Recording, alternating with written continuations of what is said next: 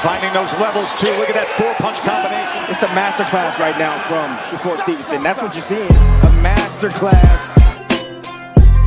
And Shakur meeting them with a straight left hand. Oh, and there's a knockdown scored with the left hand.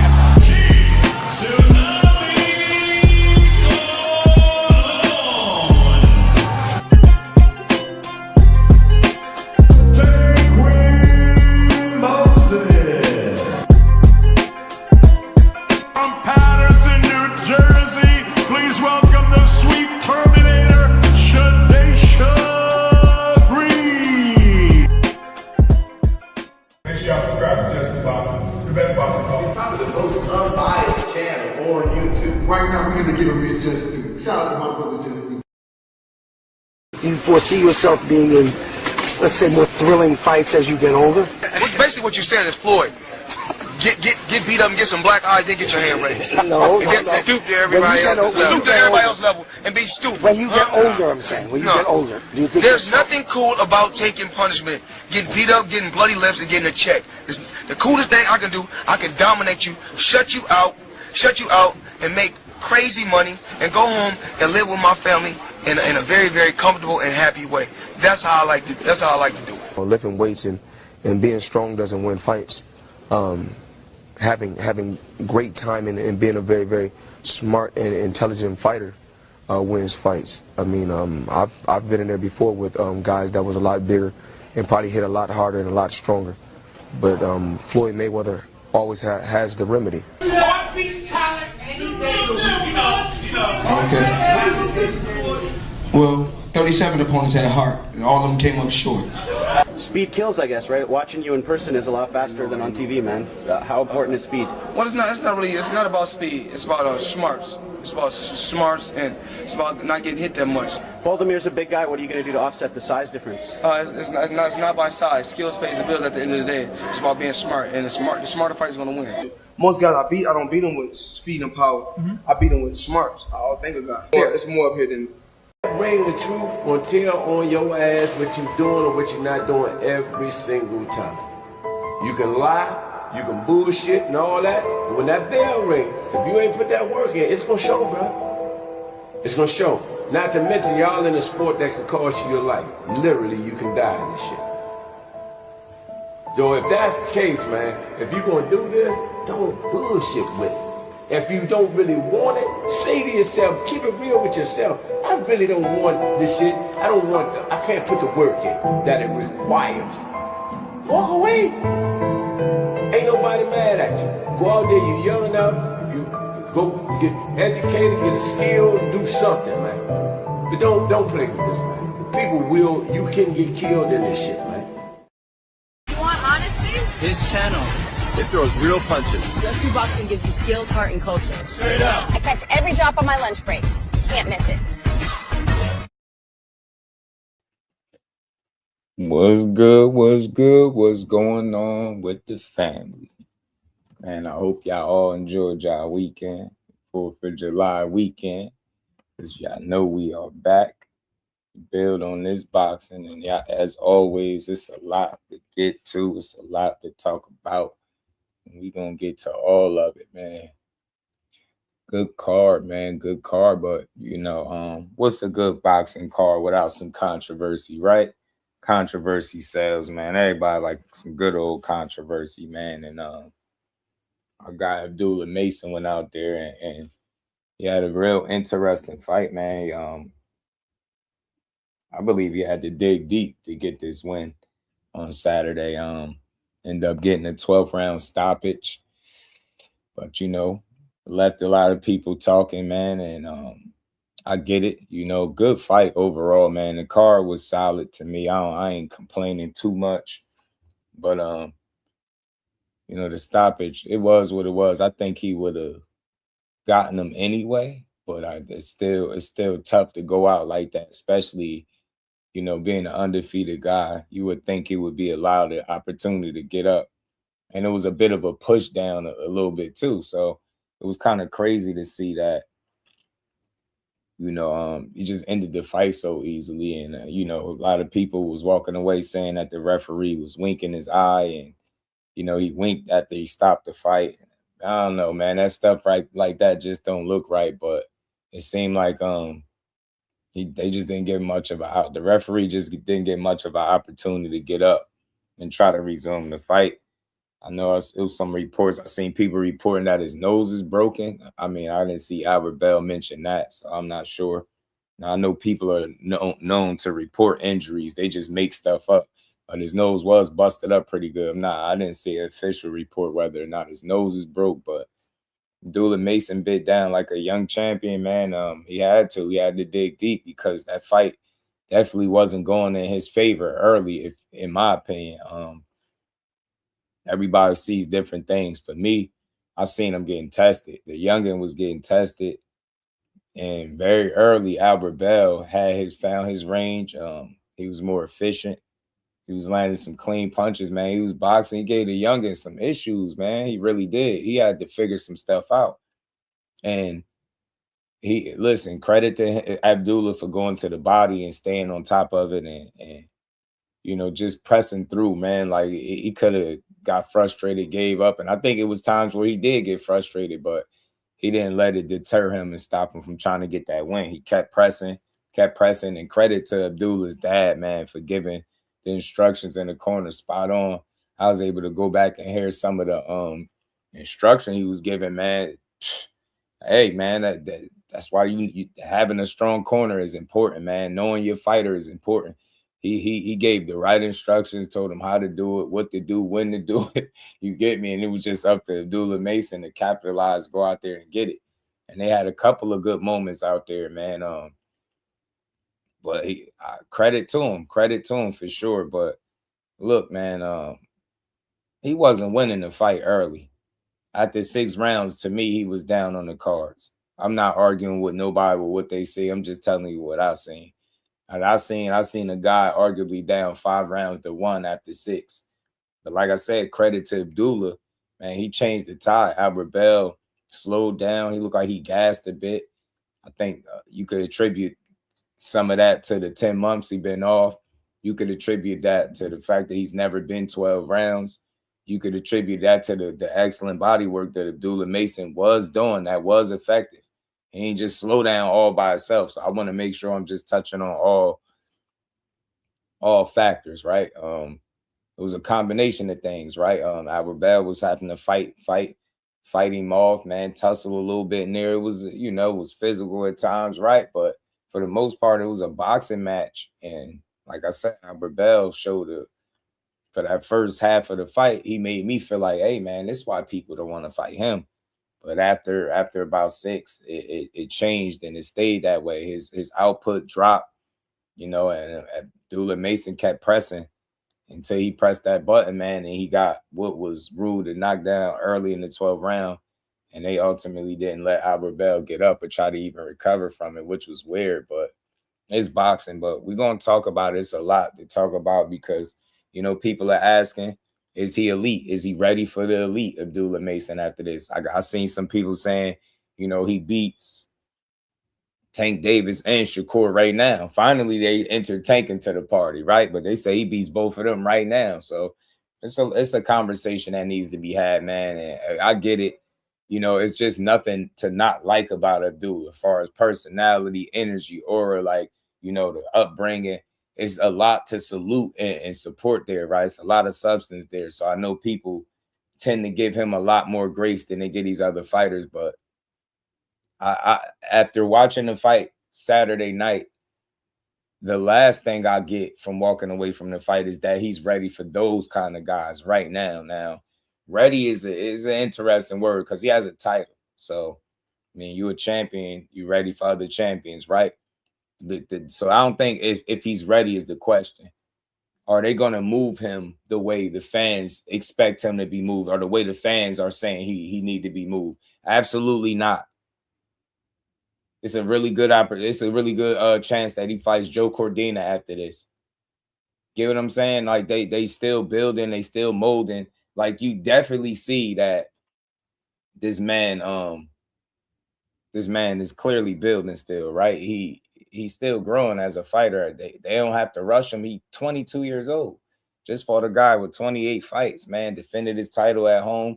He's doing really well, man. But I think that's why I'm glad that the way these guys' careers get moved is not up to the fans, because man, these dudes are crash and burn. If it was up to the fans, man, they'd crash and burn. I swear, everybody crash and burn. If it was up to the fans, bro, they'd crash and burn. They be wanting to throw these dudes in all types of fire. Let me say what's up to my fam real quick, man. We're going to get back to this. Marcus, my dog, was good with it. Damaris in the building. Jordan was good with it, family. Don't work too hard on the mind. George teach what to do. He broke his nose and he couldn't breathe right. Okay, bet. Shout out to you. Appreciate you, bro. He did get his nose broke up pretty good. Dude was the MVP of the fight for sure, because he told his son his dad, right? He told him exactly what to do, man. You know what I'm saying? Shout out to radio. Anybody else having a problem with the sound? I don't know why Malcolm saying sound. J.A. was good, homie. Sound like everybody else hearing me. It might be on your end, fam. Might be on your end, Malcolm. You might need to come back in, or close YouTube out, open it back up. You know, the regulars. So you can definitely see where Mason was still green. I feel like he was losing to the second half of the fight. Hey, J.A., I'm right there with you, bro. At the 6 rounds, I had it like 5-1 for Bell.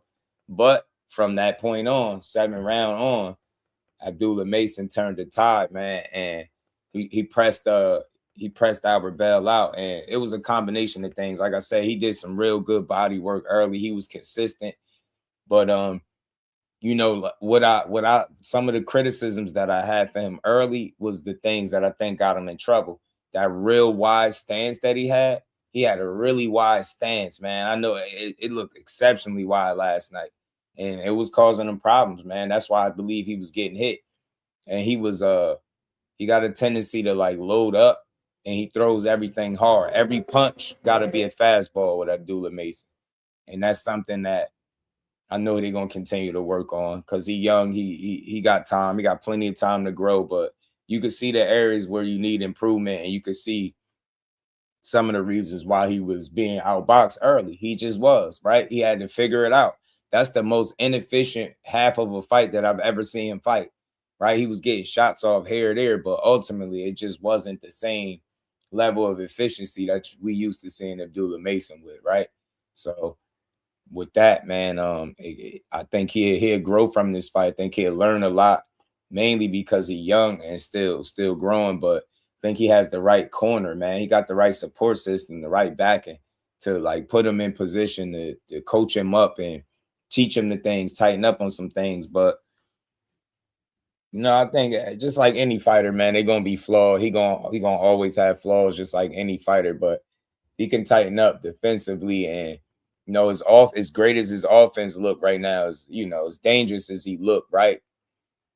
He still could dial it back a bit in terms of like, you know, changing the speed on his punches, staying behind the jab, right? He was working the body well, but it's some little things there that he could tweak. But as of he said, yeah, the sound good. Appreciate you, bro. Rolando said, I agree with that. His wide power stance. Yeah, that wide power stance was crazy. Say you'd like to see a rematch. Oh no, in the last 2 fights, last 2 opponents. Somebody else said that too. We're gonna get into that. It's a clip. We're gonna get into that. Haven Brady spoke about it. Shout out to the homie, my dog, Blunt. What's good with it, Blunt? Yeah, it's all honest, constructive criticism, and that's constructive criticism for anybody on the card. We ain't doing no slander, no bashing. Abdullah Mason, he showed a lot of determination, grit, man, and that's mental toughness to me. When a fight is not going your way and it's not going how it typically go, and you still figure it out, that's what he was able to do. That's why I respect it. I like what I seen from him. You know what I'm saying? But early he had me a little worried. I was like, hey, man. Hey, man, Bell is beating you to the punch. He catching you with the right hands. His combinations was landing because he was more fluid. Abdullah was more tight because he loads up and he throws everything hard. He throws everything like a fastball, and that sometimes could get you in trouble. So I think that was working against him early. But one thing that was working in his favor was them body shots. Them body shots was working in his favor. Fan was working that body. He was getting to that body. He was touching it. And ultimately, it slowed Albert Bell down, man. And his punch output dwindled. It dropped significantly. And he just was like I want to say survival mode, but it was more like get off me kind of punches. It wasn't like the first 5-6 rounds where we in here, I'm fighting, you fighting, we fighting. Like we boxing, we fighting. When we boxing, we boxing. When we fighting, we fighting. That second half, it was like, man, I'm surviving. Get up off me kind of punches. And that's just not going to do it. You're not going to keep no dog up off you with some, stay up off me kind of punches where you ain't putting nothing behind them. You needed a lot more on your shots. You know what I'm saying? And you needed a lot more activity. But look, credit to Abdullah. Like I said, that body work, man, staying on it. But Albert Bell, 10-month layoff, being 33 years old, first title shot due to a technicality. You had a full training camp, but just a short time to prepare for him. But he had the same time to prepare for you. So it wasn't, you know what I'm saying? It was a good fight. But Abdullah Mason, it became a war of attrition in that second half, and Abdullah outlasted him. That's why it goes to show you, man, having a gas tank for 12, possibly even 15 rounds is necessary in boxing, bro. I'm telling you, you will get beat. Like the worst thing, and you heard it from Bud Crawford, bro. He lost before because he was out of shape. You get what I'm saying? He said that was one of the worst feelings in the world. He wanted to make sure that he had never feel that again. Somebody gonna beat him is gonna be because they better than him, not because he out of shape. And I'm not saying Bell was out of shape, but with a 10-month layoff and never going 12 rounds, being hit to the body early, that's a recipe. 33 years old, all those things like that. You find a young lion that you got to keep off you. All those things is recipe for you to slow down in the back end of the fight, and that's what happened. You get what I'm saying? That's what happened. So, man, tough. But he said something about he made a post too. And before I get to the clips, man, I think he had made a post, Albert Bell. I ain't even put it up here, but he said something. He made a public post. Let me see. Where is this joint at?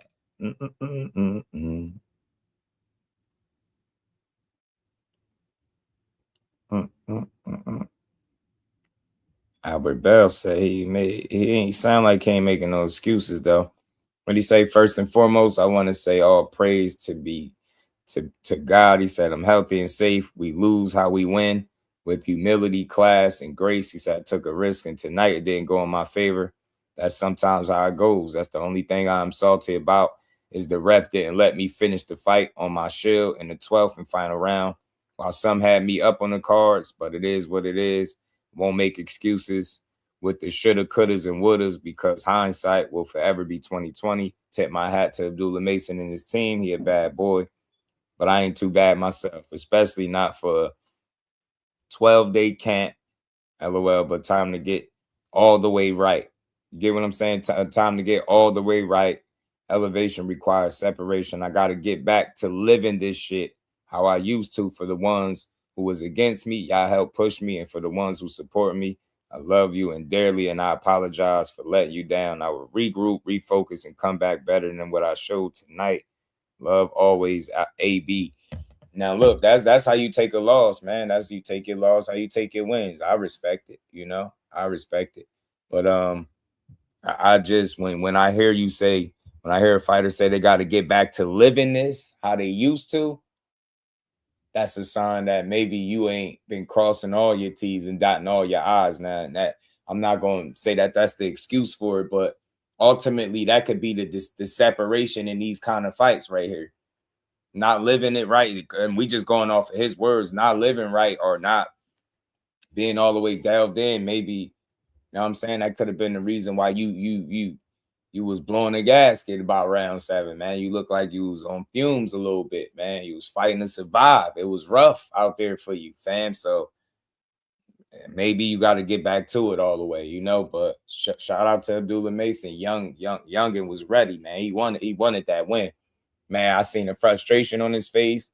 I seen him switch up a little bit and start like letting Bell press forward. He had to figure some stuff out, man. And credit to his dad for keeping a cool head. He was going in, but he kept a cool head. He was giving the right instruction, man. And that's just what you want to see. Yeah, he definitely ran out of gas.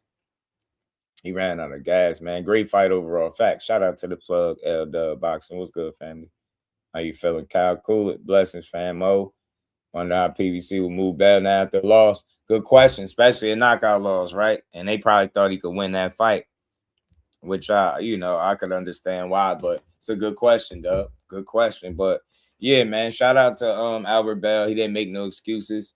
He got his nose broke. And look, again, big shout out to everybody that rocked out with me Saturday. We did about 11 hours, y'all. We did about 11 hours on the back-to-back stream. Shout out to y'all, man, because y'all spent y'all day with me. Y'all spent half the 4th of July with your boy. He was up here. He was up here like some damn junkies. Fight ain't go off to what? Damn near 1 in the morning, 12 something almost. Something like that. But yeah, man, constructive criticism is all I'm giving out. I'm doing no bashing. Y'all know we don't do that here anyway. But Abdullah Mason, best thing he did, I think, was stay committed, didn't give up, had his dad in the corner, and the body work. The body work. You know what I'm saying? But y'all, I'm gonna play the clip from Abdullah Mason. He says something, and shout out to Dub because you sent it to me and pointed it out. Something he said about fighting his friend. See? And this is again, y'all, when they be like, ain't no brothers in boxing, ain't no this and that. I get it. But I don't want to see people that got relationships and like, emotional attachments to guys. Those are not the two people I want to see fight. I want to see people fight that when they're in the ring, they ain't got to have no regard for the guy on the other side. They going to go out there and do exactly what they do. But Abdullah Mason looked like he held back, or it sounds like from what he said out his own mouth, that he held back a little bit. Hey, man, he stalled Albert Bell out. Let me find out. Abdullah stalled Bell out something, man. He stalled him out. Shout out to the Queen, Lisa. How you feeling today? Always good to see you. Credits sticking to the body, absolutely. Hey, Beezy. Me and my girl was watching. Shout out to my dog. He said we caught the scooter fight. Now she want me to teach her how to box. I love it, man. Shout out to your girl, ABZ. That's dope, man. And Mike Massick, my brother. What's good, family? Samuel, my dog. What's good, bro? Shout out to y'all, man, because y'all spent damn near a day with me, man. That was fun. That was fun. We had a fun night in boxing, man. Say he ain't hold back. Bell was catching that ass with that right. I feel you, Boxing Edge, but we're gonna go off of right what he said, bro. Bro said it. What he said. Hold on, y'all. Let me get to it. Where that little clip out of him where he was talking about it. I think this was it here.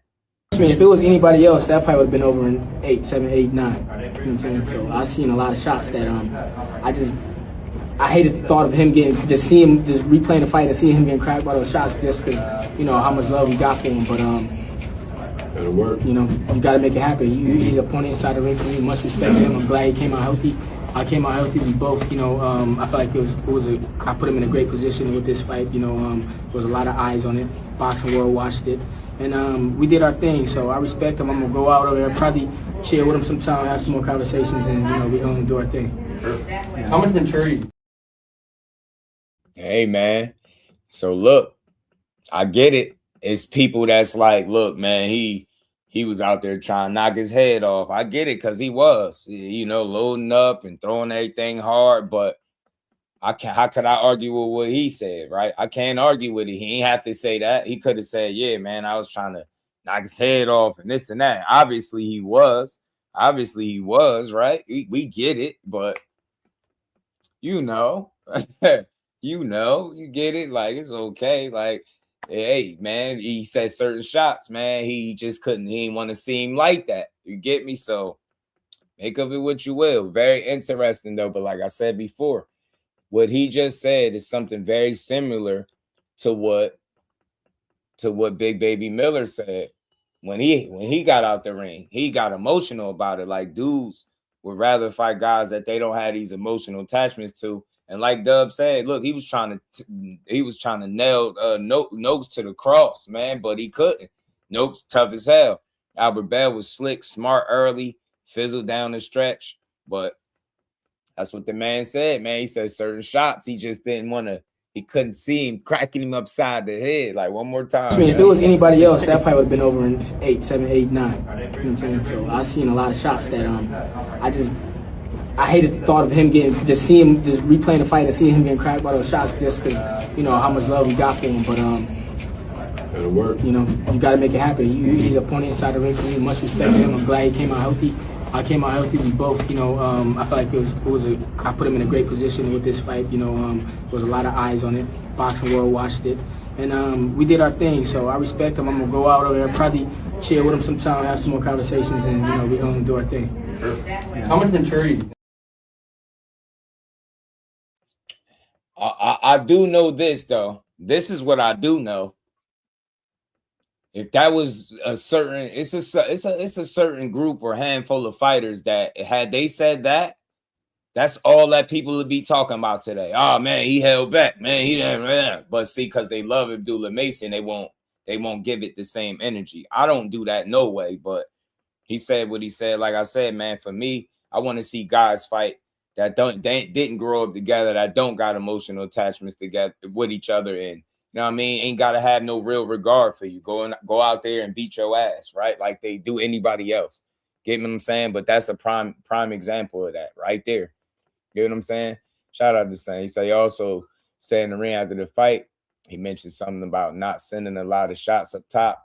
That's but he concentrated on that body, especially early, man. So it sound believable to me. See what it do, homie? I think the Mason stopper was kind of shaky. Yeah, we're gonna talk about it. Radio was good. What he say? Needs the Benavidez, that pity pat, then explode. Change the speed on them punches. Mike Ron, what it do? That's one thing that I critiqued always since watching him. He throw everything hard, but he probably trained that way. He is an aggressive guy. I don't knock it. I like it too, but I just know against the elite level, the upper echelon of boxing, those guys will pick up on that. And I ain't even got to get into the names. I'll just say that elite, top tier, top level. You can't throw everything hard at the world-class guys, bro. You can't. And credit to Albert Bell for finally getting his title shot. Hopefully he can work himself back into getting another one. But at 33 years old, I know it's going to be tough.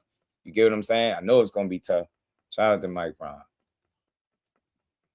Use this fight to improve on the things, yeah, that people been saying, yeah, you know what I'm saying? Mason, and I believe in him because he's young. I think he's coachable. He got the right corner, man. His dad, shout out to him, man. Double salute to Pops.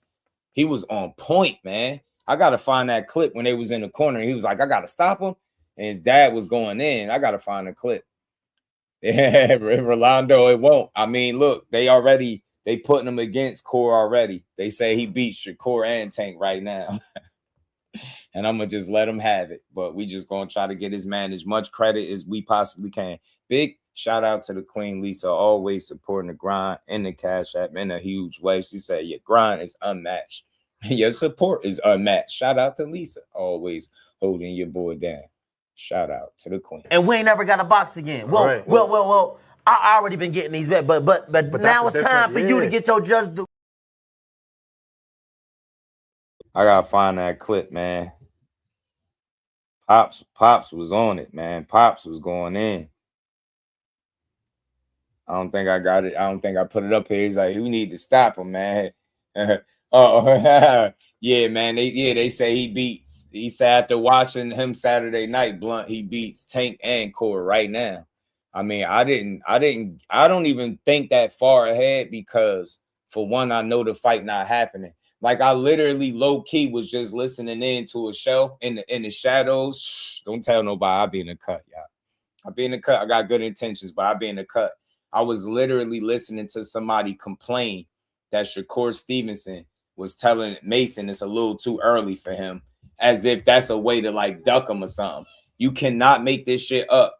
But who was the guy waiting in the locker room after Abdullah Mason got dropped twice in a fight with a guy that we all know if he drops any of these elite guys that we compare saying Mason is on par with, they get crucified with? Who was the guy in the back giving them the advice?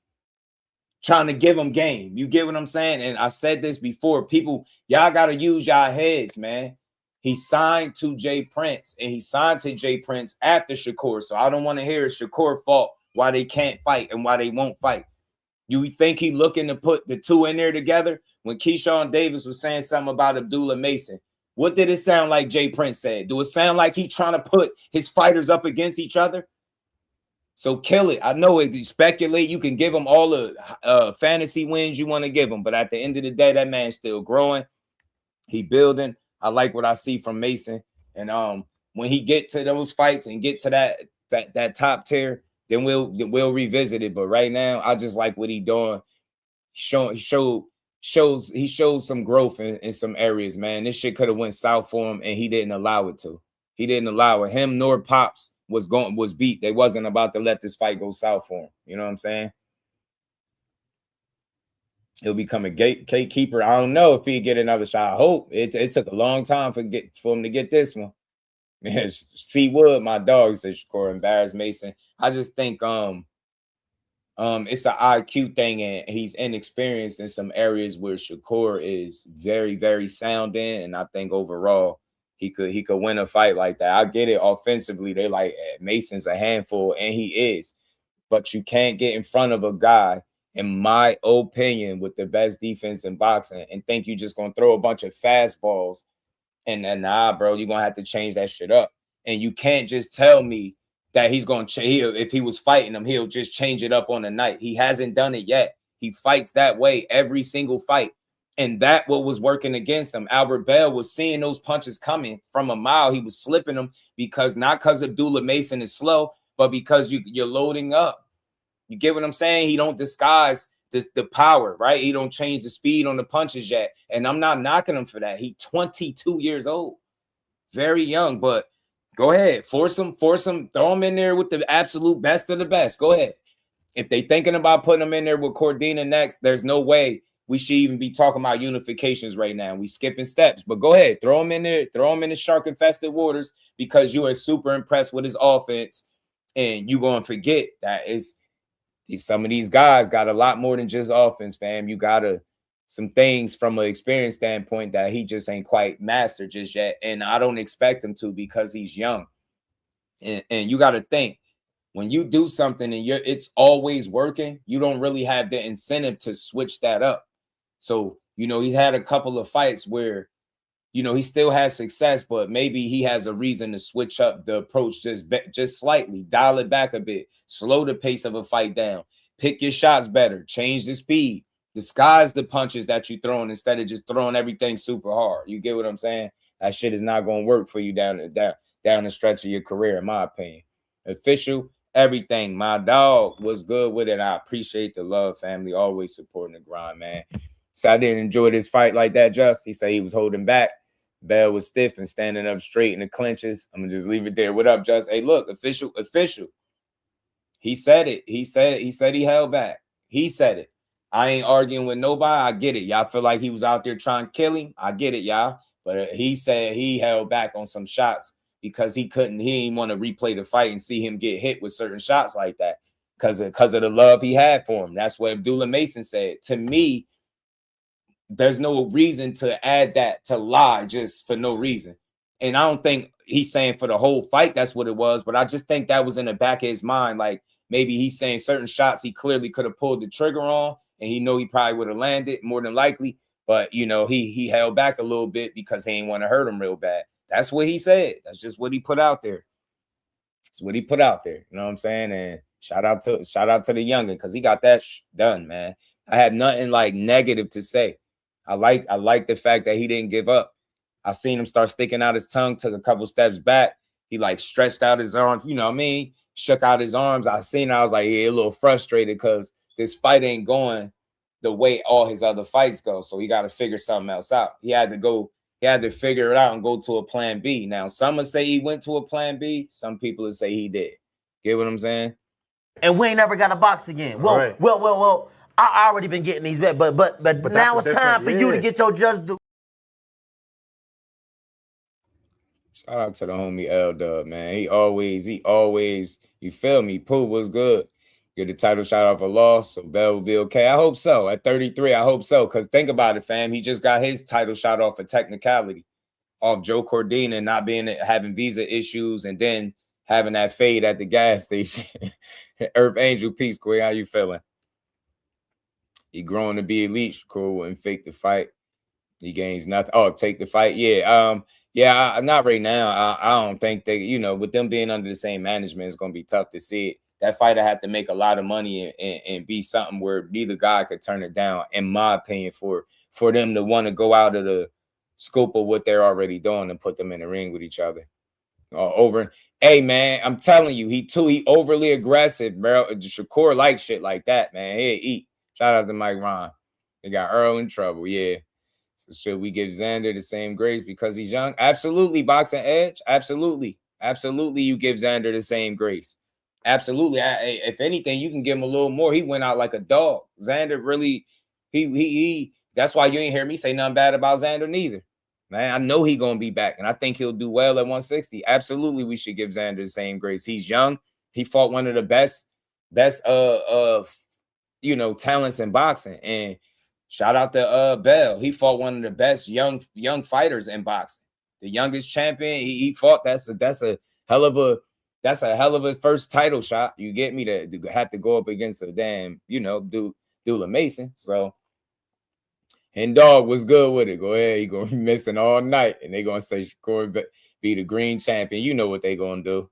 Wouldn't be surprised if Cordina gets a little tune-up in the UK soon. He won't have a wasted camp. Cool, that's good. Mason and Vargas, I know they won't do that. Seen the main corner looking like it's on the brink of tears. He didn't want to fight him. That's my guy. Yeah. Earth Angel, this shit real, man. Xander showed a lot, man. He showed a ton of heart. But yeah, let's keep building. We're gonna build on this card and this fight for a minute. They say with PBC now, Pooh. They said PBC picked him up before the fight. I think my guy Dub told me that. All right, see, we need to start holding these referees accountable. I'm not gonna lie to you. That was disgusting. That was not a knockdown. He pushed him down. You know what I mean? And before I even finish, I'm a huge Abdullah Mason fan. You know what I mean? So this is not no knock on Abdullah Mason, but more so a knock on that referee. Like, this is a championship fight. You just stole this opportunity from this man, Albert Bell, who on some people's card might have been up. You know what I'm saying? And you stripped him of that opportunity by stopping that fight like that without even counting. He didn't take a big shot and get put down, his eyes roll behind his head, nothing like that. He just got hit with a shot and held on and then got pushed down. Instead of following protocol and, getting him up, wiping his gloves off, getting him up, make sure he's all right, tell him it's a push down, you just waved him off. That's crazy. This is exactly what I be talking about when I be talking about the business and the corruption and the BS and the politics of boxing. Abdullah was the A side. They had to make sure he got out of there with that championship still, no matter what. Referee should be ashamed of himself. And then to add insult to injury, he gonna get a little wink at somebody after he did that. Like nah, fam. He winked at somebody like, yeah, I did. I mean, I did what you told me to do. Like, it was crazy. Diabolical. I know I can't be the only person that's seen that. Parlay just hit. Anyway, this is disgusting, man. Another black eye in boxing. Hit. Oh man, bro. Parlay hit. He said, yes, sir. Got him. He bet the stoppage 9 through 12 or something with his parlay hit. Nah, that wink was wild. You just and look, I love a good conspiracy. I ain't gonna lie to y'all, but I ain't gonna stretch it farther than what we see there. All I'm saying is the timing of it, especially when it's a fight that we like, huh? And then it's just so soon. So it's like, we catch everything. We be looking for shit. It's like, hold on, we caught him winking. Remember, everybody kept telling me like, yo, he winked. Yo, Jusko, you gotta watch it. Yo, the ref winked. And then you see Buddy like, yes, sir, the parlay hit. Parlay hit. Buddy was like, yes, sir. Little winky wink. But nah, overall though, Abdullah Mason stayed. He stayed the course. I truly respect that, man. Like I said, he stayed down. I'm gonna find the clip in a second with him and his dad, the moment they had over there in the corner. But just looking at it, being questionable, and then you hugging him and then winking at the same time, it looks funny. Like, I don't know what you could be winking at, sir. good sir. Like, you cost the man the opportunity. And like he said, he could have been up on some people's cards. That was a really good fight. You know what I'm saying? And why I'm saying it's a really good fight, because it was a tale of two halves. First half was one way and the second half went another. Credit to Abdullah, but the ref said, yeah, we getting this parlay. Ref seeing 2 knockdowns, he just called it. Ref was like, get him out of there. So he needs to be investigated. Man, hey, Lisa, that wink look a little crazy. That's me. What's good? Got to stop. Abdullah started whooping that man ass. Now, after round 6, I think he started getting to him a lot more. Alan Chavez is going to be a problem. I got to check him out if I ain't already seen him. So I knocked down again. I agree with the call. He got knocked down once. And the second time, he got hit with a shot. He was about to fall and clinched. I feel you, Teach. See, this is the beautiful thing about this platform. We could all see different stuff. I won't argue about what they seen. You know what I'm saying? But for me, I thought it was a little premature. Like bro was explaining in the video, it's not like he got hit with some crazy big shot, eyes rolled in the back of his head. But I do think Abdullah would have gotten the stoppage anyway, because Albert Bell said he admitted to his nose being broke, right, and having trouble breathing. And I think that's a recipe for disaster. So if anything, he protected Albert Bell, which referees are supposed to do, just being real. And he might have took the moment from Abdullah Mason, but if it's a one punch too early rather than a one punch too late situation, I'm cool with it. You know what I mean? I'm not overly crying. I do think he would have finished the fight, though, had he got up. I think Mason would have possibly stopped him, and it would have been worse. And maybe they just didn't want to see that. You know what I mean? Maybe the ref didn't want to see it. He did. The second knockdown looked like a little push down a bit, but I ain't tripping, bro. I ain't tripping. But I don't, in a big fight like that, undefeated guy, you got to give him a chance to get up. You know what I'm saying? I think you give him a chance to get up. They're the open scoring, that stoppage. When I have looked that bad, I had a 6'5" Mason going into the 12th. I think that's fair, bro. I think that's fair, Dub. I think that's fair. You know what I'm saying? Shitty rematch since the other champs unavailable and the PBC got Russell for Bell at 40. Good question, fam. Good question. Nose was broke. It's another story. Yeah. I think he said his nose was broke. I'm trying to see a body like little bro and boys of the hood. Yeah, nah, it's not so much. I don't think he would have got body, but I think he would have got stopped though. I think Abdullah would have closed the show officially. Alan Chavez. Oh yeah, I did see. He's related. Ain't he related? Is he related to Diego? You talking about Diego's cousin? Ain't that Diego Chavez cousin or something? Remember, he just laid out Miguel Medueno. Yeah, on Big Baby Miller card. He's the Chavez. He related to Chavez. The Chavez that fought Keith Thurman, right? Shout out to Rich. What's good with it, Rich? My dog, the first drop, man. In the 12th, blood poured on the mat. Yeah, that nose, Earth Angel. And it could have been that too. So, like, that's what I like the conversation. I understand people that feel like it was a little too soon. I'm one of those people, but I'm not crying like conspiracy, right? But winking that eye was bogus. I'm sticking with that. I don't know what it meant. There's no way I could his little bro. Okay. Not my bad. His bro, not his cousin's bro. Bet. I remember Chavez. Hey man, he punching, Dub. He punching too. He punching. But yeah, man. Shout out to the ref. He could have saved Albert Bell from more punishment. His nose was compromised and broke. But the wink is diabolical, y'all. Like I said, I'm never letting that go. He winked. That was wild. He mess around saying fight notes on the 7 versus 7. Man, that'd be dope. And the ref probably saw his nose pouring. He could have. You know what I'm saying? He could have seen it. You know what I'm saying? He could have seen it. But even Bell wanted to go out on the shield. You know what I'm saying? Even Bell said, man, he took it from me. But hold on. Let me get to the I gotta get to the clip in the corner from Pops. Pops was on that, man. Hold on, let me pull this joint up, y'all. Roger was good. He said Ruiz finally coming back. You excited? I don't give a damn. I ain't no big Ruiz guy. He cool, but they'll need that rematch. In one of his next 2 fights, he was gassed before the 7th round. Need bro to take a tune-up and get back in the ring with Dula. Not being hit for real in 10 months is crazy. Yeah, And then jumping in there with a guy like Abdullah Mason, like it's gonna be tough. It's a tough, and then your first 12 rounder. And then look, yo, he says something else too, bro. He says something about getting back to living the lifestyle all the way. Getting back to living the lifestyle all the way. You get what I'm saying? Says something about getting back to living the lifestyle. So, or living the life. I don't want to add no words to it. He said something about getting back to living a life. So that could be an indication that he ain't, no excuse, but you're not when if the fight becomes a war of attrition and you ain't been living right and you had 10 months off and little things like that, you know what I mean? That shit can impact the outcome of the fight.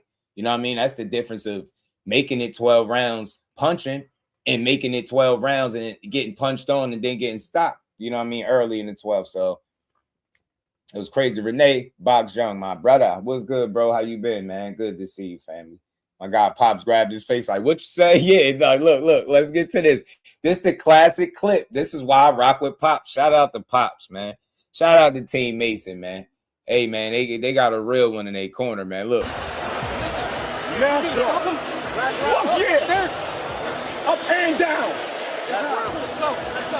No, you're good. What you say? No, you're good. Fucking go bananas, bro.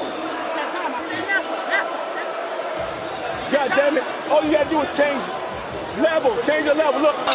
No matter how tired you are in the last round, you usually get a burst of energy, and the energy is coming from Mason. That is a knockdown. Chris Mannix has the challenger up by a point. Another left on the temple, and he goes down. Will they call that a knockdown? That should be a knockdown, guys. And they're stopping it. They're stopping it. Oh my word! I ain't gonna lie, that stoppage was wild, fam. That stoppage was wild. I get it, but that stoppage was wild. Should have let bro scrap it out, man. You know what I'm saying? He at home too. Let him steal his thunder. Let him finish that fight out, man. You know? Pops was like, what? Pops. Hey, Irv Angel, Pops wasn't beat. Pops was on it. Pops was on that. He was like, what you say? We gotta stop him. I say we gotta stop him. Man, Pops wasn't going, man. So I knew it. He just rammed him into the ropes and then called him right. You had to ask that question if Bell wasn't his friend. That's true too. That's true, Doug. I agree with that. He asked him, do you want me to stop him? His father went off. Right. Yeah, right. You want me to stop him? You gotta stop him. And Pops said they was losing. Pop said they was losing too. You know what I'm saying? Pop said, go bananas. Yeah, he like, go get his ass, man. Pops wasn't having it, yo. Pops wasn't going, fam. Pops was like, we ain't come this far to just come this far, damn it. You gonna kick his ass like I showed you. Like I showed you how like we trained to do, damn it. Kick his ass like we trained, you know what I'm saying? The Abdullah fans were more excited than Usyk fans were. That's crazy. That's funny, man. That is funny. Dula Pops was on that, wasn't he? Pops was like, man, look. Yeah. Up and down. Let's go. No, you're good. What you say? No, you're good. Fucking go bananas, bro. God damn it. All you gotta do is change the level. Look. Yeah. Pops was bugging out, didn't he?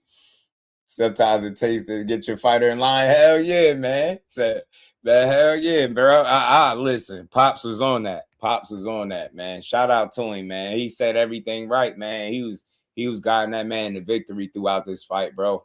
And big shout out to Abdullah brothers. They both went out there and did their things. Both of them went out there and got wins. One of them got a knockout. One of them got a decision. The Mason brothers went 3-0 on the card, man. Hell yeah. That's me. That's what slowed him down, bro. That's what slowed him down. The body shots. That's why by the time he got to round 7, yeah, he looked spent.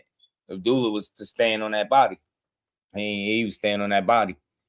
And his dad staying on him to make sure he executed the right way. Smart. Son of God, my dog was good, family. How you feeling, bro? Corner shows beautiful moments. Yeah, man. Love it, man. Shout out to Albert Bell, though. He fought a hell of a first half of the fight. For that to be your first 12-rounder, man, you fought a good 6 rounds, fam. Good 6 rounds. About 7 in, 7 on, it got rough for you, fam. Got rough. Punch out, put you can't be in there. You can't be in there blowing on fumes, fam. You gonna get stopped. You know what I'm saying? Lucky you'll get stopped like that more times than you won't. You know what I'm saying? More times than not. Hold on, y'all. But you know, everybody don't just like to give credit, right? Y'all do know everybody don't like to give credit. So let me play the clip for y'all. Let me rage bait y'all all real quick. Yeah, I'm learning a little terminologies. Let me rage bait the chat real fast with a clip from one of the biggest haters in boxing. Yo, congratulations, Albert Bell. Congratulations. I want to shout you out. Because no crap on you. Knowing that you don't got all that power, with only 9 knockouts, knowing that you was out of the ring almost like a year, the fact that you turned around and won that title, because you was winning that, no matter how they was bull crapping on the scorecards, no matter how rigged boxing is, you deserve your kudos because you performed good, Albert Bell. So keep your head up. We know they robbed you. We already know. Good job, young man. And for those comparing Abdullah the Kid, man, y'all better stop playing with us. Stop playing. Congratulations, Albert Bell. Sorry that it turned out that way, but you did your job, brother.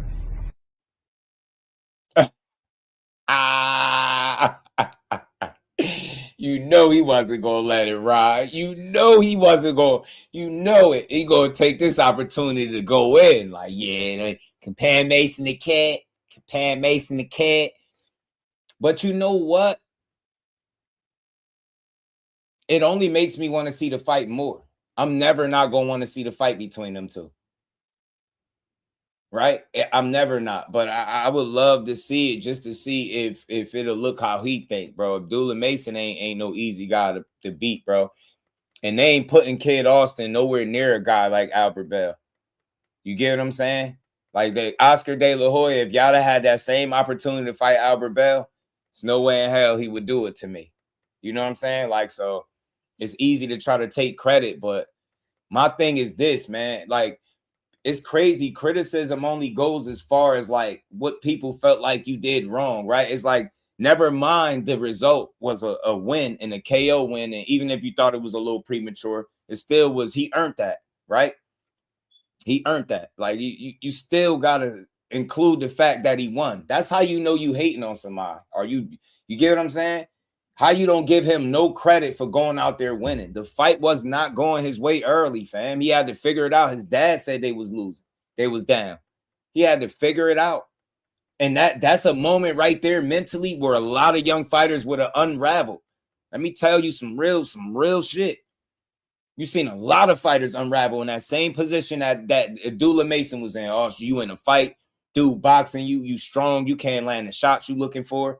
You get what I'm saying? You getting some work in there, but he outboxing you. And he did not unravel mentally. He didn't waver. He didn't quit. His dad wasn't going to let him. His dad wasn't going for that anyway. But you get me? Like, where is any of that in his assessment? Like, the first thing he come on is talking about, even though you ain't got that much power, even though you only got 9 knockouts. Shut up, bro. Shut the hell up. Boxing ain't about knockouts all the time, fam. Albert Bell could box. That's why he was in there looking like that. He could box his ass off. And had he had a full tank of gas or been prepared for 12 rounds for real, we might be having a different conversation.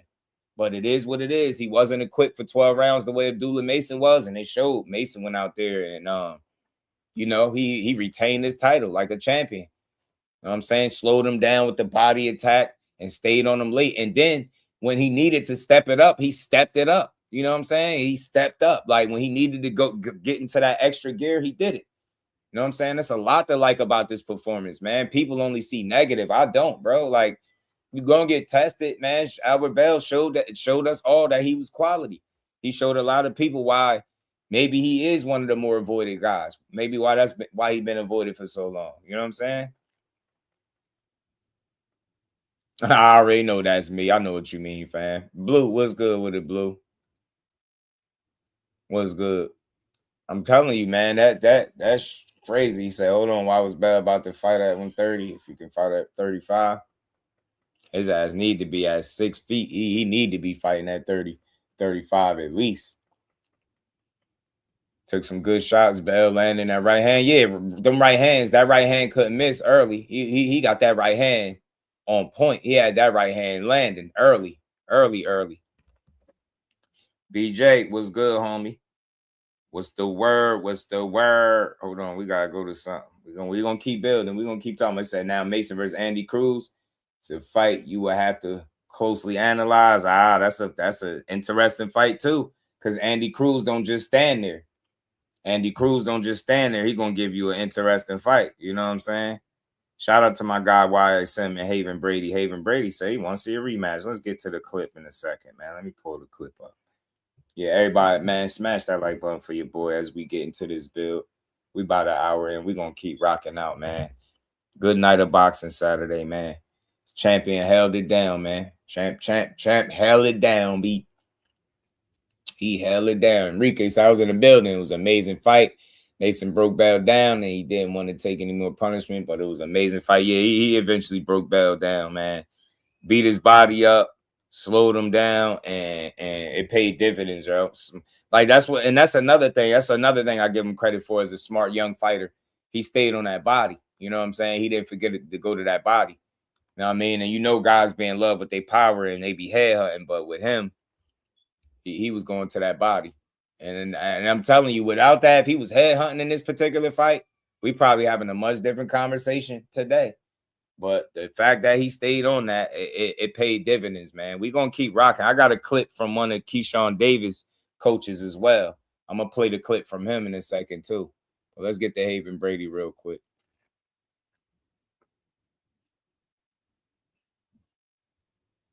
I doubt if it was the Eddie Boy for the 2 on. Central Transportation, man. Protection. Get with me. Yo, I'm going to charge you. I'm going to send you an invoice for that. Abdullah Mason stops Albert Bell in the 12th round. Kind of controversial. Right. A lot of people felt like it was too early. Then the scorecards come out. A lot of people had Albert up before the stoppage or closer than what it looked like. Right. What was your thoughts? That was a great fight. I ain't gonna lie, Albert didn't surprise me. I feel like he won't do that. I sparred him a long time ago, and I knew his game plan. I know how he fights, so I felt like that was a tough fight from Abdul. But Abdul did what he did what he's supposed to do. He did good.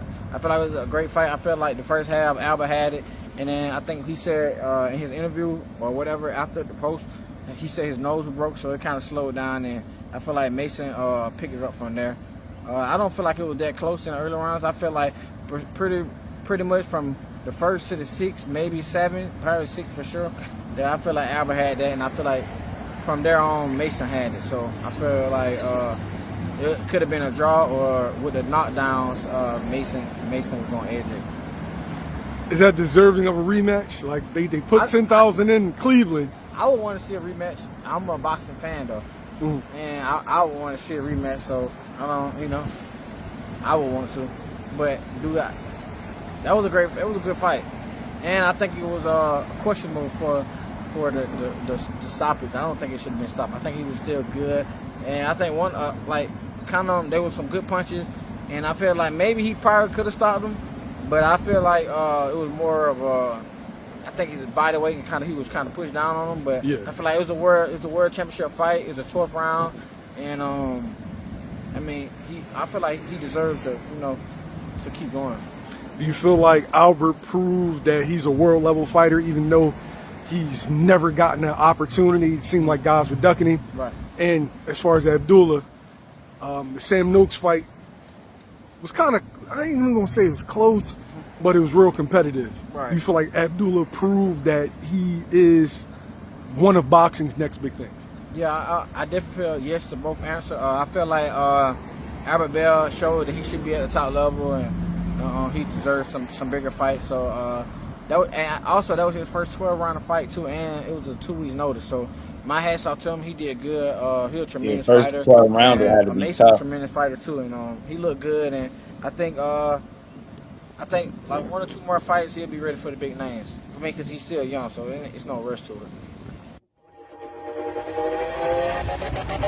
Shout out to Wise, him and Haven Brady, man. He said he would like to see a rematch. I mean, I just don't think they'll do it. I mean, they did put some numbers out there in Cleveland, and it seemed like it made it, but I think that the goal is forward progression with Mason, right? You stop a guy. It was a good fight halfway. Half the fight went one way and then the other half another, but I think the goal with him is forward progression. And I mean, I don't think it necessarily calls for a rematch. And I don't know how much would change from one fight to the next. Who knows? I know what I'm saying.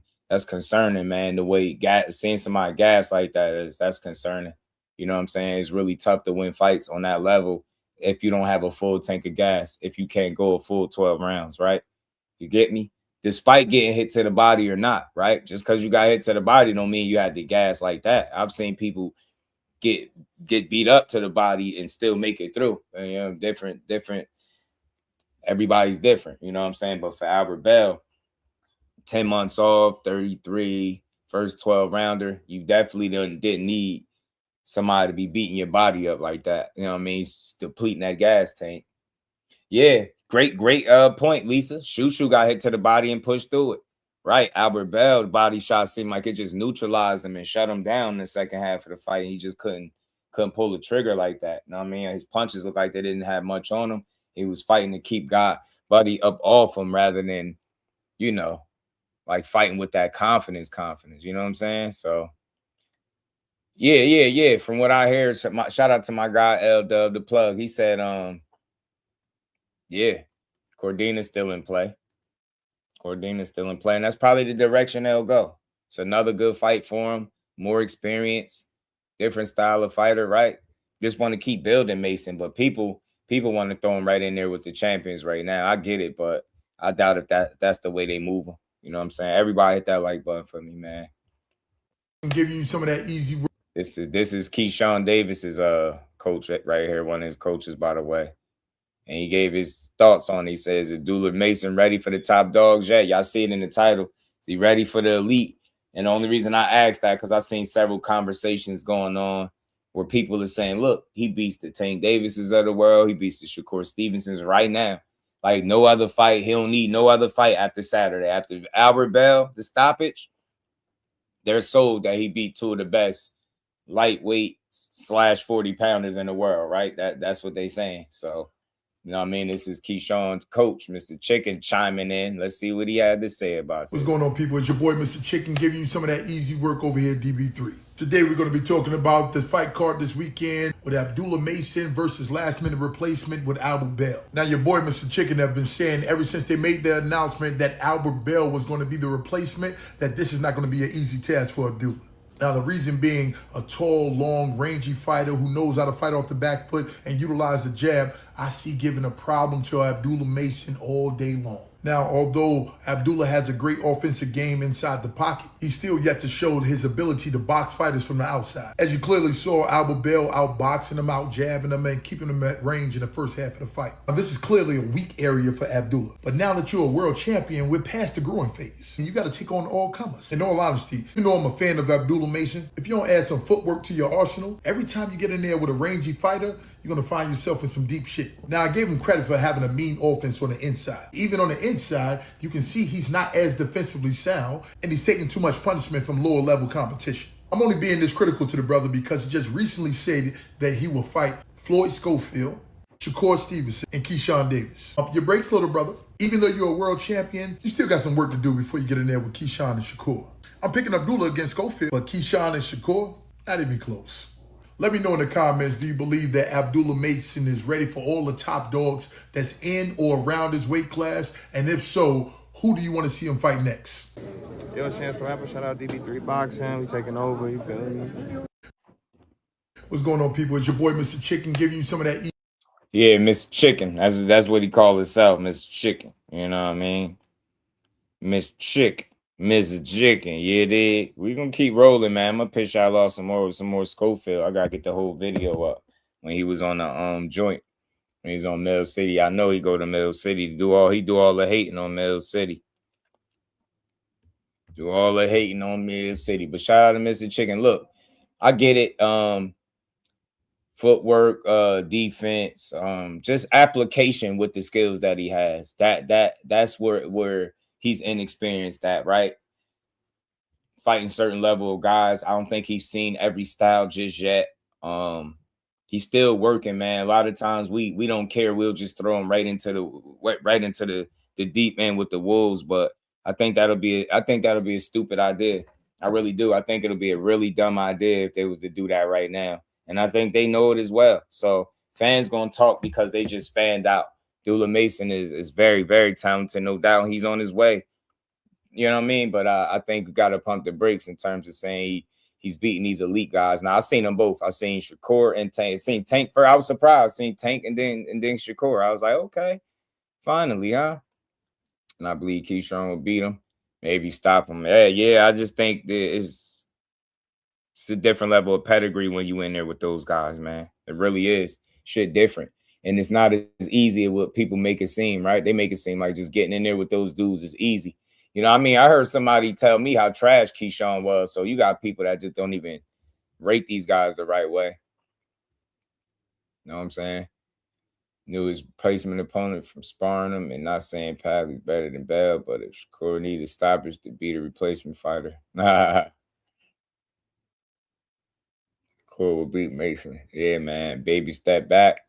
At least he been having to be tough more than you should, meaning getting hit a lot. That's something that he hasn't quite mastered, the ability to be his super offensive self without taking the punishment. You know what I'm saying? You know what I mean? It's his second fight where he got cut too. He got cut in the Sam Noakes fight. He got cut in this fight. Something to just pay attention to.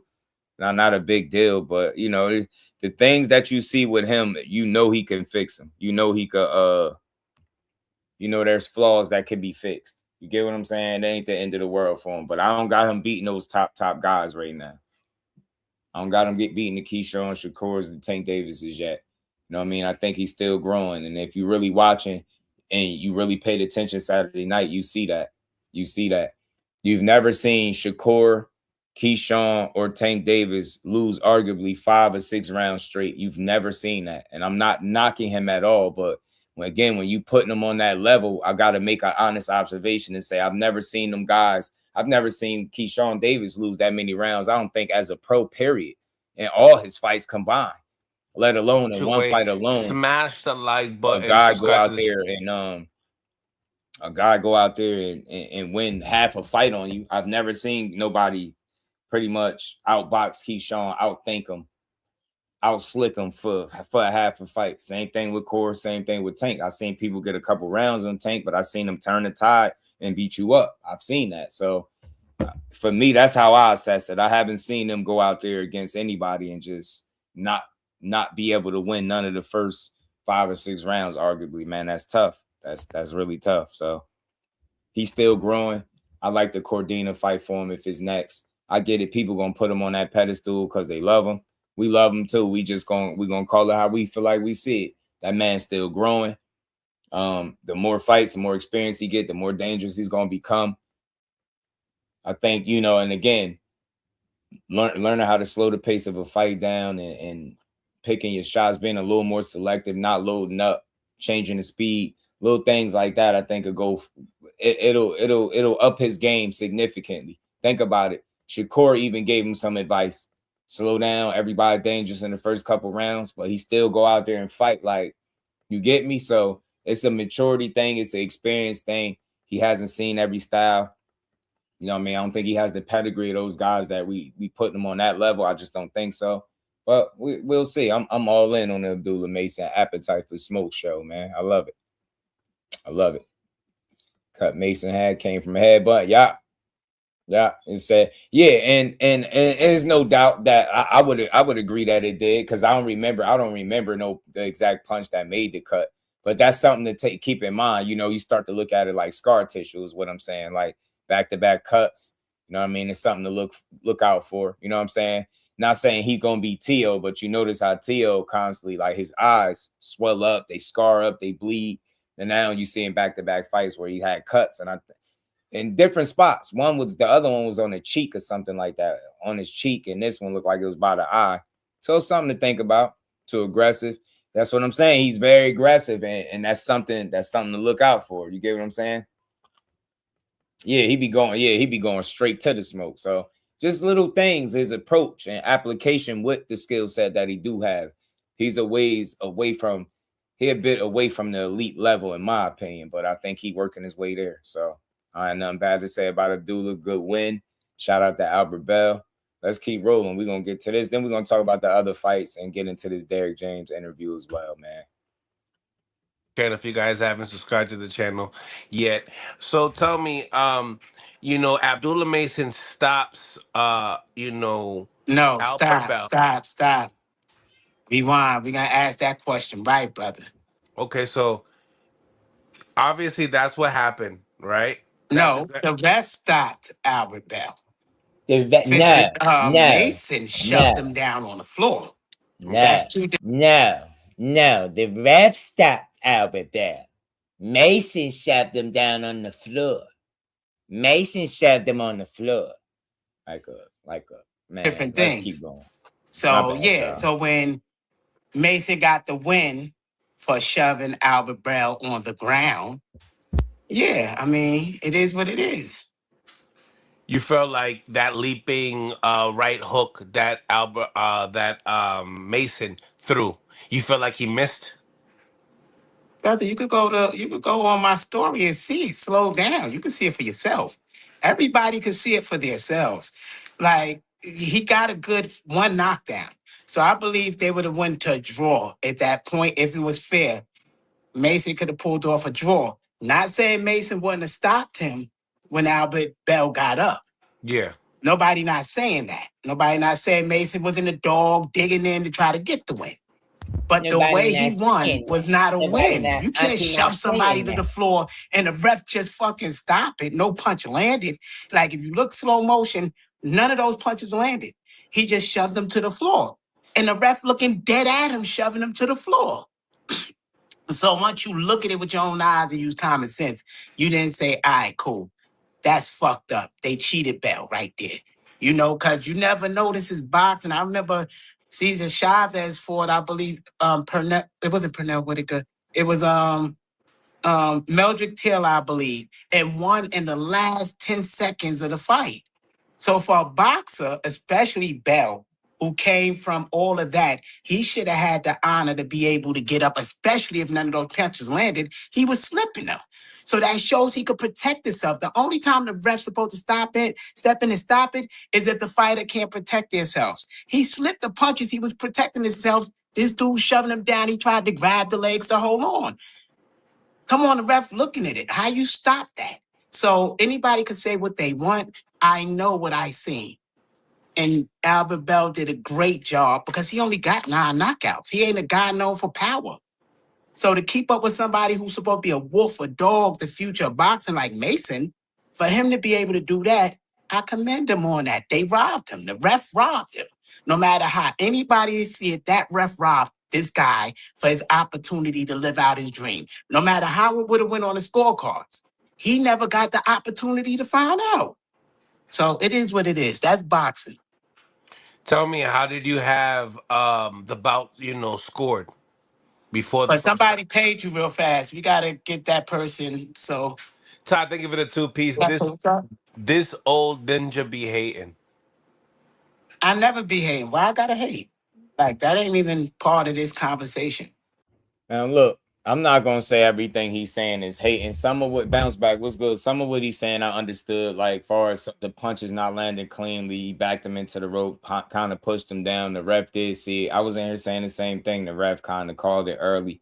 And the wink is still diabolical as hell to me. But Mason did what he had to do, man. I think he put himself in a position. The way the momentum was going in that moment, had Albert Bell been allowed to resume and continue, I think he would have been tired. You know what I'm saying? I think he would have been gassed, still hurt, his nose compromised, nose bleeding, broken bleeding. he'd have had issues finishing at that 12th round for sure. And I think Abdullah Mason was fired up. His dad lit that fire up under him. He went out there and went for it. And I think he would have stopped him for sure. But you still want to see a person be allowed the opportunity to work through a tough moment, right? It ain't like he got a history of having a bunch of losses, or it wasn't like I said, wasn't the worst knockdown. It was a bit of a push too. You know what I'm saying? He looked hurt, but it's what it is. It's boxing. You're gonna be hurt. But he didn't look like he couldn't continue. He didn't look like he was in a position where he couldn't defend himself, but he did look like he was running on fumes, and it could have got bad for him. You know what I mean? Shout out to Big Dog Willie. That's you trolling, Big Dog. My dog was good, homie. Cut was good with it. A fact is a fact. If you slow down, if you watch he the definitely video, did the you wink. see I it just with played your the own video. I'll eyes. play it again. A fact is a fact. But now what you was asking? How did you have it scored at the 12th Facts teach. I before agree. the knockdown? I had Bell pulling it off before the knockdown. When the knockdown came, I said it's either a draw or Mason is edging it out. And that's where I was at with it. But the thing is, for me, being a little old school in boxing, the shit that the ref did cannot be condoned in boxing. That's not cool. That shit ain't cool. Because refs got rules they supposed to abide by too. So when I speak up and say, yo, he cheated this guy out of this shit, whichever way, because I don't know if he was paid off. I don't know what happened. And I'm not saying that because people got lawyers. But the bottom line is that guy, Albert Bell, didn't deserve that. And they're going to use marketing to make Mason seem like he stopped him. Mason didn't stop him. Mason didn't stop him. Mason dropped him. But Mason didn't stop that, man. I guarantee you, if Do you feel like Kid Austin get a stoppage like that, they ain't gonna be complaining and crying. You get what I'm saying? They ain't gonna be complaining and crying about it. You get me? Look, Mason did what he had to do. It was a reason Albert Bell was in a compromising position. That's because Mason was working and doing what he was supposed to do to put him in that position. Yeah, the ref, he made a judgment call. At the end of the day, the ref could have said he felt like Albert Bell was hurt, and he could have saved him. So yeah, you can go back and forth, but Mason did what he was supposed to do, bro. You know what I'm saying? If he didn't step up, if he wasn't going to that body, if he didn't keep going, like, you know what I'm saying, and pressing the issue, he wouldn't have got the stoppage. I don't think he would have created that moment for himself. So credit to both Abdullah, his team, and his dad's corner for getting through that moment, him coaching him up, lighting the fire, and him going out there and getting it. You know what I'm saying? You feel me? at any point do you feel like Albert Bell had any hope in the fight? You know, obviously the momentum was coming down, starting from the 7th round. Whether it was coming down, damn near the 6, 7 rounds, he won. Damn near. But it wasn't about that. It was he exposed Mason. Point blank, period. Whether he won or not, he exposed Mason. So it was a lot of flaws there, even in the corner. Even when Mason stopped him, cocking the punches wide, he exposed Mason. But we already knew who Mason was. So to me, it's not a shock. But to y'all, it's like, but now this is a guy, 10 days notice, 9 knockouts, not known to have power, not even a top 10 fighter. He's number 15. So, and he gave this champion challenges. What happened when this man fight number 2 or somebody that's really a challenge for him? What happens then? What happened to the corner then? Like, because they all, for me watching it, I experienced that before, so I know what I was watching. But it showed a lot of holes and more than just Mason fight. So either way, it is what it is. I congratulate both of them. They made it out healthy. I've been told y'all that they developing Mason. He's still growing. That's why they turned down the fight with Kid. He's not ready yet, but he's developing. I'm proud that he got. You trolled and said Kid could beat Roberto Duran. You a fool, bro. You a fool, fam. Like they said, they trying to hijack Mason.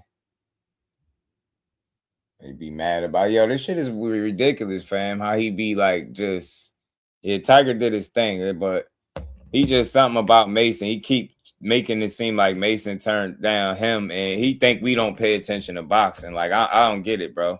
They think people stupid.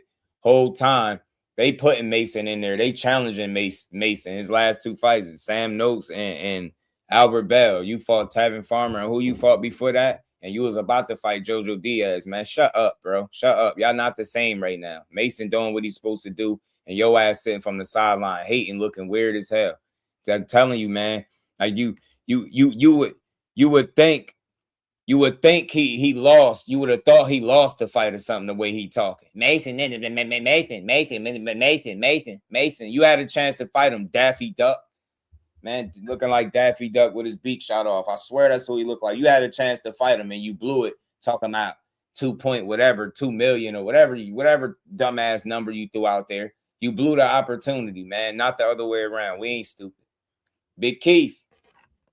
What's good? Yank out some dog out of him because Mason is talented. Yeah, no, absolutely. Now, you talked about sparring, and obviously, Terrence Crawford, asked Abdullah Mason about the sparring with Albert Bell, and he said this about some sparring, and people asked me to ask you.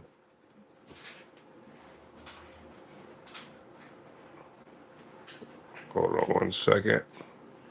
On the same me in sparring, I wasn't gonna show him the same me in sparring that I was showing him on fight night. So everything was a little bit quicker, sharper, faster, off timing. I was gonna give him the same exact me. I wasn't gonna show him the same me in sparring. So what you want me to say about his opinion?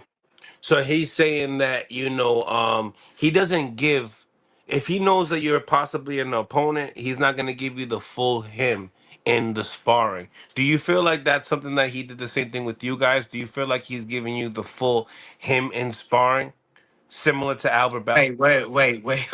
Wait. See, this is why I said this is the bullshit. This is where we gotta separate the two meals, because you very good with this instigating shit. But I'm gonna play along with it. Number one, they only show one round of our 4 rounds. I've been told you, I told Kid to start doing defense. You're hitting the boy too hard. He can't take those punches. I've been told y'all that. Y'all didn't believe that. Then the guy from 126 come, buckle him, hit him in the chin. Then y'all, oh, well, he's chinny. Mason can't deal with Kid on any way, shape, or fashion. No matter however they build it up, Kid ain't Albert Bell. You damn Kid got a lot more power in both hands. You damn right he not Albert Bell. He got more power, cool, but do he got more skill? Notice, all he talk like a casual. I never hear him say my son is more skilled and more talented. He got more power. He got more knockouts. He hit harder. He knew the 5 styles of boxing. Damn, bro, shut up. We get it, bro. We get it. He's strong, bro. He lift weights. He work out. He's strong, fam. We get it, man. Little muscles Malone, bro. But that shit don't mean he'd beat Mason. He had power when they was sparring too, right? He had power in both hands and he was getting dropped and beat up. That shit wasn't what you said it was. We seen the sparring, bro. Can somebody tell Auntie we seen the sparring, bro? We seen the sparring. All this dude do is downplay Mason, man. That's why you look like a hater. That's why the people in the chat is going to always label you a hater because you don't give credit where it's due. You open your mouth hating. I'm still waiting for you to say Mason did his thing. Like the way you talk, you would think Mason didn't win the fight. Man, he was good with it. Let's keep going, man. This dude is unbelievable. So when Kid touch him like Albert Bell was touching him, it's a different ball game.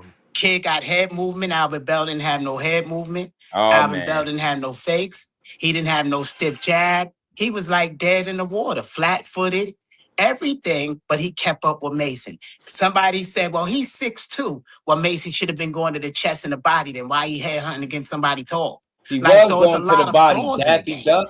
So what I'm saying is he's not going to deal with Kid, but congratulations to him and Albert Bell. They on the same level, and they should be doing a rematch. Truthfully, they should do a rematch. They on the same level. If Albert Bell is C level, it's showing you exactly where Mason at without the marketing and the promotion. So I like Mason. I believe he's going to grow to be A level, but right now he's not no A level fighter. He didn't even know. Man, he should have cracked Albert Bell so hard in his ribs and stomach. For real, how skinny that guy was. He was a standing target, but he want to aim for the head and he want to stand in a wide stance. You ain't catching no 6'2" person if your legs this goddamn wide. How the fuck you? That's the only thing I agree with, though. His stance was super wide. I did say that. I thought that was going to create issues for him being in front of a boxer like Albert Bell, and I was right. I thought it caused problems early. I already know Big Dog. He's something different, man. He's something different, man. I'm telling you. Now he definitely works. He works out of all the fathers of the fighters. He definitely got that single-handedly as him. It's not even close either. Just peace to the queen. How you feeling today? Let's keep going. This dude is unreal, fam. You're gonna get forward to him. So it was a lot of flaws. A lot of flaws. So it's what it is. But obviously, he was able to make that adjustment and be able to start digging down to the body in the second half more consistently and made Albert Bell kind of fight, made him kind of like, lose his legs. What would you No, say? no. What I say happened is he got rid of the nervousness, the nervous Mhm. energy, and he used common sense. And common sense say go to this tall dude body. Common sense says that. So I think he's Common sense would have told you he was going to the body. That's where he was having more of the success at, going to the body, which is what helped Albert Bell gas tank be depleted in the first place. Right? Like he talking about nervous energy, and he just got rid of the nervous energy, and he ain't bro. He was already going to his body. That's why Albert Bell slowed down and he picked up the pace and kept it pushing. You know what I'm saying? Was able to get it done. And McQueen was good with it, my guy. Chilling, man. I mean, regardless of how he got there, he got there. Whether he shook off the nerves and decided to go to the body, he went to the body. This man is talking as if Albert Bell was out there on some Joe Frazier shit, just marching forward. And Albert Bell was using his legs and using every inch of the ring to start the fight. Hell, the first 6 rounds. He didn't start becoming more stationary until Abdullah concentrated the body attack. I will say this. I love Abdullah's first round. He came out firing the straights to the body. Then I will say around like rounds 2 through 5, he got away from it a little bit.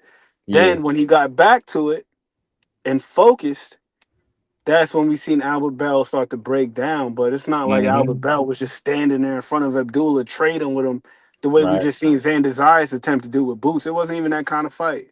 And then another thing too, I love what you said about his focus on power. Like, yeah, that's cool. Kid is strong. He can punch.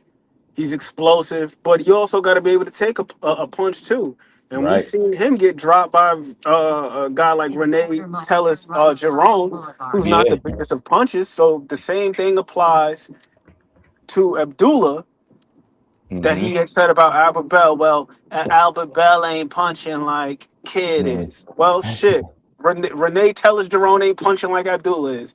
So I guess we're going to see a hell of a fight in the event that these dudes square off. That means both guys can hurt each other. Who's going to be sharp on tonight? That's what it's going to come down to. Not power. It's going to come down to who can locate who. Who's sharp out. Yeah. And for him talking about somebody that load up, shit, your son do the same shit. Switch for no reason, jump in and out. He make mistakes, keep banging his hips. He got some habits and tendencies in there too, man. He just be making it sound like he got a I don't know, a transformer as a kid, right? Like he just got some unbeatable, unstoppable force. I get it, bro. It's your son, but damn, man, you make it seem like he's on this level that nobody would agree that he's on outside of you. I don't think nobody see the shit you see. We see the talent, we see the skills. He still, I give him way more credit than other people do. I don't think he a bad fighter at all. But the way his father talk make you kind of annoyed with it. It's like, all right, man, I don't see this shit. You tend to be a tougher critic because he's so unrealistic about what he's putting out. Get what I'm saying? So Renee might be solid, but imagine if Abdullah Mason is over there punching on him how Renee was. You know what I'm saying? Putting him down. And he was tired too. Had him missing the stool and shit, and you know what I mean. And remember, he missed the stool. And that was and their two fights were inverse. Where in the first half of the fight, I was like, "Damn, Kid is doing some damn good boxing. This is the most composed I've ever seen him." Then in the second half of the fight, as you just alluded to, you had success fighting orthodox. Why the hell are you switching southpaw? And then right? he was doing it continuously, just with no rhyme or reason, just for no reason at He all, just just do it ripped. just cause he can.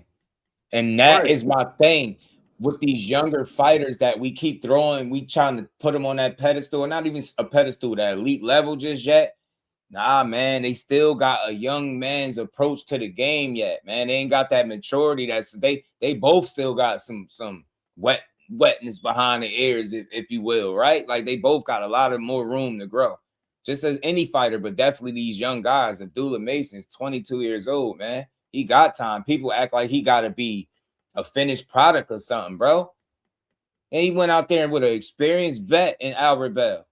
Older, 10 years older. You get what I'm saying? 28 fights. He been around. He could box, but he got through it. He figured it out. That first half of the fight was the toughest first half of a fight I ever seen for Abdullah Mason. He had a tough time, but he figured it out, man.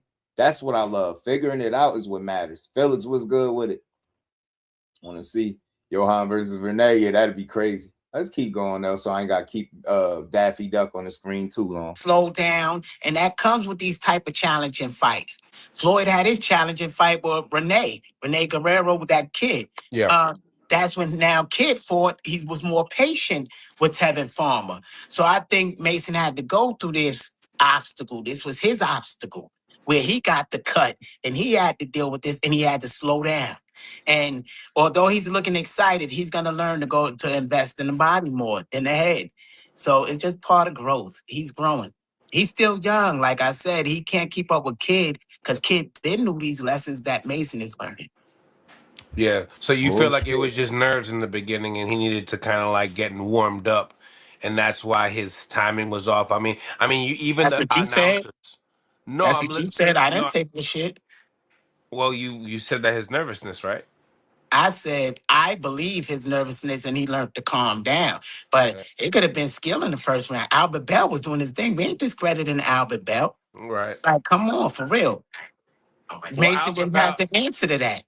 Albert Bell said at the end of the fight that With no he power. broke his nose. He broke his nose. Right, and he still kept up with no power. You seen how weak them jabs was? He was like dead in the water.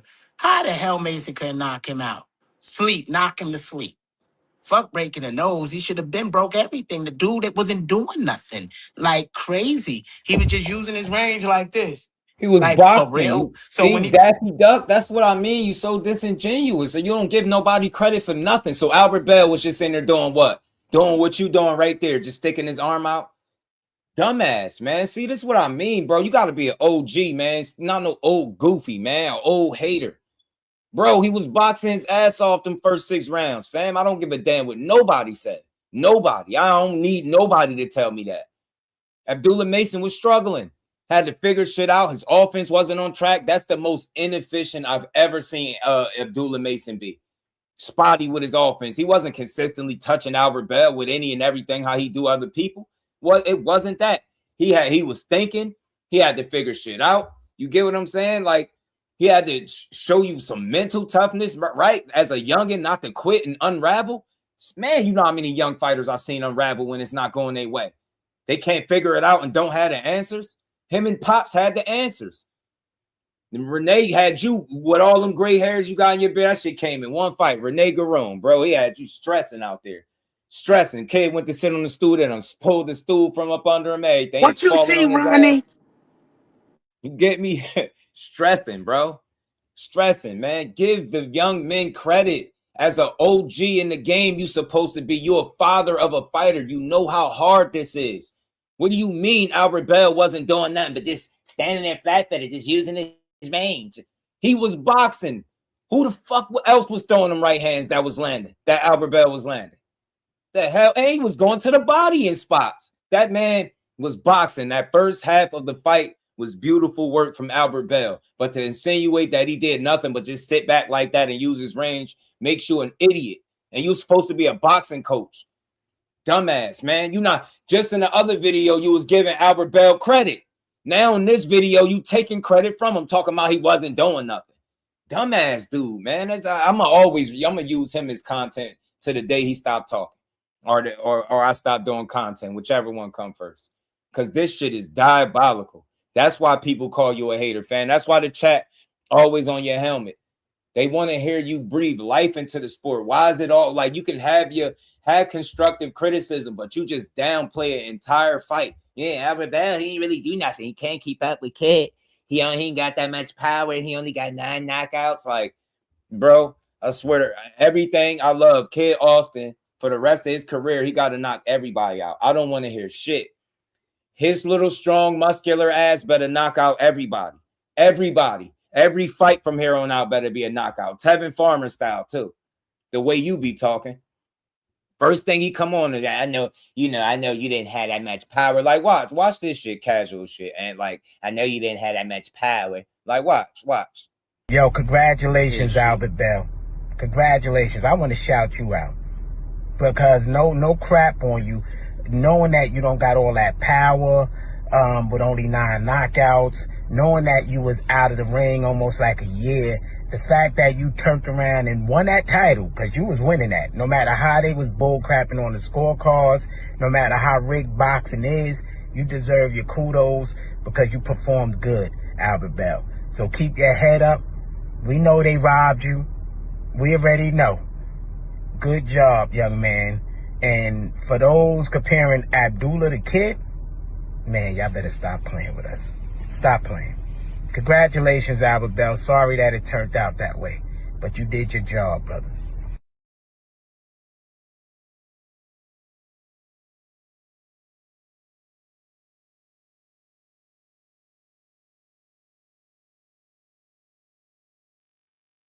Yeah, he's a little too close to the situation to be objective in the slightest. That's what I'll chalk that to. Yeah, I'll shoot him some bail on that. Like, this kid Abdullah is, one of your son's contemporaries, a potential rival. You're just a little too close to the situation to be objective the way that you need to.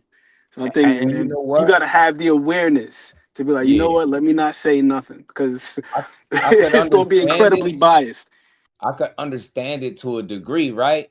Like, I don't expect you to come up here and make it sound like they about to beat Kid Austin because of what you seen, but to like I said, insinuate that Albert Bell did nothing when you just say he did good in that one, and now this one he ain't did nothing but stand back flat-footed and use his range. Like, sound like he did something, you just ain't giving him credit. And you know why I get annoyed with him? Because I expect more from him, even his capping ass. He's supposed to be a coach. And you are a father of a fighter. You know how hard this shit is. How hard job for you to get a title shot, let alone that's them dudes in it. That's him defending his title.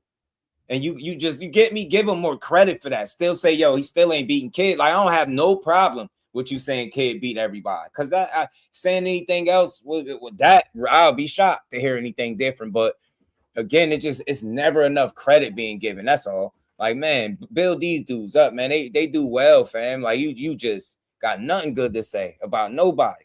Just sitting there looking like her is the cowardly dog.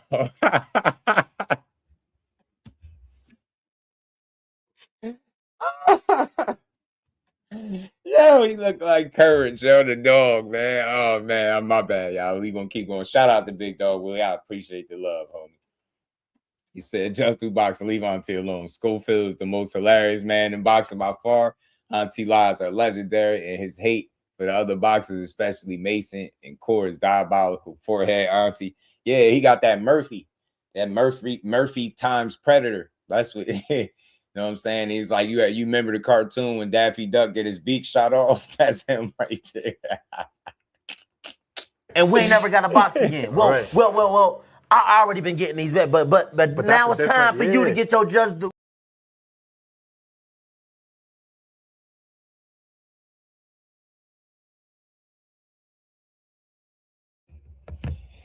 Got that damn Detective Murphy. Man, I'm telling you, man, Scroby. This cat has been making his media rounds for like the better part of the last 2.5, 3 years, and it's been fairly consistent at this point. I'm not expecting this dude to change his tune. Like, it's going to be what it is at this point. Like, when I see him, I'm expecting the content to be a certain way at this point. Like, it's on brand for him. You just already know what's coming. You already know. Auntie Skull. All right, man. We got a little bit more of this, and we're gonna keep it pushing, man. Max Kellerman was very critical of this Mason fight as well, man. We might cover that, man. He has some stuff that people didn't think he was on point about. Let me find out, did he really criticize him for not being a pure boxer? You know what I'm saying? Shout out to Vision Beyond Sight. What's good with it, homie? Alan, what's good? Everybody hit the like button. Let's keep building. Well, you said that his nervousness, right? I said, I believe his nervousness and he learned to calm down. But it could have been skill in the first round. Albert Bell was doing his thing. We ain't discrediting Albert Bell. Right. Like, come on, for real. Well, Mason didn't have to answer to that. Albert Bell said at the end of the fight that With no he power. broke his nose. He broke his nose. Right, and he still kept up with no power. You seen how weak them jabs was? He was like dead in the water. How the hell Mason couldn't knock him out? Sleep, knock him to sleep. That's Fuck breaking the crazy, nose. He should man. have been broke everything. The dude that wasn't doing nothing. Like crazy. He was just using his range like this. Like for real. So when he go like this, all of this is still right there. The only thing went back is his head. It's like nothing kicked on there. But anyway, I don't want to bash nobody. It was a great fight. It was an entertaining fight because some people wanted to see Mason lose. You know, obviously we've seen Mason have a lot of respect for Albert Bell's right hand, especially in the early half of the fight. I mean, obviously, did you see any adjustment that Abdullah Mason made in the fight that he was able to be so successful? You want me to keep breaking down Abdullah Mason style, but that's his brand, brothers. I don't want to break that man brand down. I'm proud of the young man. They developing him. He's gonna make mistakes. That's all I can say about him. Whether the adjustment gonna come in the next fight. We'll tell if they made the adjustment. His corner, him, this. We can't say that he made the adjustment in the ring because he didn't stop the guy. He wrestled the guy. It's a difference. So this hopefully dude is a next dummy. fight he come in, we can see because they could only give him easy opponents but so long. After a while, he gonna have to fight somebody for real.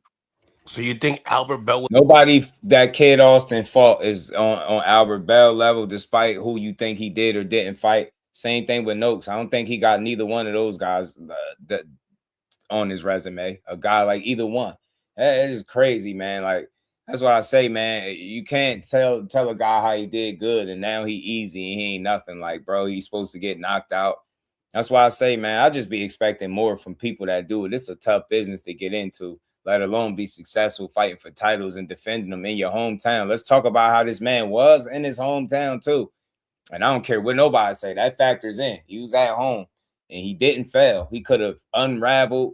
He could have been in there just going for the knockout, gunning, and he was, but his pops got him right and he got the job done. You know what I'm saying? He created that moment where the ref made a decision to stop it, right? Whether you felt like he pushed him or it's premature, still got to give him credit because he worked Albert Bell into that position, bro. He showed you at the round 6 how it looked. He started going for it, getting to it.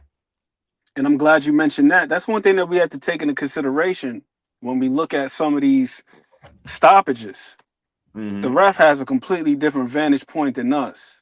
It's a completely different experience. They get to see a guy kind of transform over the course of a fight, or maybe even digress and devolve. So if you look at Albert Bell, the first 6 rounds, he looking spry, he's moving, grooving, letting his hands go. And then round 6 comes, and then gradually you see him slowing down, punch output decreasing. Shit, he probably heard that he was having difficulty breathing, as Albert Bell expressed at the end of the fight that he couldn't breathe after a certain point. He think his nose is fractured. Then you look at the way that he just seemed to be waning, start grabbing and holding a lot more. The first 6 rounds, he wasn't really clenching like that. Back half of the fight, he was holding a lot. It got to a point where it seemed excessive at points. Yeah, it did. Then you see the beginning of the 12th when Abdullah, as soon as Abdullah asked his father, do I gotta stop him? He shot out of the corner like a damn cannon. Like he was shot out of a cannon. Yeah. Dropped him within the first 6 seconds of the round. So if you seeing the guy getting broke down gradually, then he gets dropped. Then he gets dropped again. And Albert Bell, he didn't even object to the second knockdown. Right. We the ones objecting, saying, oh, well, he pushed him down. he guided him down or whatever the hell he did. But Albert Bell didn't seem to have an issue with the knockdown being scored. His beef was with not being afforded the opportunity to go out on his shield. Yeah. He didn't even say the second time around wasn't a knockdown or I wasn't hurt. It's like, at least let me go out on my shield. That's a good point. COE, what it do? That's a good point. So, I say that all that to say, to piggyback off of what you were saying, this was a gradual thing and it was progressing. Like we seen the fight getting beat out of Albert Bell from like round 6 on. He's moving less. He's throwing less. The same shots that he was able to evade earlier, he couldn't get out of the way of them shots. The punches didn't have nothing on him. The timing wasn't there. Like early on, he was timing Abdullah with some nice right hands. You could say they wasn't the biggest shots, but they was clean. They was landing. You know what I'm saying? The timing, all that stuff was just diminishing as the fight progressed. Right. And then it reached the fever pitch when he got dropped in the 12th. And had it been a situation where, like, let's say he got dropped with 10 seconds left on the clock or 5 seconds left, kind of like what happened with Rico Van Heerden with the Verhoeven, pardon me. I know with Usyk, then we'd be like, all right, that's kind of sketchy. But hell, 2 minutes left in the round and you done already got dropped twice. That's an eternity, bro. Right. It could have got extremely dicey. And even if you want to make the argument that Albert Bell swept the first 6 and Abdullah swept the last 6, hell, you get dropped twice. That's a 10-7 round right there, bro. Right. So he was going to lose on the cards regardless. But I do agree that given how he started the fight, he should have been afforded the opportunity, especially with this likely being possibly his lone opportunity for a title. Hey, let him go out on the shield and see what happens. Yeah. But at that point, them punches ain't have no velocity on them. The timing wasn't there. Hell, he was languishing on the ropes. What do you think is the likelihood of him being able to pull out a miracle walk-off shot versus Rocky Hernandez type of knockout, or like Ray Ford versus Kolmatov? Right.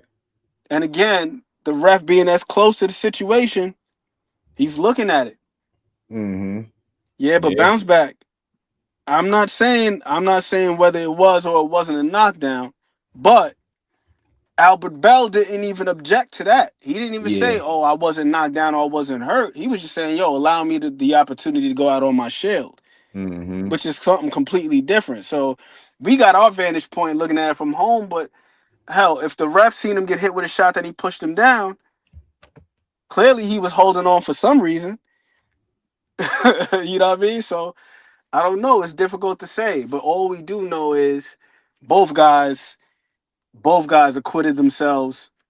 Man, gave great account of themselves. Albert Bell boxed tremendously. First 6 rounds, you can say however the hell he did it, whether it was maintaining the range and doing all this other shit, like, yeah. But he did a fantastic job of it. And then when Abdullah broke the distance and he was able to encroach, he did a hell of a job of imposing himself. Both of those guys imposed themselves at different stages of the fight. Bell in the first half, Abdullah in the second half. So, man, I was just glad I was able to see a tremendous fight because I didn't know what the hell to expect from Albert Bell. It's like, yeah, we've heard all the rumors. He's been somewhat the best kept secret. This the guy that nobody wants to fight. That's why his resume looked the way it looks. And I gotta say, I was pleasantly surprised that I'm like, okay, I can see why some of the rumors were what they were. Like, this guy is obviously, he can box. Regardless of what it looked like, regardless of the lack of power that Schofield Sr. is talking about, the name of the sport ain't fucking knockout. It's boxing. And Albert Bell showed that he could box his ass off. He could box. Yeah. And that's what Pop Schofield taught when he gave assessments. He talked, like, when I say casual, is because he only focused on physical and power. That's it. He never get on here talking about skills and talent and IQ and shit like that.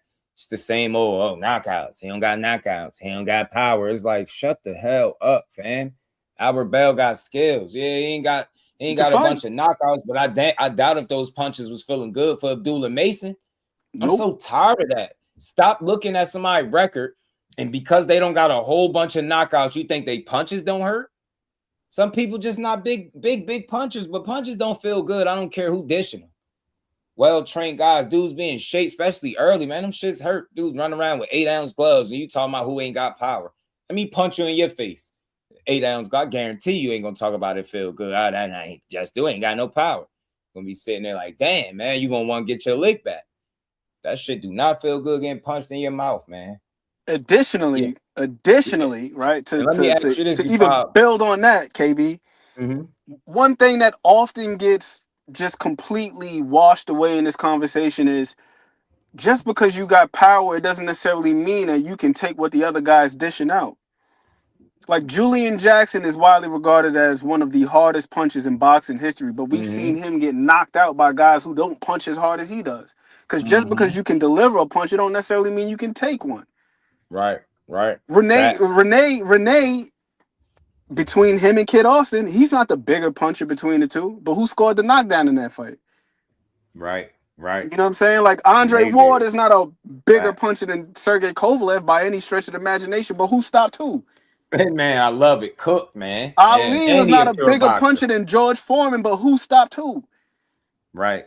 So, you know, like you're spot on with that, bro. Like we can't just be thinking just because one guy punches harder than the other. Like, and I hate to say it, but we seen it bounce back. Brian Norman, right? Like Brian Norman, we seen this dude punch 6 weeks worth of memory out of a dude's head. Gave this man a factory reset. Devin Haney got a 45% KO ratio. Who dropped who in that fight, bro? Right. Tank and Roach. Lamont Roach got a 30-something% KO ratio. Who landed the better punches in that fight? We seen Tank get wobbled in that fight, but we ain't seen Roach get wobbled because it's about timing.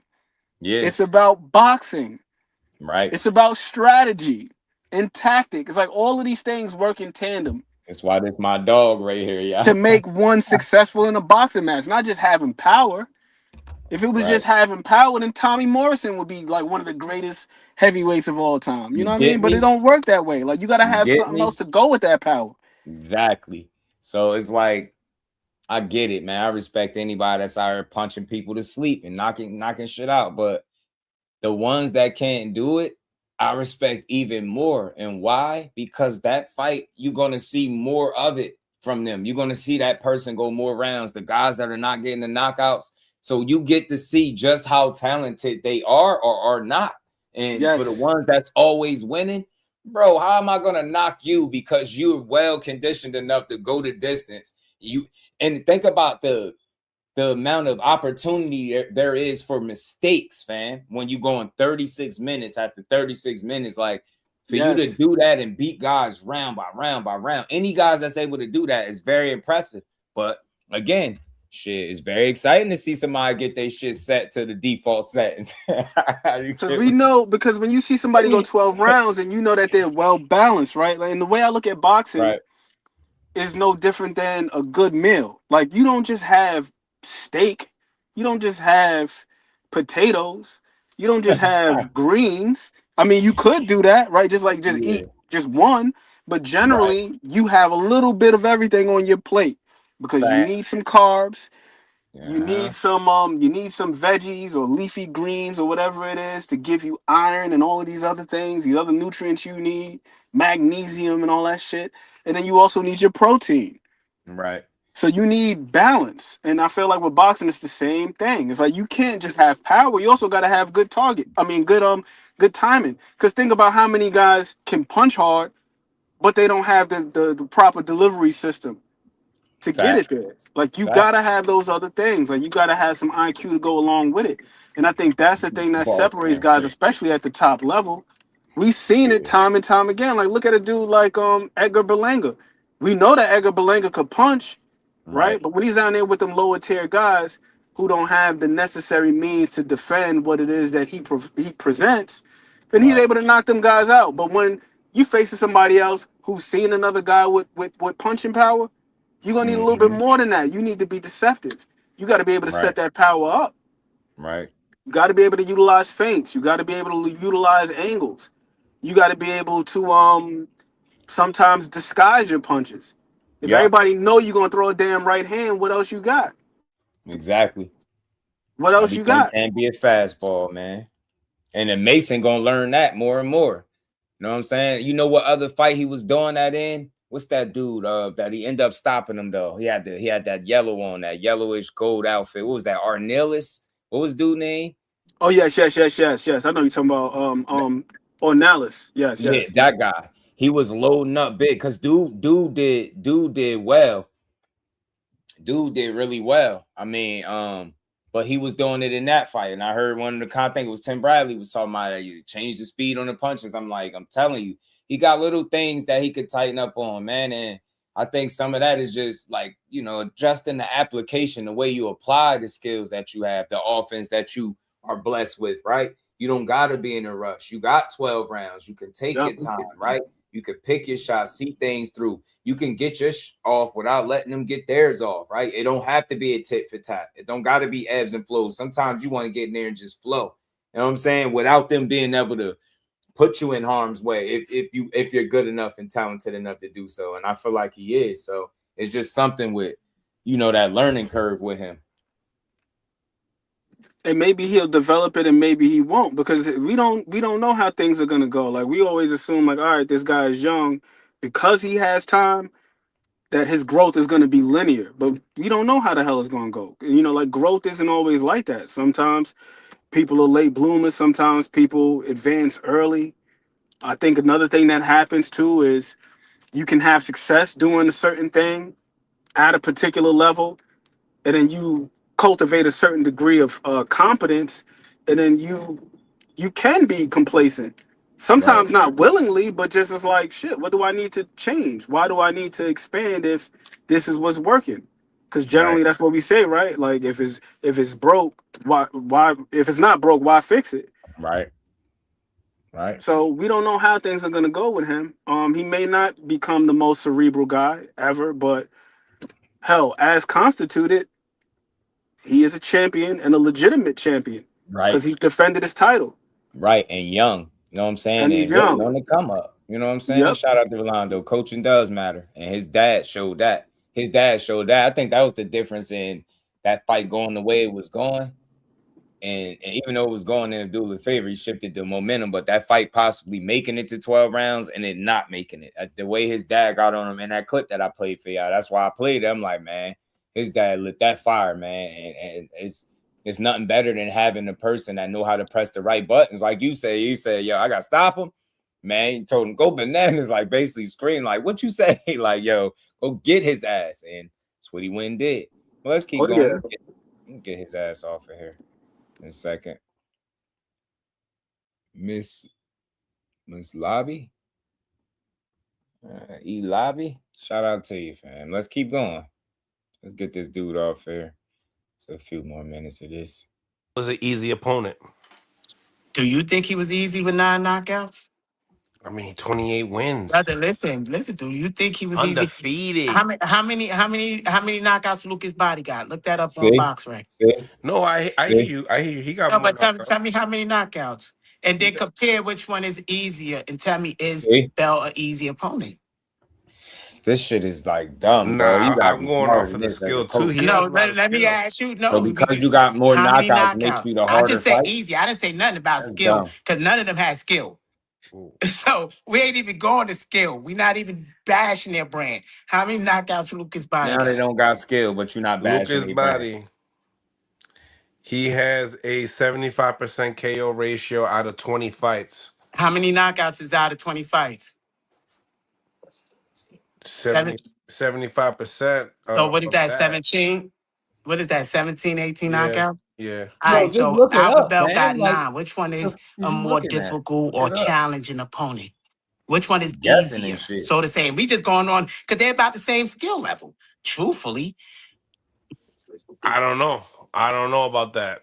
I really wouldn't. Brother, you know about knockouts. You better cut that out. No. Knockouts don't make you more skillful. Which one? He's a bigger threat. He'll probably be a bigger threat because of the power. That's what I'm saying. Which one is easier? An easy opponent mean I could get hit by you. It ain't no power in it. It ain't a threat. If I get hit by this person, it might be the stinky leg. It's a threat.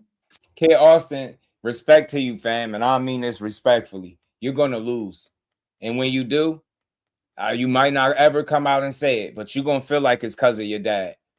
He sound like a casual fan, fam. Like I'm dead serious. I've never heard coaching like this low level. I've never heard this shit before. Like this shit is crazy. Like it's all about knockouts to you. Yo, I've seen some guys that got a bunch of knockouts, fam. Like mostly knockouts out of their wins and go out there and get starts because they can't land it. This dude is crazy, bro. Let's see if Lucas' body is gonna be such a tougher challenge. Bro, don't get knocked out. I'm telling you, Kid Austin, you're gonna lose because of your dad. And we also got to look at the resumes as well. It's like, okay, well, who the hell did you knock out? Right. Because that happens as well in boxing. You know, you go in there with a bunch of overmatched guys, you're fighting dudes that's like 3-39 and things of that sort. Like you can accumulate a lot of knockouts if you match appropriately. So yeah, that can be deceptive as well. Yeah, he'll only ask that question one way, right? Like it'll only apply to the person he's critiquing. And you can then ask the same question about Kid Austin. Like I've seen him do it.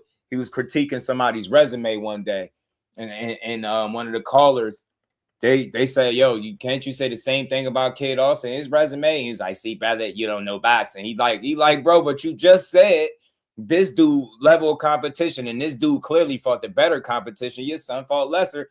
So what is that saying about him? And he got offended and kind of was like rude to the dude. I'm like, that's weird, fam. Damon was good with it. So he think Lucas' body is a better fighter than Albert Bell. I hope we get to find out. In some ways, he may be though too, because what he's neglecting. So that's an easy opponent, you know. Come on. No, I was just gonna say what he's neglecting and taking into consideration is that every fighter presents a different level of challenge.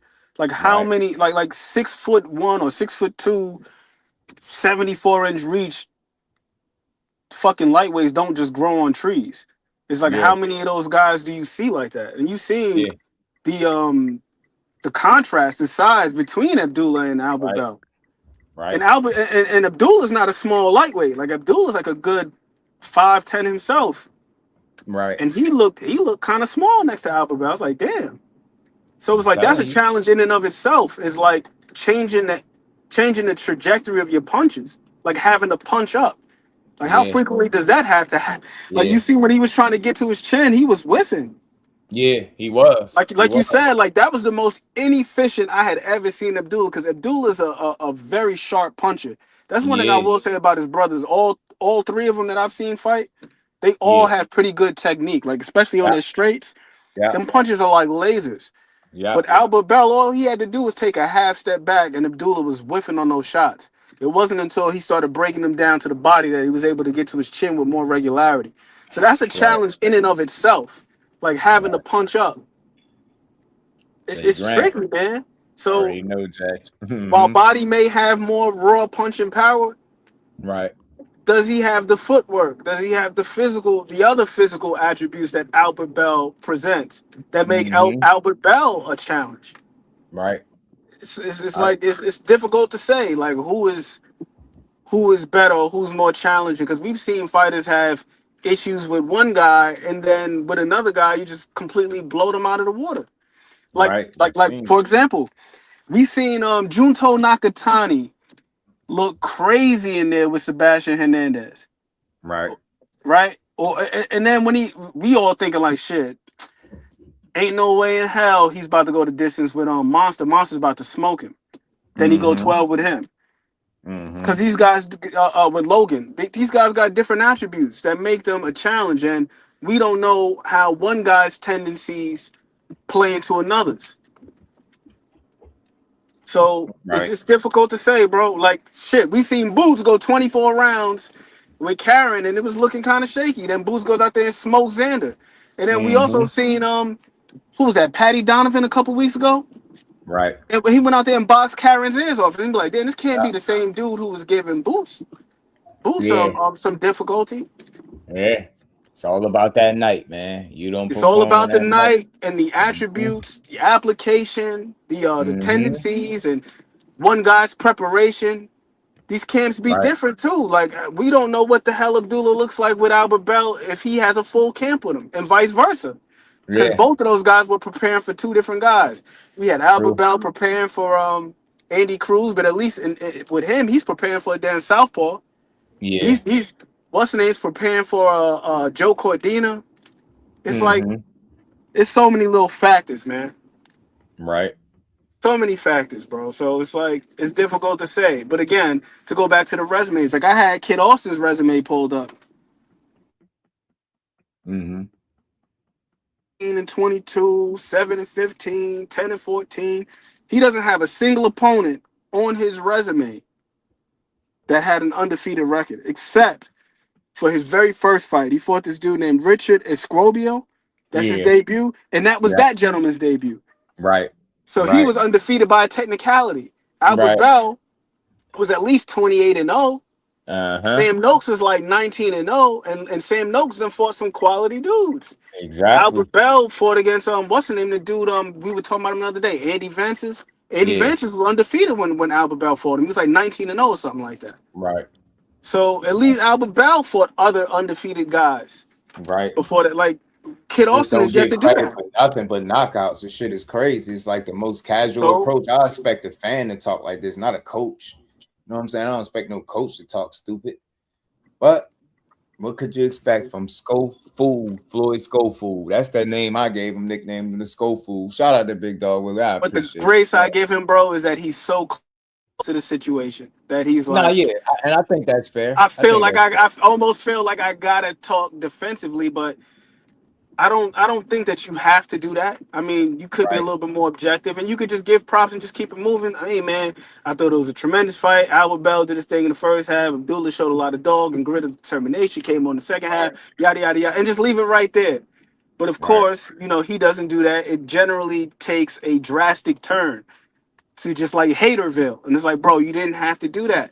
Exactly. Exactly. Facts. Shout out to Big Dog Willie. Said Auntie said Ali wasn't a real fighter. He was just a highly decorated amateur. Anything this man says just for entertainment purposes. I swear I hope he ain't say nothing.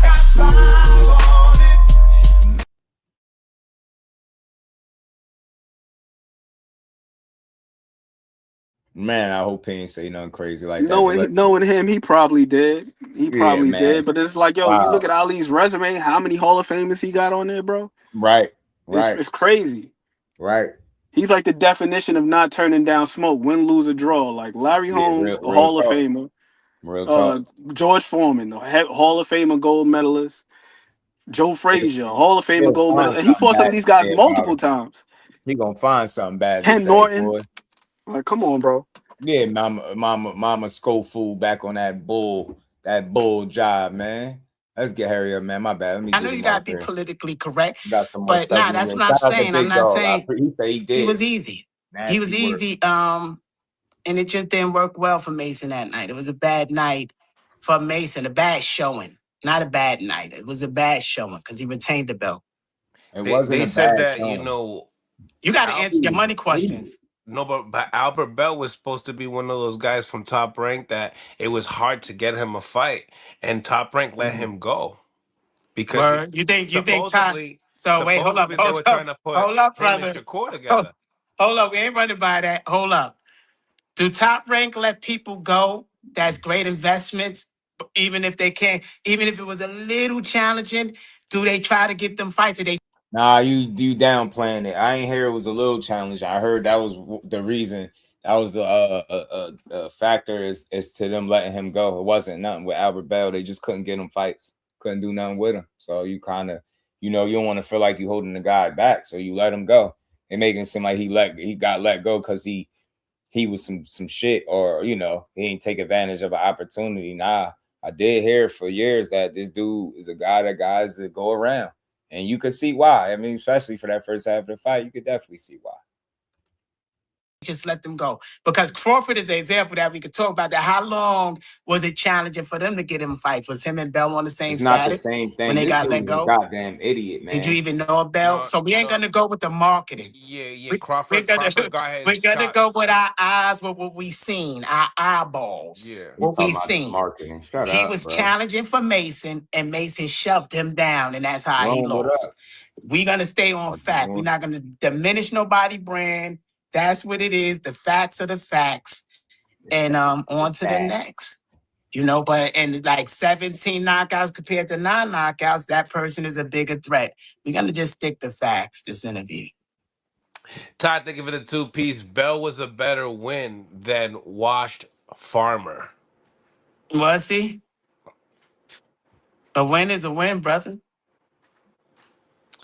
Todd, thank you for the 5-piece. Man, y'all, the pullout kings, can't trust y'all to even make it to the fight. And that's why we got a title fight, right? So chess, brother. Chess, damn. Okay. I love these. I'm getting better at it. And make sure y'all subscribe. It's like 459 of y'all. Subscribe, ask y'all questions. But what was your next question? The Mason fight was good. Youngin might learn. He most likely will learn. He got about another 2 years before he could see Kid, before he could possibly even last to the second round with Kid. And that's for real. Y'all gonna see in the next fight against Lucas Body. Y'all gonna see why Tank ran.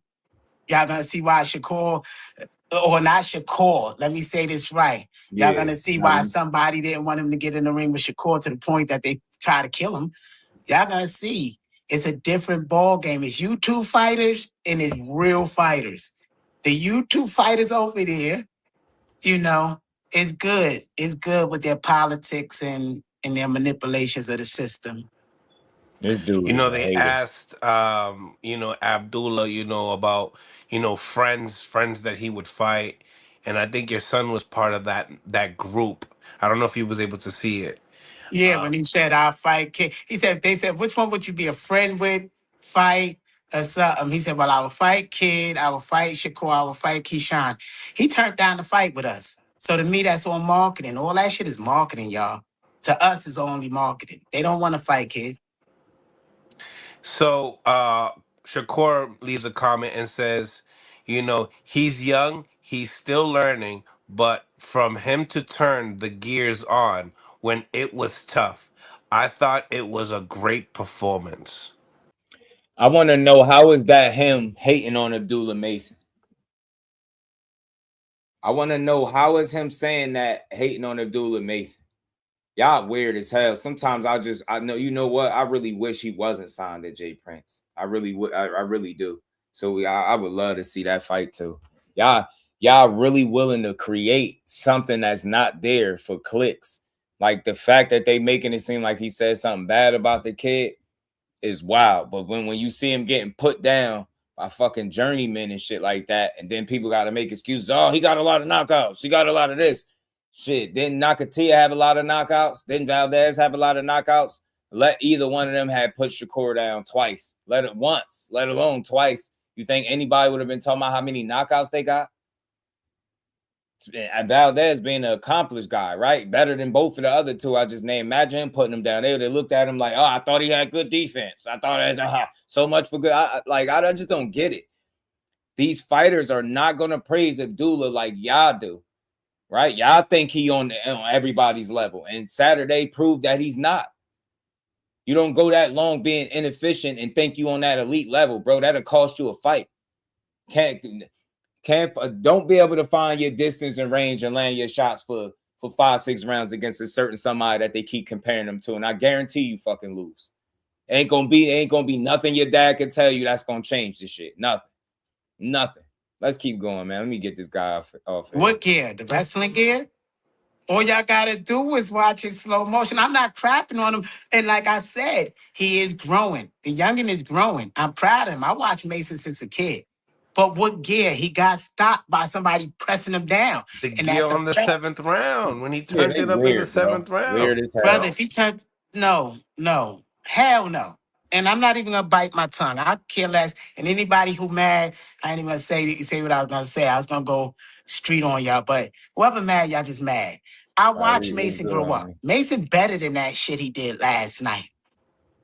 So for me to sit here and say, oh, yeah, I applaud that, that's bullshit. I could sit around his dad and tell you that was a bullshit performance. And I bet you his dad got some areas where he say, yeah, he picked up. I guarantee you his dad felt, no, Mason could have did better. Man, Mason could have stopped that guy in the 6th round if I don't know what the fuck was going on in his head. If y'all can't see that Mason is a switch fighter too, in the close range, he could have just switched forward and been in his guy's chest and knocked him out. It was like, what was the fear of, and his dad yelling to him what to do, but Mason not doing it. So that's what I'm saying. It's more, I could sit around his dad and say that performance was C-level for Mason because I seen with my own eyes what Mason could do. So I'm not going to sit here and sugarcoat it. No, the nigga had a bad performance. He had a good win, but it was a bad showing for him because he's better than that. And then at the end, he decided to show he's better than that. What the hell happened the first 6 rounds? He was getting like, boxed. So that's what I'm saying. So anybody could believe whatever they want to believe. I know the dude. So that's my opinion on him. I hope he learned from this and he come back better because he's a champion. It's not the amateurs. That ain't what this is. Kid walking around so I think he had to get a reality check. He realized he almost could have lost that shit and it woke his ass up. His dad was ready to smack the shit out of him in the corner damn near. Like, so same way you was with Renee, fam. Mason wasn't doing something right. All of them was yelling at him. Like, yo, so he wasn't doing something right. So me saying this, the fans could believe whatever they want because they not coaches and they don't know the dude. But hopefully his next performance, he could show who he really is. Yeah, and then be compared to Kid. Because that bullshit ain't being compared to Kid. Kid knocked out a 2-time champion in less than a minute. Mason got the same abilities. What the fuck is he doing? That's what I'm saying. He ain't fight people like Tevin Farmer, you clown. He fought Sam Noakes and Albert Bell. You just knocked out Tevin Farmer and you won't stop bragging about it and was about to fight JoJo Diaz, fam. And now it's talking about fighting Lucas Bobby. Man, you can't make this shit up. What the fuck was Mason doing that night? And I bet you they say Mason wasn't at his best. Dude is a hater, man. I bet you Mason would tell you he wasn't at his best if he wasn't trying to front for the cameras. I bet you he would be critical of, because I know he's critical of himself. I bet you he improve and say, yo, that wasn't good. I could have did better. I could have did this. You never know what the brother had on his mind, though, but he wasn't there like he's supposed to be.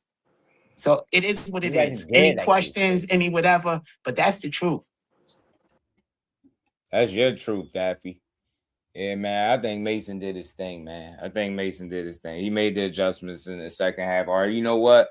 I ain't going to make it sound so cliche about the adjustments. He kept pressing in that second half of the fight until he got the looks he wanted. You know what I'm saying? He got the desired result. You get what I'm saying? No, he said he hate to say you live in San Antonio. Mason Gray himself or see it something. Yeah, I ain't listening to that shit though. You know what I'm saying? I don't think it. I don't know. I don't think it was a C. He said your super chat. Yeah, that was the end of the video though. That was the end of that video. He might have cut it off short. That was the end of it. It was like 20 minutes that video was.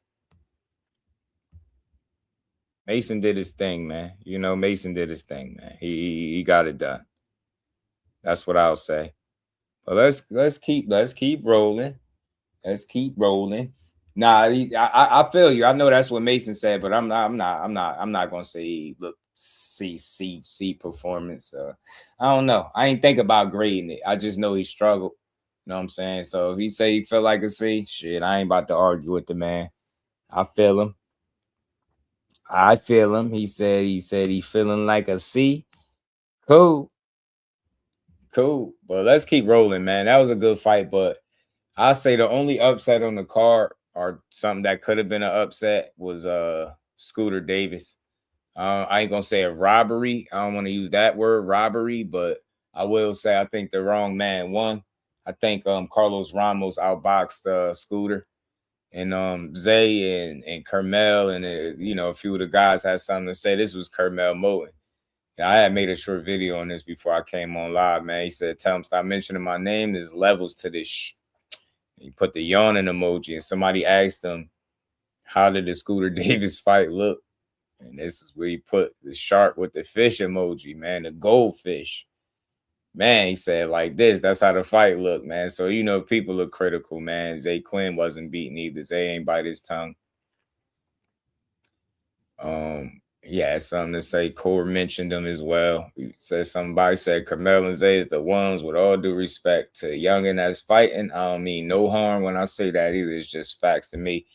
Guess he deleted this tweet. So I don't think look, man, it is what it is. I ain't surprised to hear nobody saying this. He had an off night, Mr. Shark. He still got the win, but I think it was more of a gift. Christmas came a little early for him. I ain't going to yell and scream robbery, but I think the wrong man won. He just didn't look good. He wasn't able to make adjustments. He was out of range. He was missing shots all night. Just like a tough fight for him. Just like a really tough fight for him. And Zay definitely wasn't beat. Zay said, man, shark with the X, with the big X emoji, say ain't no shark over here, man. Say he's slow and one-dimensional. I don't want to say he's slow, but I think Carlos Ramos definitely beat him. He just looked a little more fluid and he was boxing, right? Scooter looked like he was, I don't know, trying to land the right shot, the perfect shot, and it just didn't present itself. And he struggled making the adjustments to me. He was really, to me, he looked like he was getting outworked and outboxed for real. So Carmel, Zay, and Core all had something to say. Core opinion is like, boy, he say anything, they go crazy. Shout out to MP. What's good, fam? Behind the Hands TV say Carlos Ramos beat that boy. Yeah, man, I ain't gonna lie. Carlos Ramos got the dub over Mr. Shark, man. Mr. Shark struggled out there. I know Barry Hunter had a nice conversation with him. Sometimes you ain't gonna look your best. Still constructive criticism. I just know he could have did better, but that guy seemed a bit tricky. Maybe him being a southpaw. I heard something about him not being in there in front of many southpaws, so that could have been his issue. But that night, it just, he had to just get through it, right? He was going through the motions, man. He just didn't look super sharp and efficient how I've seen him in the past. So maybe that was due to the southpaw or just an off night. But sometimes you're gonna win and it's gonna be ugly, and that's what he was able to do. I see some people said Judah was good, Brody. See some people say they felt like Ramos was running and wasn't, landed one shot and running. And I was like, I just don't know what fight they watched. Ramos was boxing, he was boxing smart, and he was landing. Shout out to freaking what's good with it. Rome was good with it. Now we just ain't get there yet. We just ain't get the Tiger. We just ain't get there. But Scooter looked good. He looked decent, man. He's had better days. He's had better days for sure. But Saturday night wasn't one of them. I think Ramos just boxed a better fight, smarter fight. And he just looked like he couldn't, his feet looked a little off. He was tripping. He looked stuck in the mud, bro. I was so perplexed at the fact that he had a significant reach advantage. It seemed to be the one struggling with range. I'm like, how the hell does that happen? Yeah. Well, you're supposed to be keeping that jab on him. You got the reach advantage. Yeah. He's just not using it. He looked like you said, stuck in the mud. He looked flat.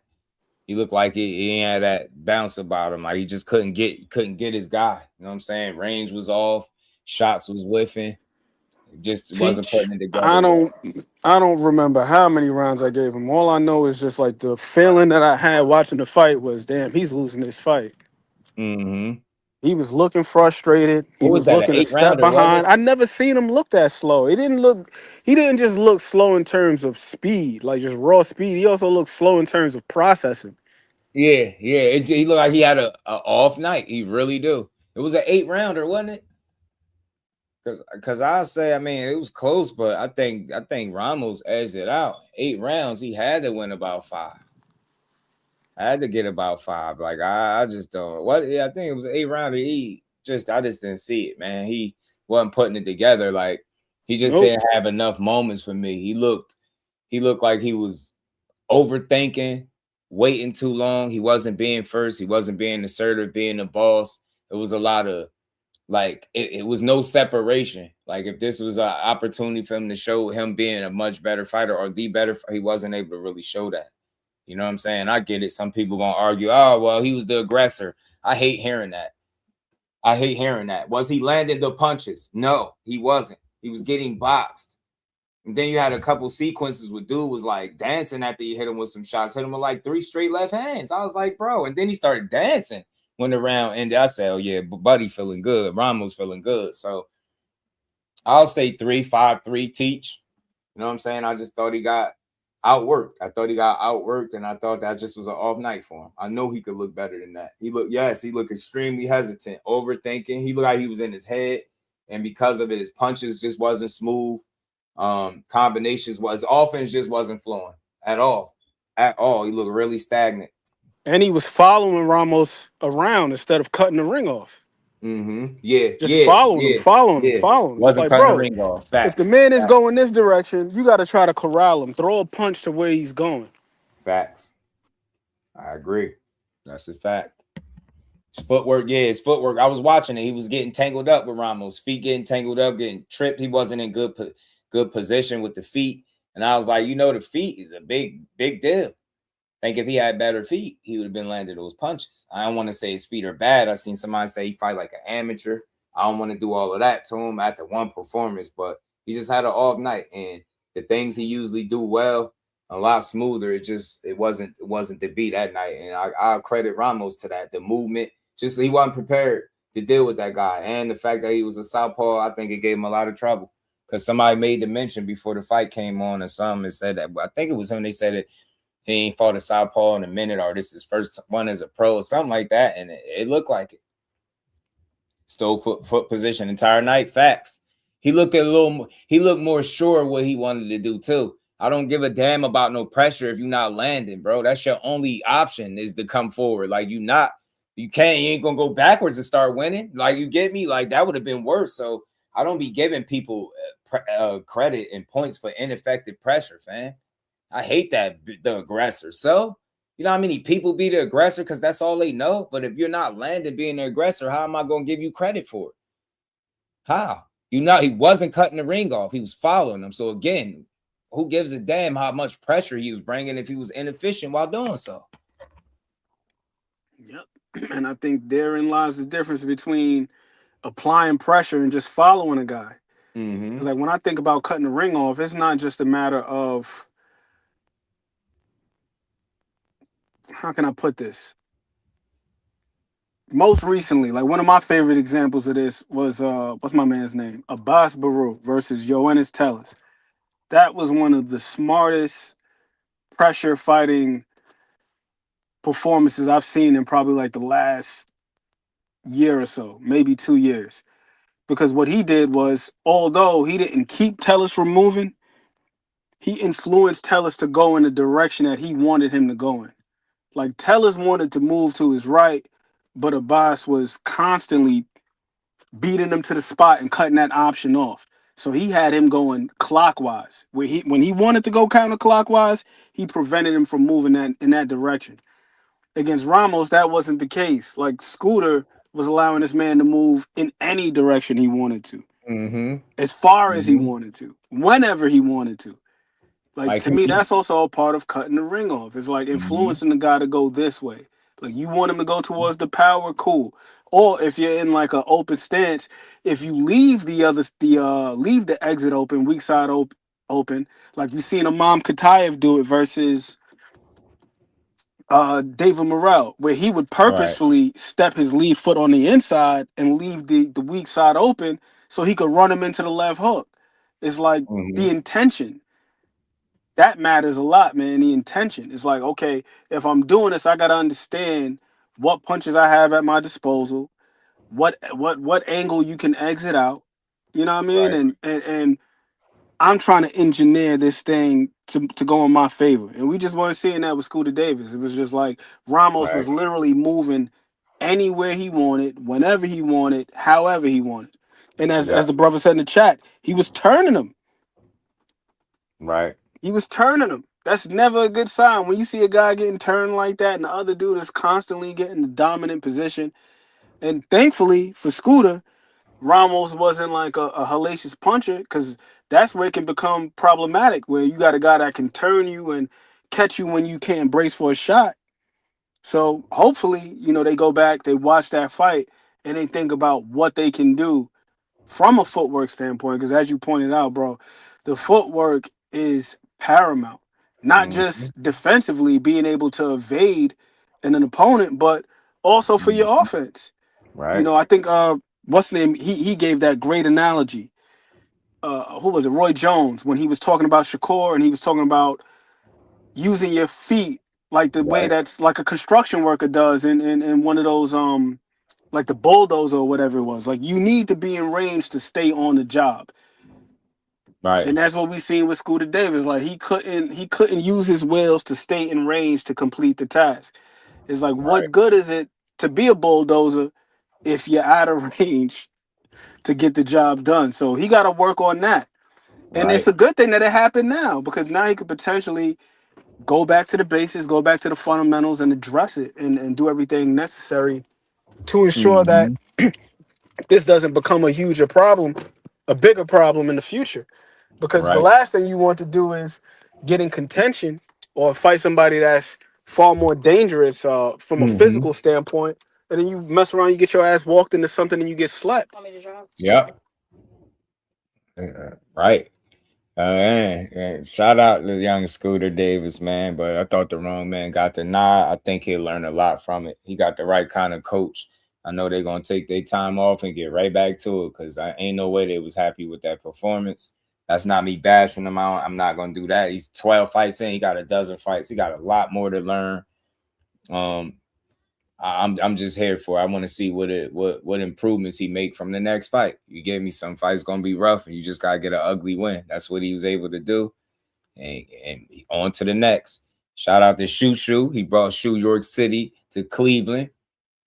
Look, man, he getting a lot of criticism. I know people was talking about the stuff Bud said. You know, Abdullah was able to show what Shoo did, and they said he won, but he didn't impress or make a statement. Look, he dominated this guy. I know he didn't get the knockout, the highlight reel, the drama wasn't in it, but he did get hurt late in the fight to the body. He weathered that storm. He had to find a way to get through it, and he did. That's what I give him a lot of credit for. So he had another undefeated guy in there with just one draw. He wanted to win.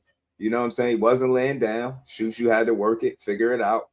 And like I said, he got caught late to the body, and he was hurt, holding on and trying to fight through that moment. It was a rough moment for him, but he figured it out. He got the win, and you move on to the next. I think that's valuable experience, bro. Getting hurt to the body, I get it. Everybody could be hurt. It's boxing, man, but he got hurt to the head in the last fight, then to the body this time. But both times he figured it out. He got through those moments. The Castro fight, he ended up knocking dude out. A spectacular knockout. But I'm so tired of like dominant wins, like with some adversity. Dude gonna fight back, but why are we downplaying the man's win? Like, I don't know. I wasn't bored. I heard some people say they fell asleep on this fight. I don't think it was that bad, man. I wasn't expecting that he knocked the guy out. It's like lately when I'm seeing dominant boxing matches, if they don't get no knockout, people are complaining. And I can't be like that. I can't be that kind of person, man. I enjoy the work, bro. He was dominating this guy round after round. He made some mistakes late. He paid for it. He got caught. He had to protect that rib cage, and he did. I think it was the right side he was protecting. Boy, Shoo was holding on, grappling. He wasn't good for a little minute. It took him a little while, and he got hit in the top of the head and went down. And some people thought that should have been a knockdown. I don't think so. I think he got hit the top of the head, knocked his equilibrium off a little bit, but I thought he was good. So he got away with a slip. He went down from a punch. Yeah, I guess because of the placement of the punch, where it looked like it hit him at top of the back of the head or something like that. But I get it. You know what I mean? I understand why people was, he got knocked down, but he just had some rough moments. He had to figure that shit out. Palacios wasn't going easy, man. He tried to make that shit tough for Shoo, but I think in the way that he won the fight, he was able to show separation. You clearly walked away from that fight feeling like he was clearly the better guy. Scooter wasn't able to display that. We felt it going in, but he really walked away possibly not feeling like he showed the separation. Shoo showed separation despite getting hurt late, and he figured it out, man. Another good win for him. And I know all these talk about the NUAs and different guys and the other champions. I'll say this. That top tier guys, you definitely want to shore up that defense as much as possible. right? You definitely don't want to find yourself in these vulnerable situations against the champions in your division or no monster anyways, because if those guys get you hurt, they can finish you. You get what I'm saying? So we'll see what's next for him. But he said Shoe must skip day, bro. Yes, something. Shoe was out there messing around, man. You know what I'm saying? Shoe was feeling it, boy. I was like, Go for damn. the good shot, man. A liver shot. I mean, shit happens. Yeah. And as far as the other champions are concerned, it's very difficult to say because each fight is different. Right? I mean, because we could also apply to these guys. Like we've seen what's name getting outboxed pretty handily by Espinoza. I mean, not Espinoza, by Robeisy Ramirez. Yeah. Remember that first fight was close as hell. And that second fight, he was like low key getting work before them damn elbows. Yeah. Fractured old boy's orbital bone. Yeah. That's not to say that Davino's not dangerous, because he is. The guy is a hell of a fighter. He's tremendous. He does good body work. Much to my chagrin, because he stopped my guy to the body, Edward Vasquez. So I know, you definitely don't want to be vulnerable to the body against him, because he potentially can cut the water off. But by the same token, he's shown some vulnerability too. We've seen Masa Inoue get dropped in 2 out of his last 4 fights or whatever. Yeah. By Ramon Cardenas. We seen him get dropped by Luis Neri. And let's not forget, 126. That would be another step up for Masa Inoue. We didn't really start seeing him look vulnerable like that until he started scaling the weight classes. This dude that started at 108. So although he can punch, he's dynamic. We don't know where the hell his punch resistance starts to taper off. So who the hell knows if he can't get Carlos Castro? We just don't know how Inoue is going to respond to getting hit at 126. Yeah. Right. So he can get touched up too. So we just don't know. So recency bias would tell us, we seen him look vulnerable just as recent as this Saturday, but we just don't know. Brandon Figueroa, we seen him look suspect as hell versus what's his name at 122? Yeah. Versus Scooter. Yeah. And when the rematch, he looked worse in the rematch. He looked worse in the rematch, and but then stops Nick Ball. What's my boy's name? The one that Core beat. He was a phenomenal amateur too. Joet Gonzalez. You seen that Joet Gonzalez fight? Yeah. Brandon Figueroa looked shaky as hell in that Joet Gonzalez fight. He did. So I'm not gonna just say just because he went out there and he just beat Nick Ball that all of a sudden he's gonna beat Shushu. Yeah. How we seen Nick Ball look shaky at times. Yeah. That Raymond Ford fight was really a toss-up if we keep it in the stat. Like you want to shore up them vulnerabilities. Like you're gonna make mistakes in fights, but that's why I say the most important thing is not just getting hurt, is how did he respond? He found a way to get through it. And I've seen a lot of people unravel, man, when they hurt, especially to the body anywhere, like shit start looking spooky. He held on, he pushed off, you know what I mean? He took the little walk around the block. He did what he needed to do to minimize that damage and finish the fight. And things happen in fights, man. And I love that you said that, because Saturday night I said, "Yo, Shushu is on his Keith Thurman right now." Yeah, we seen Keith Thurman get hurt to the body by Luis Collazo. If Collazo could hurt him, I guess the triangle theory would suggest that Sean Porter was supposed to smoke Keith Thurman. Danny Garcia was supposed to smoke Keith Thurman. But it just didn't play out that way. Hell, we seen Riverside Rocky, Josecito Lopez hurt that man to the body. He was supposed to get smoked then. You know what I mean? So we just don't know how the hell fights are going to play out. Sometimes it really does come down to who gets who and who is better prepared on the night. As far as their preparation in camp. Like, yo, have you been watching your film? What is your conditioning like? We don't know what other circumstances these guys got going on outside the ring that could affect their performance the night of. What mental state they're in on the night. You know what I mean? It's just like, there's so many factors that go into a match when these guys are on the world level that the separation is generally marginal. It's not like this large degree. Like, I'm telling you it is, bro. I keep telling them that. It's a matter of consistency.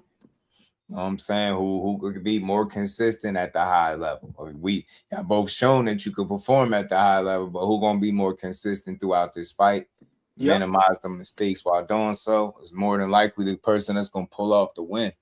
So you got Figgy beating Espinoza. It's a tough fight, man. It can happen, bro. This is what I'm saying. Like, I don't know what the hell is gonna happen that night. Appreciate you, fam. Appreciate you. Yes, we like to build boxing up over here. Just had them good conversations. And lastly, man, so good win for Shoo. On to the next one, man. Let's see. It's like, hey, if he looks so vulnerable, then somebody needs to step in there and show us what Palacios couldn't show us. You know what I'm saying? Facts, Sari. Yes, and I also want to double back on another point that you made, KP, about the dominant boxing performances. Right. Personally, just because I thought that he was going to go out there and just blow Palacios out of the water. I didn't suspect that whatsoever. Yeah. I thought it was going to be a situation where Palacios was going to take more chances based on how he generally fights. Like, if you go back and you watch his most recent fight versus Sagawa, a guy that a lot of people felt like Shoo got the nod unjustly against. A lot of people had Sagawa winning that fight by, like, you know, a close decision. Mm-hmm. Bro, he was in there taking some real chances against Sagawa. Palacios, that is. He was letting his hands go. Yeah. So I suspected that he was going to go in there, be more offensive, and thus make himself more susceptible to being countered by something. But I ain't going to lie, Shoo had the man on his best behavior. Like, he wasn't really letting his hands go like that. That's true. So Shoo really put the handcuffs on that man, like, mentally. Right. Like, he had, and I noticed it like by like round 2, like when he tried to let the left hand go and Shoo countered him with the right hand, I was like, shit, I don't think Palacios is going to be able to take the same chances he was taking against Sagawa. Right. So he boxed a very, very safe, uncharacteristically, a very, very safe fight. Because that's a dude that generally takes more chances, bro. And when you see a guy get handcuffed like that, he's like, man, I don't have the confidence to get something off without worrying about what's being returned. It's going to be difficult for guys like that generally apply pressure. And you see their output get cut in half. Right. You know what I'm saying? Shakur Stevenson, William Zepeda.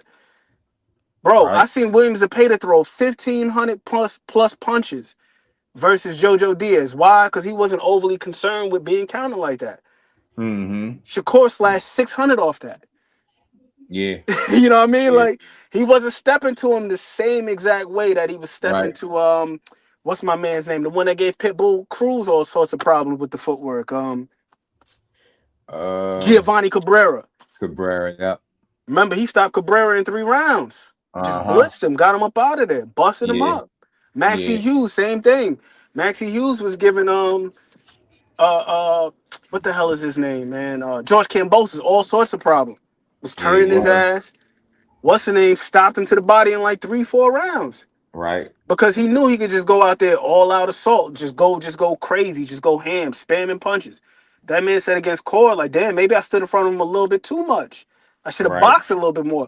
When you got a guy that's applying pressure thinking about boxing, that's generally a sign that he's on the wrong end of the engagements, bro. And that's what I see with Palacios. Like, to your point, Shoo was so damn sharp. He had Palacios, a guy that generally doesn't think twice, thinking twice. Yeah. And just because he had that one moment where he hurt him to the body, or even the shot on the top of the temple that arguably could have been a knockdown, I can't say that was a bad performance from Shoo. That was 2 moments out of 12 rounds, out of 36 minutes. There were probably like 2 moments where I felt like Palacios was in control. Hell, we saw it with the open scoring. The judges had Shoo sweeping that shit. The judges thought the same thing we was thinking. It was every time they flashed the score up there, the first 4 or 5 rounds they gave to Shoo. I think the only one round they gave to Palacios in the first 6 rounds, maybe like round 5, round 6, maybe. Outside of that, they had Shoo sweeping it.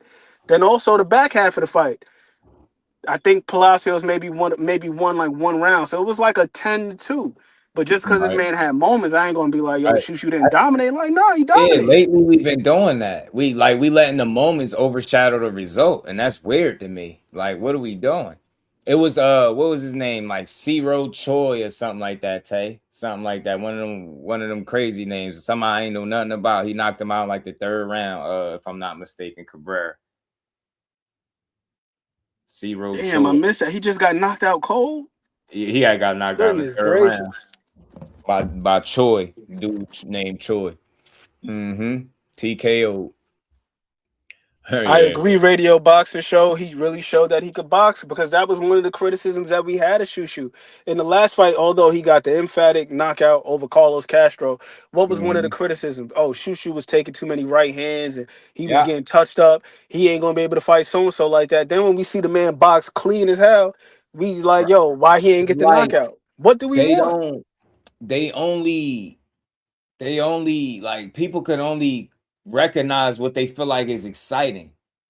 If it's not super overly exciting to them, they can't recognize where you're growing and improving as a fighter. And like you just mentioned, he wasn't getting hit with a lot of silly shots. Yeah, he got hurt to the body, but that was late. He was controlling this entire fight. He showed the separation. Like that, I'm tired of this. Some people didn't impress, man. We tough critics, man. I'm telling you, for boxing, but I get it. It comes with the territory, especially the way people get praised. And lastly, man, before we move on to this interview from Derrick James, man, Tiger is somebody that somebody asked about. One of the fans asked about in the chat. I definitely was going to talk about him. He did exactly what I expected him to do. Look sharp, fast. He was aggressive in spots. He was the boss in there. Tiger controlled this fight. Got hit with some shots, but it's a fight. He was never at risk of losing. He was in full total control. And for this to be his first fight under Bomac, I like what I seen from Tiger Johnson, man. Great. I think it was a really good showing. I don't want to say great. I think it was a really good showing, man. It was a strong performance. I think he showed up. You know what I mean? Especially switching trainers. He just had a different trainer in his last fight. And then to come back and, you know, with Bomac, look good like that, be assertive, dominate the fight. What was that? Christopher Guerrero that he beat up. Dude was undefeated. Man, Tiger beat him up. Impressive fashion, man. I don't know what people be talking about. Jab was sharp. His punches was precise. He was accurate. He had his mind made up. He knew what he wanted to do. He wasn't overthinking. I like the way he applied himself fight night, man. Yeah, that jab was on point, though. Tiger looked good, man. He looked good Saturday night. And I get it. We only assess knockouts. It seems like when people don't get knockouts, we don't know how to say a fight is good. If you don't see a knockout, nah, that dude looked extremely good out there to me. Sharp. He was focused. You know what I mean? He knew what he wanted to do to Guerrero, man, and to approach another undefeated guy. He ain't half stat. Wasn't out there like, you know what I mean? He wasn't timid. He was the man, and he showed you who was the better fighter. You understood who the better fighter was the entire way, and he showed it. Shout out to Christopher Guerrero. I'm pretty sure he'll get other opportunities and he'll be back, but really good win for Tiger, a.k.a. Craig, like my guy Reef saying. And y'all know what Tiger want, man. Y'all know what Tiger want. He know what it is with me, man. All them niggas tell him to come see me. On my mama, tell him to come see me. Do you think we can get a championship fight here in Cleveland? For sure. Hey, Devin and his whole crew, y'all know what it is with me, man. Y'all niggas ain't gonna fight me one-on-one because y'all know what it is. Tell Devin come see me. Congratulations, Tiger. Yup. Yup, lets you know Tiger wasn't on none of that. He wasn't even trying to talk about who next but Devin. And look, Devin said they got a restraining order on him and he ain't looking to fight nobody. He's still fighting the case or whatever. I don't look at no restraining orders, no real case. I wouldn't label that a case. I mean, it's a legal matter, but it's something that I think it could be dealt with, you know, without nobody suffering no real consequences. Y'all did jump the man. I don't know how much truth it is into the restraining order thing. I've known you've been known to say things on Twitter and then they not be true, but I can't tell you what y'all situation is. But never mind all that. That man need that fade. I'm telling you, man, he get some more fights. I just hope he get in a position where a fight like that can make sense where people won't complain about it. You get what I'm saying? Because Tiger ain't going to be easy to deal with. I'm not going to just say, oh, he's going to beat Devin Haney, but I think that could be a good opponent in the future for him if they're going to still be at 47. That's a good fight. Y'all jumped him. Y'all need to put the legal shit to the side and get that fair one, man. And I feel like they owe it to him. I really do. I really feel like they owe that to him. They don't do nothing else. They should run that fade back with him. The hell with the legal shit. We want to see it in the ring. I think it'd be a good fight. Devin is a phenomenal fighter, man. A boxer, and I always say that, but Tiger got some qualities about himself that'll make him tough to deal with. I'm telling you, not going to be easy for nobody to beat. Got good pedigree, too, background. And he's been tested better than most guys, right? You can't just say he's getting a steady diet of top-ranked perfect fighters now. They testing Tiger Johnson, and he just keep winning. So credit to him, man. I just hope in the future we could see that fight. He looked good under Bo Mack, and I expect even more from him as they can continue to build, man. That was a good showing from Tiger Johnson, though. Like the outfit, he came out dancing. Had the artists bring him out. He was on his game. And you know, he from Cleveland too. So shout out to Cleveland. Shout out to Ohio. You had Cleveland out there. You had Toledo. And you had a lot of different people from Cleveland. Machine Gun Kelly, Ha Davis. There's a lot of different people that was representing and rocking with them. So they showed out for the 4th of July. Well played, Tiger Johnson. I understand why you calling for the Devin Haney fight. We seen them jump you on TV. Just keep working. You're going to get your opportunity sooner or later.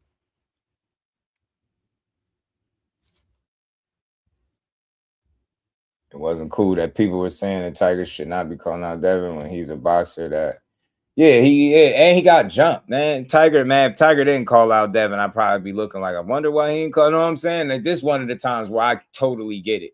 Whether you feel like the fight is next, if it makes sense or not, they jumped that man, gave him a black eye on camera, fam. I thought that was wild, nasty work what they did to Tiger.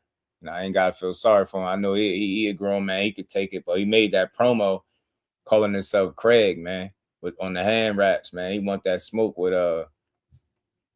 he want that smoke with what's his name? Want the smoke with Devin, and I don't blame him. I don't blame him. I get it, but sharp is what he looked. And he looked precise out there, man. And again, second fight in a row, different trainer, but he ain't miss a beat for real. And it's like we don't have enough appreciation for a good boxing match no more. We need the drama. I get it. Those are the fights that we'll talk about more, right? The ones that give you a little more excitement. But this was a good showing. On to the next, bro. I didn't expect nothing different, right? Dominant showing. He showed separation in that fight. That's what I be looking for, right? You're good, and we know you. We expect you to win, but are you going to show that you're better? It's going to be clear, and it was. Shoo clearly was better than Palacios. Tiger was clearly better than Guerrero. Scooter Davis wasn't clearly better than Ramos. You know what I'm saying? And Abdullah Mason, he was clearly better in the second half of his fight than Albert Bell. So credit to the card, man. Can't say he's saying that on the N-word on TNT. Motown, what it do? Yeah, he's supposed to call Devin out. And Devin should be well aware and expecting it. But like I say, he claims he's fighting some case or something. So he say he can't fight nobody where he fighting a case that got a restraining order on him. So I mean, I ain't getting no restraining order on nobody, but you know, to each their own, man. I did jump that man. But shout out to Tiger Johnson. Another good win. Ohio showed out. Them Ohioans is out there showing out, man. Two Mason brothers, sharp. I like the young one, Ibrahim. I like him, man. He went out there and got that knockout. He looked real sharp and patient, man. One rushed his work a little bit, and the other one was more patient and got the knockout. Got the result he was looking for. Good night though, man. Good night of boxing, man. Shout out to everybody. I hope y'all enjoyed that fight card. And we was rocking out for about 11 hours this weekend, this Saturday. But something else I wanted to get into, interview. Y'all know we react to these interviews. Brian Custer, I did an interview with our guy Derrick James, man. And you know, Spence did one with Andre Moore recently where he touched on a lot of different things. And a lot of people felt like he making excuses now. You fast forward to today, Tim Bradley is saying Errol Spence is a lie. He said Errol Spence is a lie. So let's see what Derrick James was talking about, man, in this interview. Let's get to it. Let him get about 2 more fights up under his belt at 47. Last Stand with Brian Custer. That's right. It is The Last Stand. I'm Brian Custer. We bring you the biggest. Early fall. I mean, I'm hoping anyway, but that I'm not for sure. Hold on. I'm good, but I don't know. I'm good, but I don't. DJ, it's been a little bit. How you doing? There we go. It's been a minute. I'm good. I'm doing great, man. No complaints. That like, y'all. Great to see you. Hey, let's start with your fighter, the former undisputed champ, Alicia Baumgardner. What's new with her? When will we see her back in the ring? Well, she's doing good, but I don't know exactly when she'll be back in the ring. I think that maybe sometime in early fall. I mean, I'm hoping anyway, but that I'm not for sure. Carolyn Dubois has obviously been linked to her.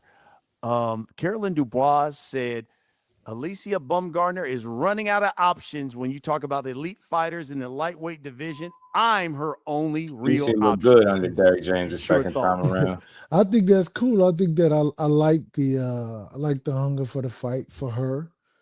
That Caroline Dubois, she wants to fight. I like that aspect of it. I mean, and Yeah, Tim Bradley I think retired she before has the fight. more than that option. But I mean, it's not for me to say it or not to say. I mean, I think that when the time is right, they're going to fight.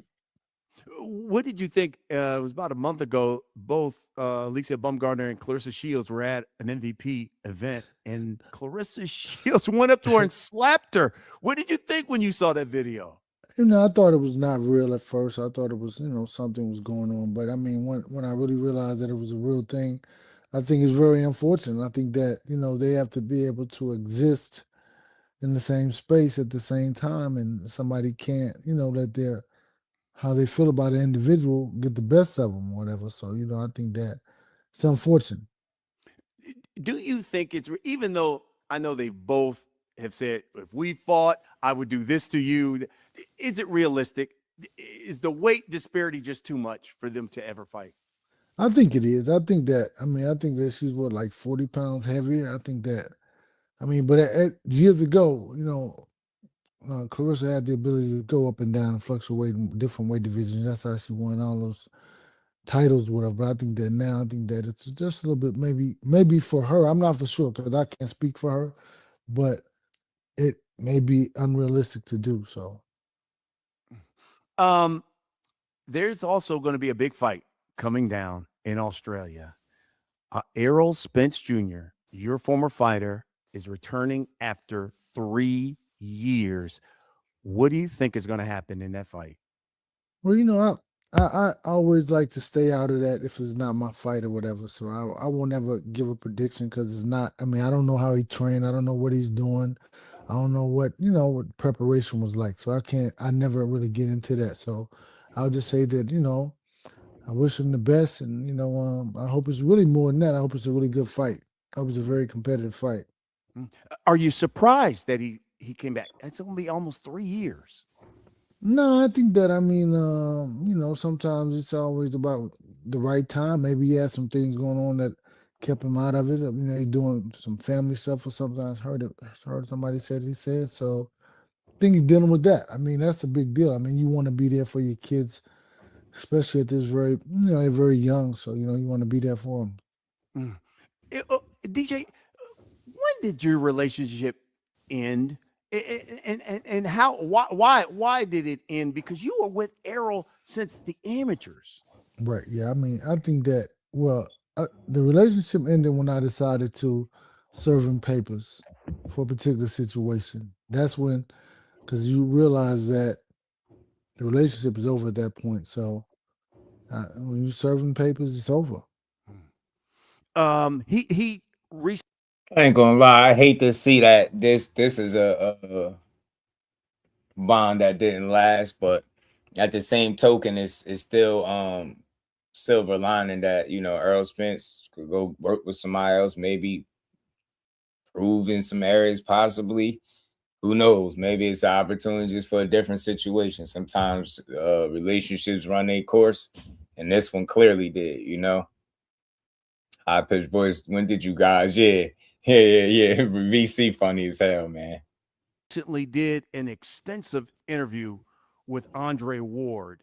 Errol said, and at one part at the very beginning of the interview, by the way, he talked to Andre and he said he saw how Andre and his trainer, Virgil Hunter, had like a father-son relationship. And Andre Ward said, well, I thought that was kind of like what you and Derrick James had. That's what I saw. And he said, no, he never got that. And now he also said, it could have been me too, but I just never got that from him. Your thoughts about that?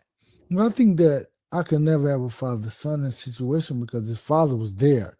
So it's more like a big brother. And I thought that we had something more than what we really, something more than what it really was anyway. I mean, so the answer is I was surprised just as much as Andre Ward was. Mm-hmm. Yeah, I think that probably, and you know this, the part that really went viral in the interview was when Andre asked Errol about the Bud Crawford fight. And Errol's reply was, and I'm quoting him, that camp was bullshit. That camp was trash. I've never had the opportunity to ask you about it, but I guess I'm doing it now. How would you describe the camp that you had training for Terrence Bud Crawford? I won't say that. I won't say that it was. This is what I'll say: is that we weren't able to do everything that we do normally to prepare for a fight. The gym was busy at that time. I mean, like you had this kids running around, the Buddy Jordan kid running around in the gym. So it was like it was a different space. But I know that the whole protocol changed right after that. I know no kids in the gym, no this or that, So it's like I mean, if his perception of that, I had two other training camps going on at the same time. So it was like, but they never trained at the same time, but they were going on simultaneously. So I mean, I won't say that it was trash, but it's his perception. So nothing I can do about it. And so you're not saying, even though you had different training camps going on, it wasn't like he didn't get one-on-one attention. And no, they never trained at the same time. Okay. Only time they would see each other is just they overlapped, right? If somebody came earlier or somebody stayed later. Other than that, they really just never overlapped. I mean, sometimes, I always wondered real quick too, and I said this a while back, that Derrick James have too much on his plate once upon a time that just naturally seemed like it shifted the normal order of things, right? Like the way things were going, you start picking up all these different fighters, Charlos, Anthony Joshua. Remember, you had Frank Martin, Ryan Garcia at one point, and then you just lose all of these guys, and then end up with Alicia, no Errol. That I never would have thought that, never. Too many irons in the fire. And I said that back then. Hey, man, shout out the room. Right, yo, right. And you know what's so ironic about My this, bad. KB? Hey, let me pause it No, back. I was going to just say this real quick. You know what's so You good. ironic about this whole situation is, remember during the press conference, he had somewhat mocked Bomac for having Red and Saul. He was like, "Oh, it's just me, and y'all got X, Y, Z," and then this is where having, a multiple set of eyes coming in handy. When you got this fighter preparing, that fighter preparing, That's a just to great be point, able to bro. have a coach to give everybody the individual attention that they need. Because although he said everybody wasn't training at the same time, but they was training simultaneously. That kind of means they're training at the same time. Right. And then not on top of that, you also got kids coming in and out the gym and all this other stuff. So, right. And at that point, remember, he was preparing Charlo for Canelo. If I'm not mistaken, that was around the same time when Anthony Joshua was preparing for Jermaine Franklin. It just sounded like he had a little bit too much on his plate at the same time, and didn't have other coaches that he could delegate to. Right. You know what I mean? Like that's why having a team like they got over that B&B, Bomac, Red, Saul. Now, like, yo, if this guy's working on something, this coach can divert his attention over here. This other guy can go over here. This other guy can go over there. And then now none of the fighters are missing out on their work. So he's damn near saying the same thing that EJ is saying. He's just speaking euphemistically. He don't want to call it some BS, but it's like, bro, if you preparing for Bud Crawford, and this is something that they've talked about for years. Like EJ's whole plan was, I want to become undisputed, then I'll move up. How the hell do you not prepare for this ultimate moment? Yeah. That you guys have been talking about for years in interviews. Yo, we Years. want to be undisputed. We want to be undisputed. Then when the time comes, you're not preparing. It's like, it's madness, bro. Yeah, it is. It is. It is. Crazy shit, man. But let's keep rolling. Dang, excellent commentary. And AJ would watch, Errol spar, and and then he would watch Frank spar, or they would, vice versa. They would watch each other, but it was never like, I was training them both all three of them at the same time. No. Was it disappointing when you heard him describe that camp like that? I mean, I think that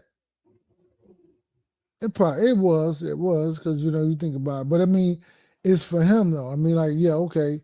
He said he didn't spar. No, he did spar for 2 weeks, and supposedly he got injured within the last week of the sparring, so he couldn't spar for the next 8 weeks because he had suffered an injury in that sparring session. So, or whatever the last week of sparring or whatever. So that's what I mean. So I mean, that's the only thing that was really different, was that he didn't have the ability to spar because he was injured. Mm. And that's, let me zero in on that because it's interesting. He said in the interview, I didn't spar for like 6 to 7 weeks. I didn't get no southpaw work.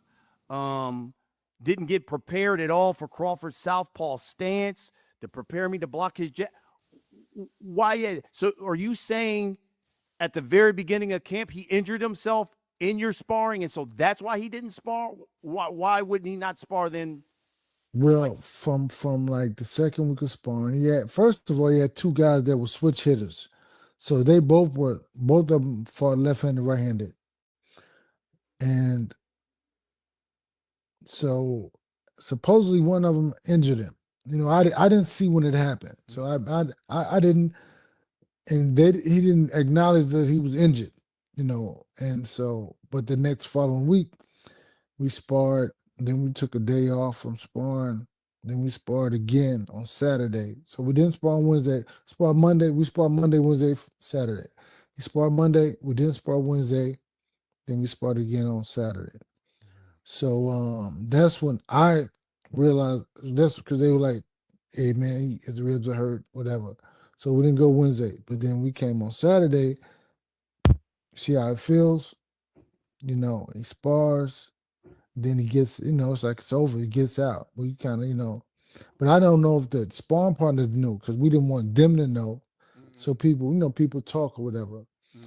And then it's like, we just kind of, I said, listen, you need to go get that looked at, checked out or whatever. And I guess, he did or he didn't. I don't know, because I didn't go with him. But, and we just kept working.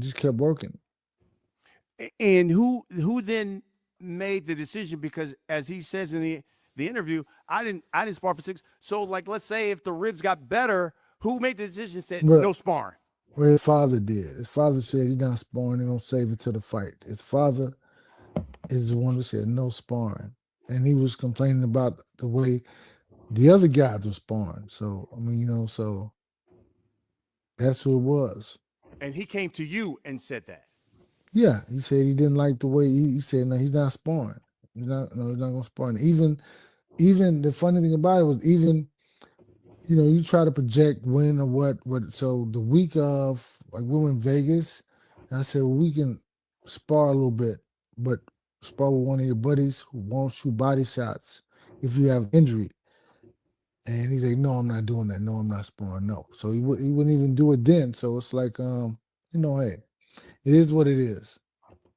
That's a tough situation to be in, the biggest fight of your life, and you can't even train properly and go like put the right work in training camp.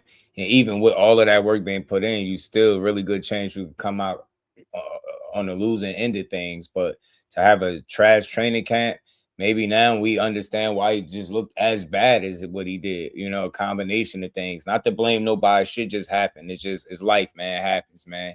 But that's just some terrible timing for EJ. B-Skull was good, fam. He definitely ran out of gas. Tough, man. You can't go into no fight with the best fighter in the world with no sparring. Yeah, postponing seemed like the right idea, man. Really did. Unfortunate that they didn't get to stop this fight before it went.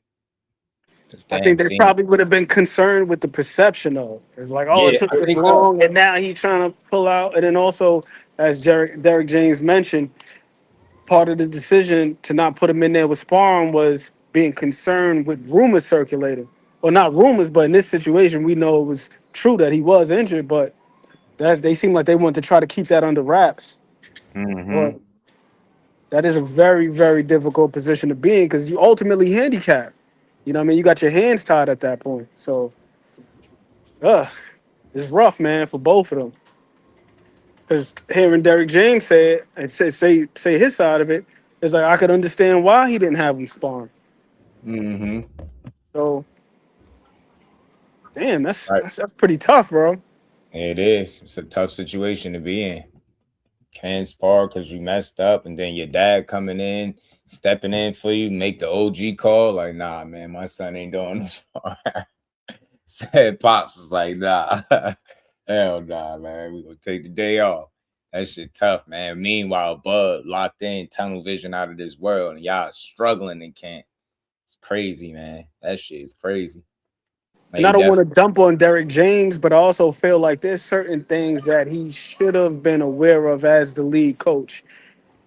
Because it Yeah. sounds like he was leaving a little bit too much up to EJ or to his dad. It's like, yo, I don't know if he got it looked at. What the hell do you mean you don't know? Like, this is the biggest fight of both of y'all's career, respectively. So you should be inquiring, like, hey man, did you go follow up? How was he looking? Because in turn, that dictates what the training schedule is going to be like.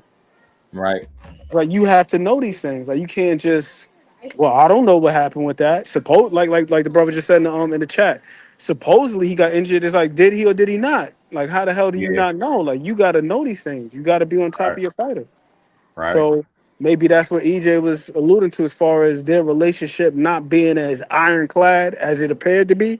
On the surface, you would have thought that these dudes was tight, but Right. apparently it was straight business, and Right. seems like both of them were kind of treating it that way. Yeah. Shout out to the boxing spot. Yeah, man. I think Errol postponing it would have been the only thing that he could have done, man. I think fighting anybody under the conditions would have, I think it would have been even worse. If he was going to fight anybody messed up, why not? It'd be the best person in the world. Talib was good with it. Derrick just quit and he sued him. It seemed like he didn't know or didn't care. Yeah, I don't know, man. Then he wanted a bigger split after, I can understand Errol probably like, man, bro, we barely trained for this fucking camp. Like, man, I ain't about to pay you more. And I got my ass beat. EJ was beat. Serve EJ the papers. EJ was beat, man. Like, nah, fam. Hell no. But crazy, man. Well, let's keep rolling. Crazy shit, though, man.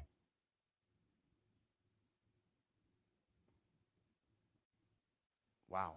And this is what I'm saying. Takes nothing away from what Terrence Crawford did. So it's all about something that's in house. Has nothing to do with Crawford. He fought the fight he was supposed to fight. And that's interesting listening to you say that obviously then you say his father said, hey, no sparring here. Because in the interview, I remember Andre Ward was saying, that's wild. You mean to tell me you had no sparring partners? Right. And whose job was that? And he said, Derrick James is the coach, right? Is it so in the past, and was it your job to make sure that you secure sparring partners for him for all of his fights? No. I never, any other fighters that I train will tell you, I never get their sparring. Because what do you understand? PBC has a roster of fighters. So they have a Rolodex thicker than mine, which I don't even have one. So they will pick particular sparring partners and I'll okay them, but I'm not getting them. I'm not looking for them. I'm not doing any of that. But Quinn, like the kid that sparred with him initially, he called me. He called us at the gym, like, and set it up between his buddy. And so, Jordan, he driving back and forth to the gym and do whatever. I don't know, but yeah, it's yeah. I mean, I don't get the sparring partners. I never have. Any of these people who I train to tell you that's not what I'm doing. I'm training them, preparing them for the fight. And I will okay a sparring partner, but I'm not going out looking for them and picking them. I'm not doing that. During this time, then obviously he's dealing with this injury, and you got Bud Crawford, the biggest fight of your life. Right. What were you feeling at this time? Were you like, oh my goodness? I mean, what was your feelings then? Well, I mean, I think that when you talk about it, he didn't want to pull out the fight. He had something within the contract that said they could move the fight back 3 months, but he didn't want to do that.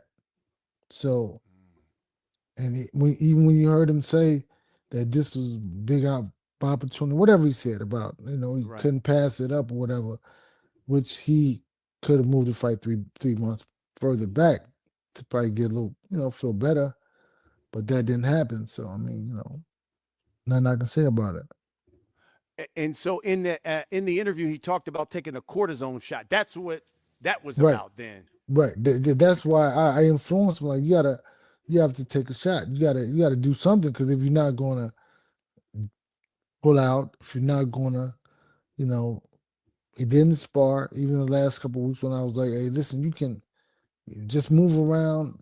They won't throw body shots. And I mean, so that's what the cortisone shot was about. So listen, you got to get a shot or something to kind of deaden the pain or whatever. All of this is really interesting because I'm listening to you. That's crazy. I didn't know that his father always play it that big of a part? No, not really. But this particular time, he did, because I mean, it's like they knew something that I didn't know, right? Because initially I didn't know I didn't know he was injured, but then when I found out, I told him, you should call your people, call your management, let your people know. And so and that didn't happen until because this is the thing about boxing. Fighters fight with all types of injuries. So it's not like this is the first time that happened to us. But I mean, most guys' wrists hurt, knuckles hurt.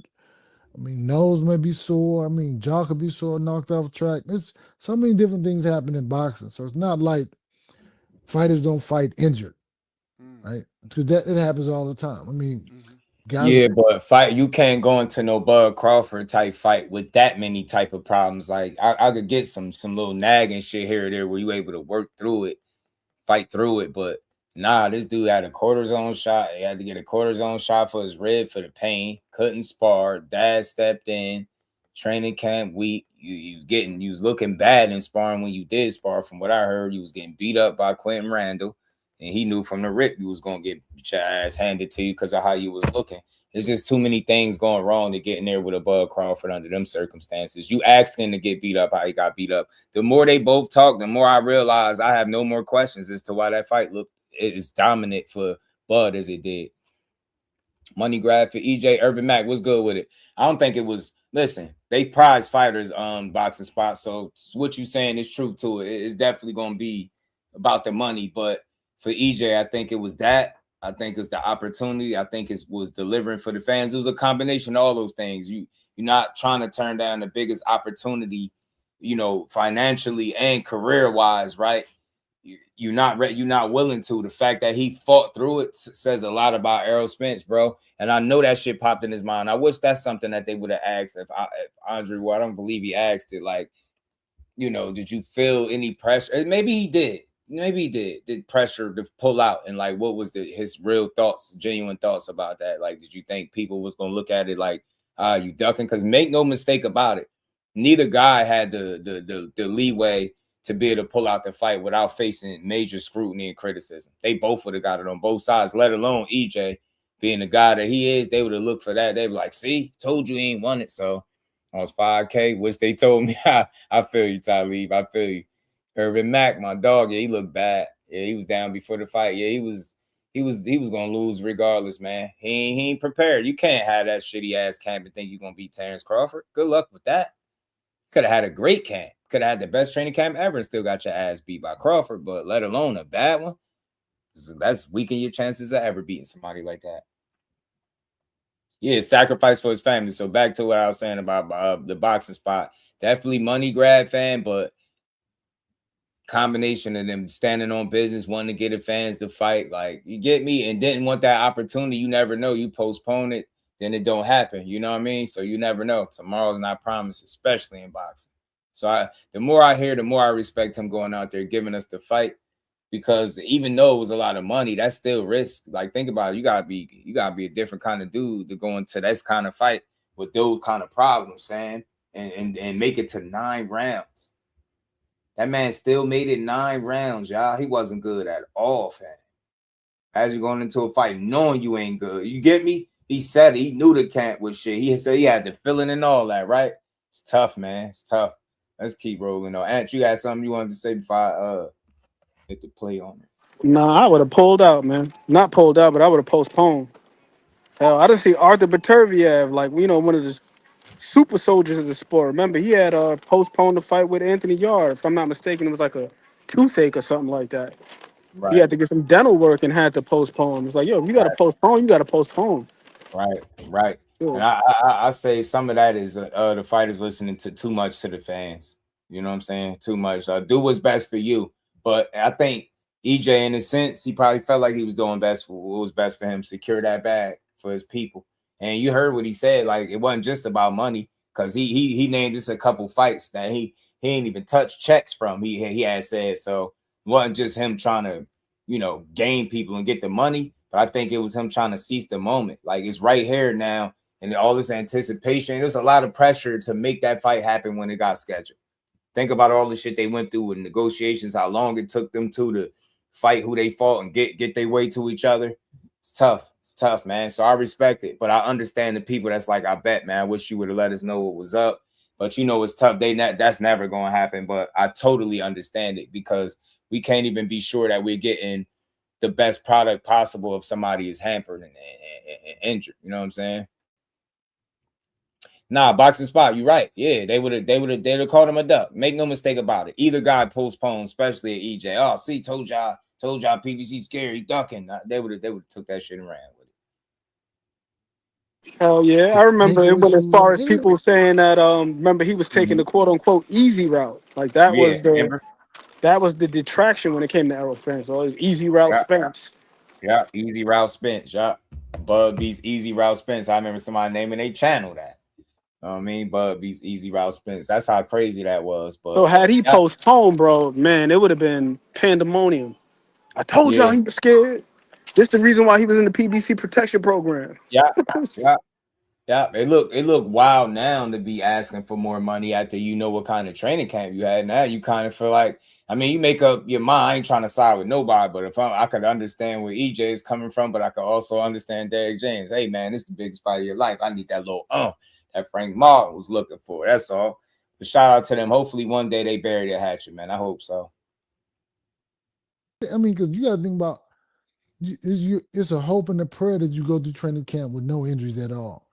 But nothing so severe as this, because this is like something that's really real. Quick, I'm trying not to stop it too much, y'all. But look, you said you got to hope and pray that shit don't go wrong in training camp. I told y'all. Do you know how hard it is to get through months without nothing going wrong? Think about it. Some of us can't get through a day, a few hours at a time without some shit going wrong, let alone months in the training camp. You done had a whole career. You've been drinking, tossed from a car. No tune-up, man. That's why I choose to have the respect for the sport, man. I told y'all, man, this is validation of what I've always said on this channel, bro. Getting through a training camp is no guarantee. It ain't no walking apart. You get what I'm saying? It's nothing is for sure. Like anything that happens, you need so many things to go right, and all it takes is the smallest of details to be out of whack, out of sync, and it could cost you the fight. Crazy to know that. Fighter that's punching and hitting you all over the, Crawford has a selection of punches you throw, so that's a possibility to hit him to the body. So I think that, that's just what it is. Hey, so let me try to clear something up, because I think a lot went viral, and listening to the episode, his interview with Andre Ward, you get the sense that Derrick James said we ain't sparring, and then B, all he did was hit the mitts, because that was what he said. All we did was hit the mitts. Right. Well, listen. I don't mean to cut you off. I apologize, but so we did hit the mitts, right? But when we hit the mitts, I throw punches back. You gotta think about this. So we're working. I'm going 14 rounds nonstop, throwing punches, moving to boxing. So I have to be in shape also to be able to do what we do. If you go back and watch, because I saw where he said that I didn't throw punches back at him. Well, when we're doing the mitts, I'm throwing punches back at him all the time. I'm not doing that Mayweather mitts stuff. I'm like actually moving, stepping around, boxing, doing this and doing that. So I'm not, I'm not doing any of that. Whatever that I is they feel do. Derrick. He don't like We're, that we're, shit. we're really boxing. We're really moving around. If you look at the media day, like he said that I didn't throw punches at him, but look at the media day. I'm throwing punches at him. I mean, I always throw punches at him. I always throw punches to everybody I train. So for you to say that I didn't throw punches at you was That like, media day was weird too. hey man, It I wasn't don't know nothing what's like going that. on. That was the weirdest media day Errol Spence And, ever had. when he made this statement about, well, I didn't prepare me for, we didn't know about his southpaw stance and trying to block his jab from the southpaw stance.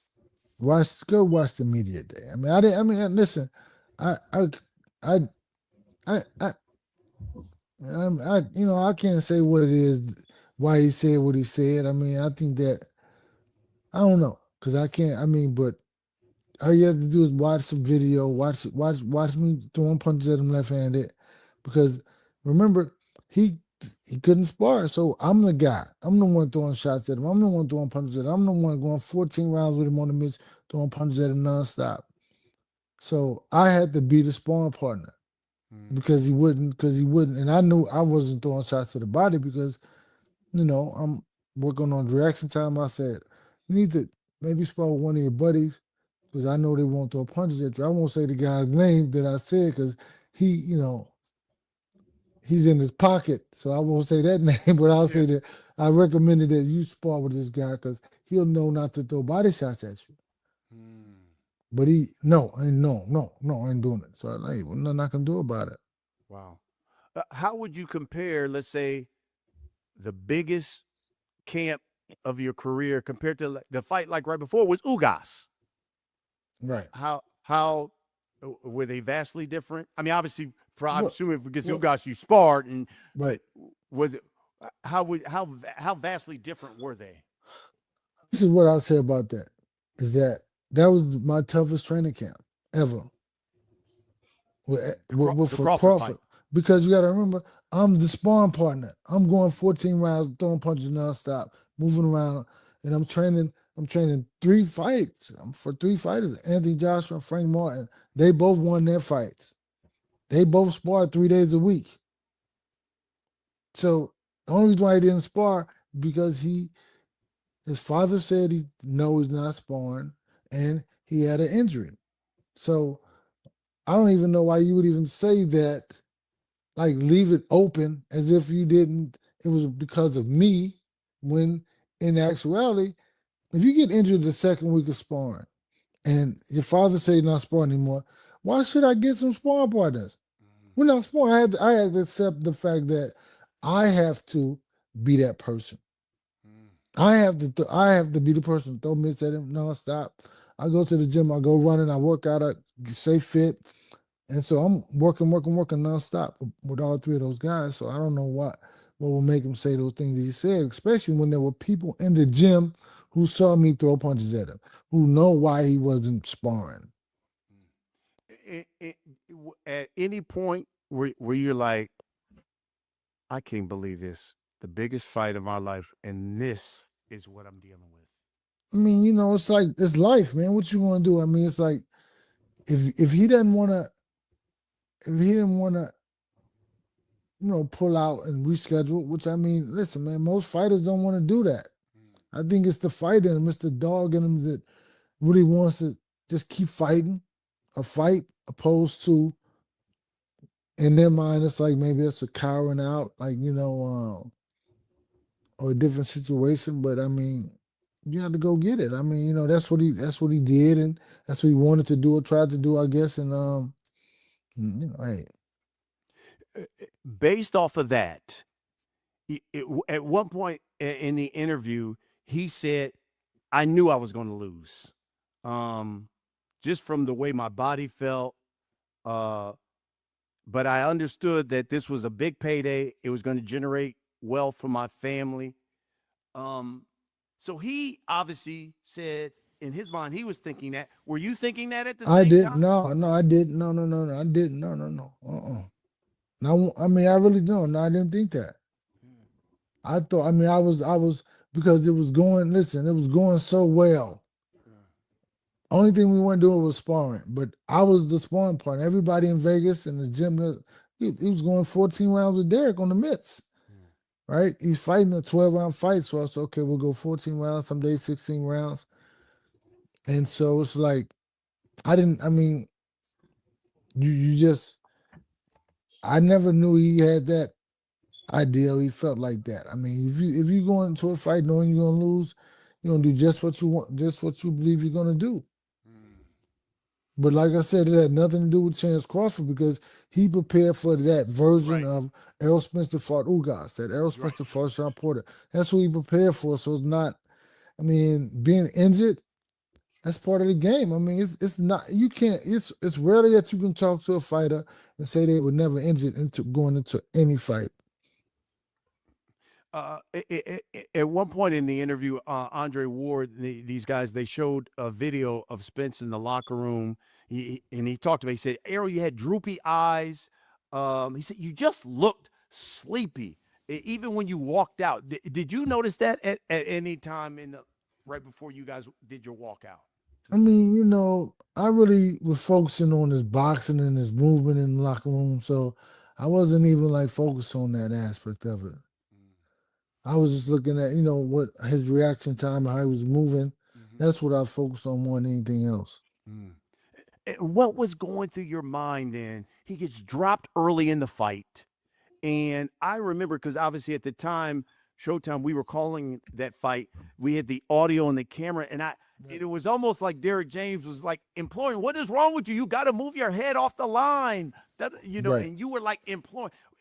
Were you saying to yourself, what is wrong with my fighter here? Well, I didn't go to, I just said that. I mean, you know, like, just it's all kind of things, reason why you get knocked down. I mean, I don't know. I mean, I just saw it wasn't really a hard punch. He got, you know, knocked down or whatever. And I was telling him to move his feet. And people like, well, that's why you kept telling me, because listen, if you don't take the first instruction, I can't give you another instruction after that. Because if you're going to stand right in front of the fighter, I mean, you know, that's not from your advantage. That's not the advantage point for you as a fighter. But I think that, this is what he would always say. It was just, finally didn't work out for me. I would say I always move, step, move, or do whatever, right? He said, if I'm right in front of them, then they right in front of me. But this day, that situation, he had to pay for it. Yeah, I was gonna say, yeah. Right. Man, they wrapped up their conversation in that interview, talking about your legal situation that you guys had. Obviously, you guys had a legal situation about getting paid, what you were supposed to be due in there. And Andre Ward asked him about, getting over on, Derrick, and he said, and I'm quoting Errol Spence, he said, quote, "I came to your house. I brought you your check. So if I was trying to get over on you, why would I come to your house and bring you your money?" Is what he said. Well, this is what I'll say about that. Is that I'll just show you this. This is from the court filings. If you read what it says, that's from the legal court filings. And then this is what I'll say, that from another page of the official documents, said, and I'm quoting him, said that he was honest enough and thoughtful enough to admit that he robbed me. This is quoting him.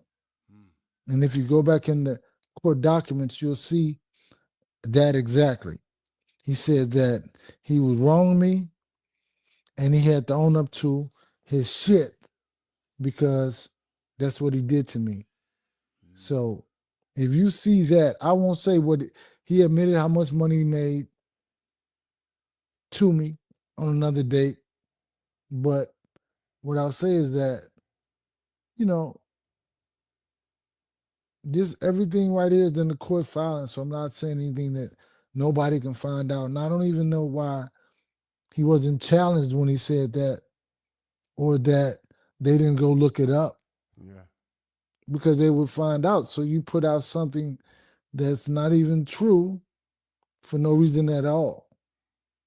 Because I mean, you found this what does it say at the bottom? It's like it's from the filings. It's from the court filings. So Yeah, so it looks like he only initially gave you 350,000, but had to give you well over 2 million, I guess, Right. after the wow, interesting stuff. That's by definitely the way, interesting, man. I ain't gonna lie, man. Dang. He's shown Derrick came with some receipts, man. It's the first time the truth might be in a little bit of question, man. Derrick came with the receipts, man. But like I said, I just hope at the end of the day they're able to patch things up as men and move on, man. Shit happens, but I know both of these dudes continue life. Their life ain't stopped once they split up with each other. So just shit happens, man. It's a dirty business. Dirty business. But he definitely came with some receipts. Shout out to Derrick James. after you had that fight, you also had another big one with Jermell Charlo. Right. Because Jermell Charlo fought Canelo. Listen, we had Jermell Charlo on The Last Stand. I'm just going to tell you, Derrick James. And, I had to ask him. I said, he talked about he wants to fight Errol Spence and he would love that fight. And I said, that would be some interesting storylines because Errol was trained by Derrick James. You were trained by Derrick James. I said, now neither one of you are. And I said, let me ask you something, Jermell Charlo. What happened to the relationship? I want you to listen to what Jermell Charlo had to say. Derrick James, he started getting a little bit more fighters and a little bit more hype, and I felt like our communication changed. We wasn't the same. Derrick James a cool bid and all that, laid back and all that, but he wanted his way. Like you as a coach, y'all coaches work for the fighter. Of course, you want everything to be your fighter's way, but if a fighter really is a cold fighter and he a champion, he respects you as a coach and a leader, but he also makes his decisions on what's best for him. This coach coming to the game and try to tell you, nah, nobody come to the gym. Nah, you telling me like what's taking my comfort away? I remember one time Errol had a dog and I had a dog too. We wanted our dog to be training while we sitting there watching. Derrick ain't letting none of that type of shit happen. Then he running around like, I don't know. It's just a lot got to Derrick. He wasn't the same during this fight. He didn't train me as much as everybody thinking during this fights or half of these fights. Anyways, I always had Juan Guzman, who will be my main trainer. I got Holland Williams Sr. Real quick, I'm only going to respond just because you might be asking a genuine question.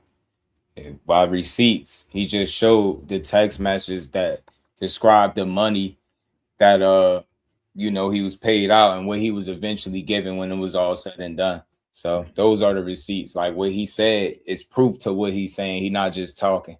You get what I'm saying? He's not just talking. You could clearly see that there was some discrepancy in the money, and he went as far as saying that even by his own words, he said that he robbed him. So that's something to think about.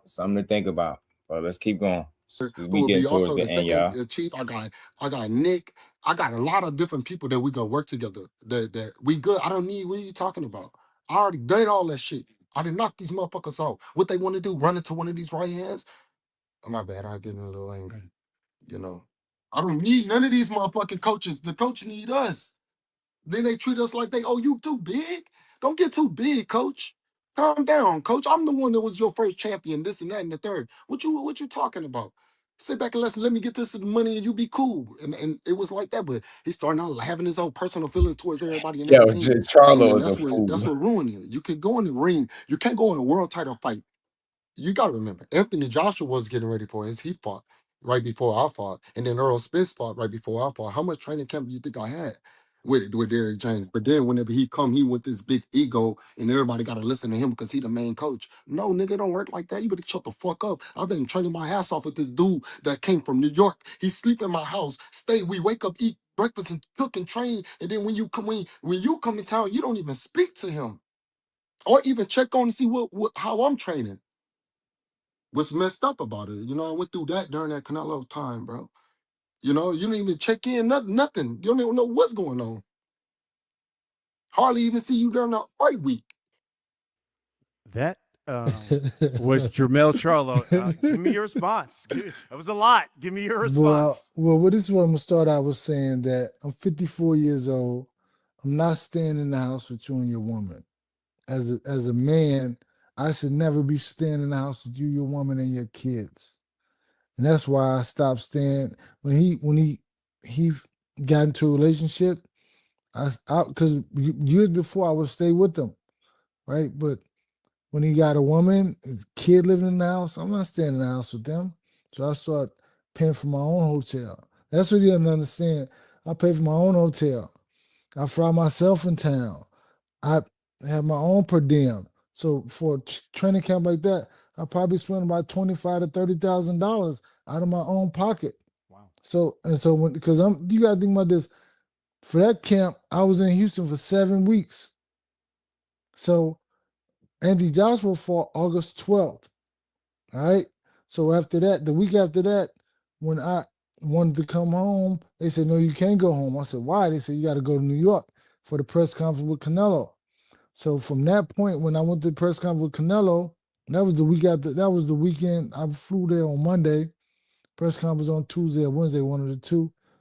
After that, I was with him from that point on. I went home to get my clothes because I had been gone for a month and a half from my house. I went home, switched clothes, then went to Houston to train him for 7 weeks. So who knows what he's talking about. I mean, the thing about it is my visits, my stay in Houston was very documented because, like I said, I paid for my hotel.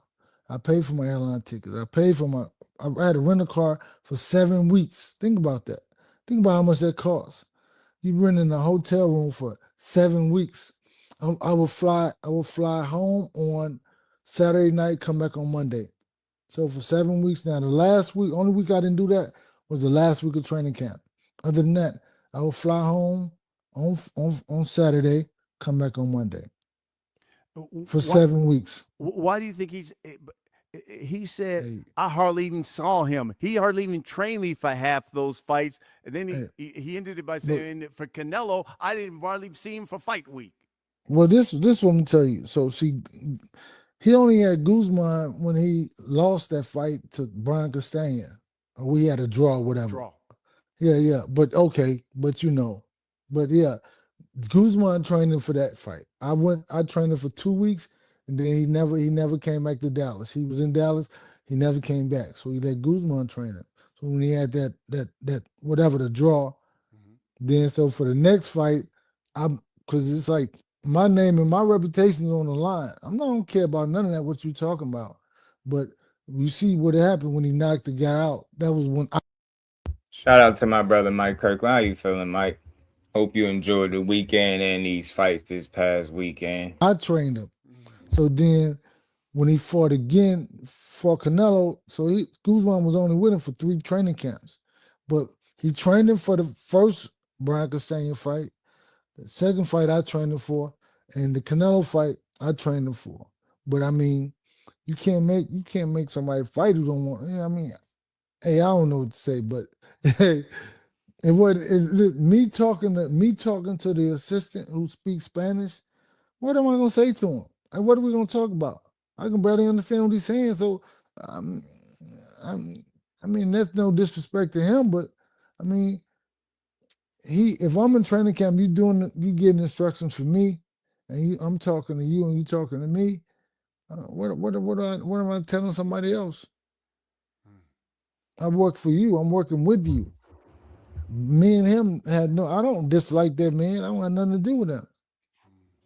But I'm not gonna stay in your house, that's for sure. If that's what you wanted, I'm not doing that because I mean, that's disrespectful.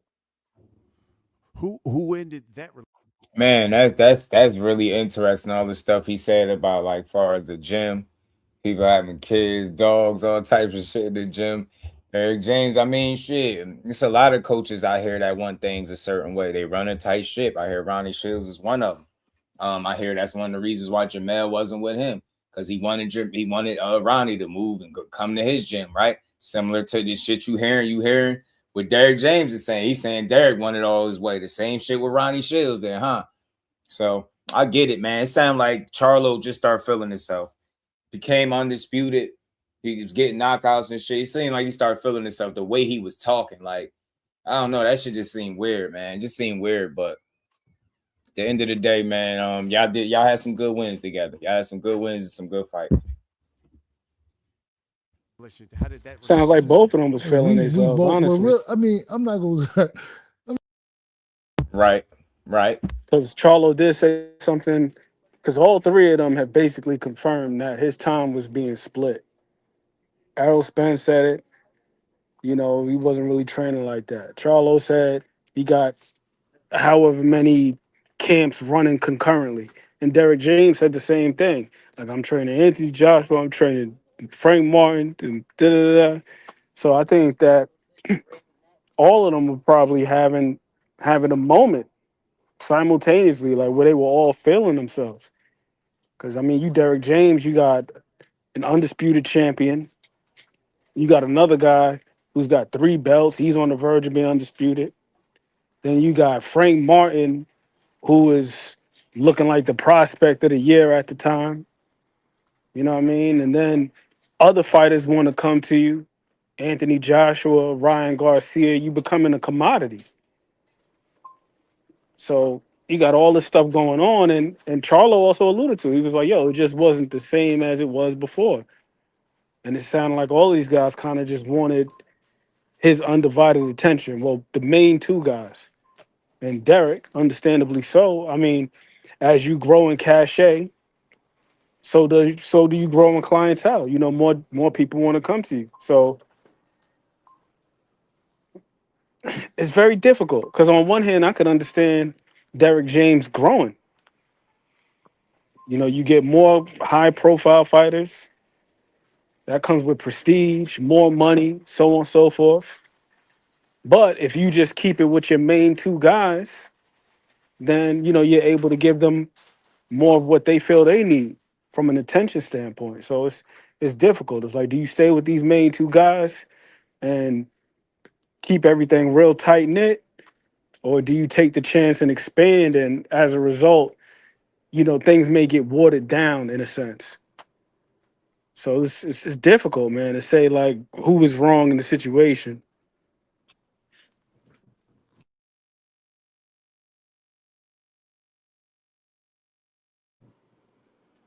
Well, we don't know what the mother guys was making though.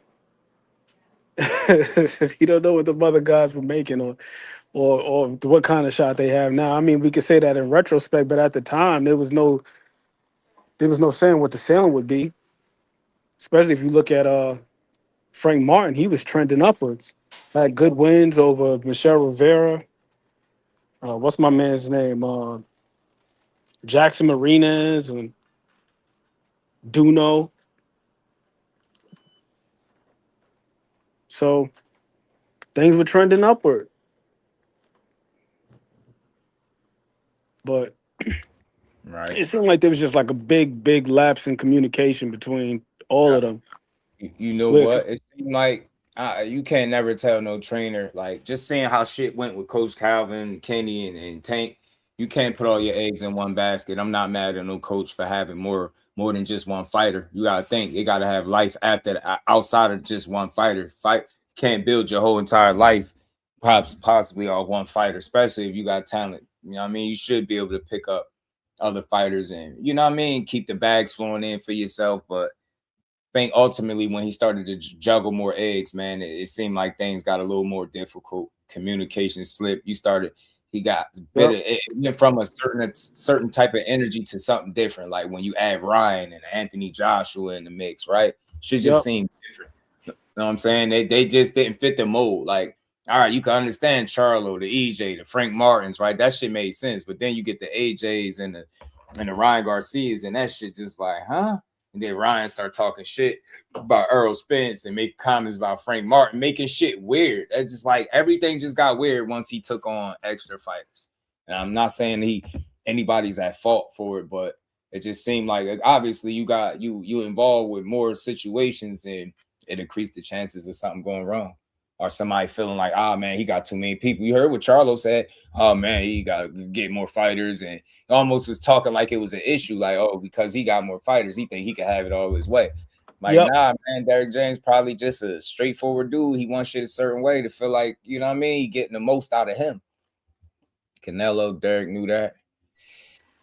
Yeah, but I think another thing too, man, from a relationship standpoint or like a responsibility standpoint, it seemed like Derrick James.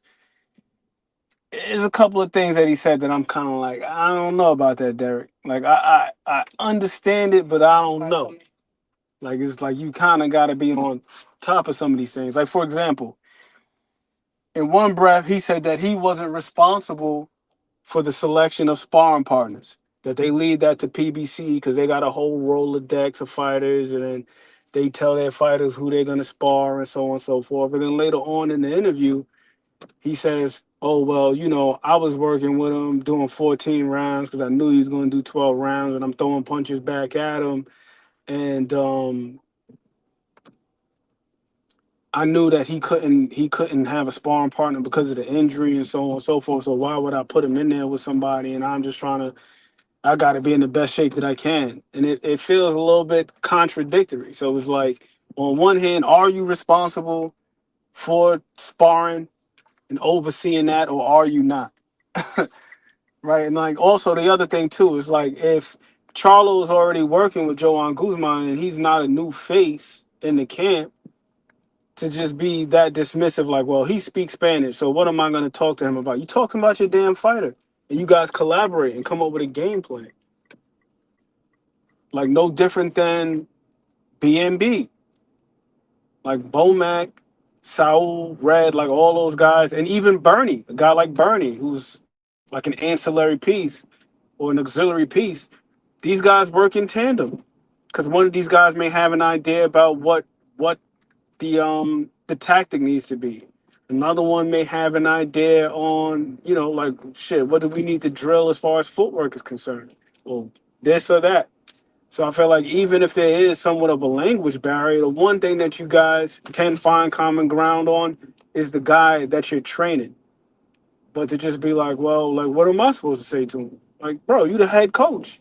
Because even with the Brian Castano fight, the draw, which he put all of the onus on that on Joan Guzman, who was the lead coach in that fight. It was Derrick James, if I'm not mistaken. I do remember seeing Derrick James in that corner. So it's like, Everybody hit that yo, like button. y'all gotta collaborate. Y'all gotta figure that out. And I do remember there being a rumor about Derrick James and Blu-ray having friction. And remember, like Blu-ray was there when EJ was had that was 11 fight winning streak or something like that, all the way up until like Kell Right, Brook. And then we right. start hearing about egos and how certain coaches don't want to, you know, share the spotlight and all that other stuff. So on one hand,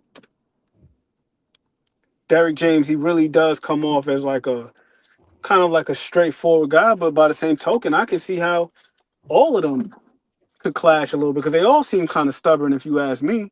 Mm-hmm. Like they all seem pretty rigid. Shower peace, Queen. How you feeling? Yeah. Yes, indeed. Boxing. They all seem pretty rigid in their approach. It's like, bro, if you got Mm-hmm. a guy that can contribute, collaborate with him and see how we can maximize this. Instead of it just Mm-hmm. being like, oh well, what am I supposed to say to him? What the hell do you mean? You Right, feel me? It's like right, every other sport, you have multiple people on the staff. Like, look at how many coaches you have on a football staff. right, You got the head coach, you got an offense coordinator, defensive coordinator, special teams coach, you got a linebackers coach, defensive backs coach, you got a running back coach, quarterback coach. You know what I mean? You got coaches for everything. And these guys work in collaboration and tandem together to make the dream work. So I'm like with Derrick James, I mean, this is no disrespect to him, but it's like, yo, if you got all of these fighters and you feel like you can't give them the attention that they need, you either got to do one or two things. You need to trust somebody else to help you keep things on track, or you got to scale it back and just stick with your original two, or I guess you could kind of put Frank Martin in that mix because he's like more so like an extension of EJ, but like just keep your three guys. Just keep your three guys.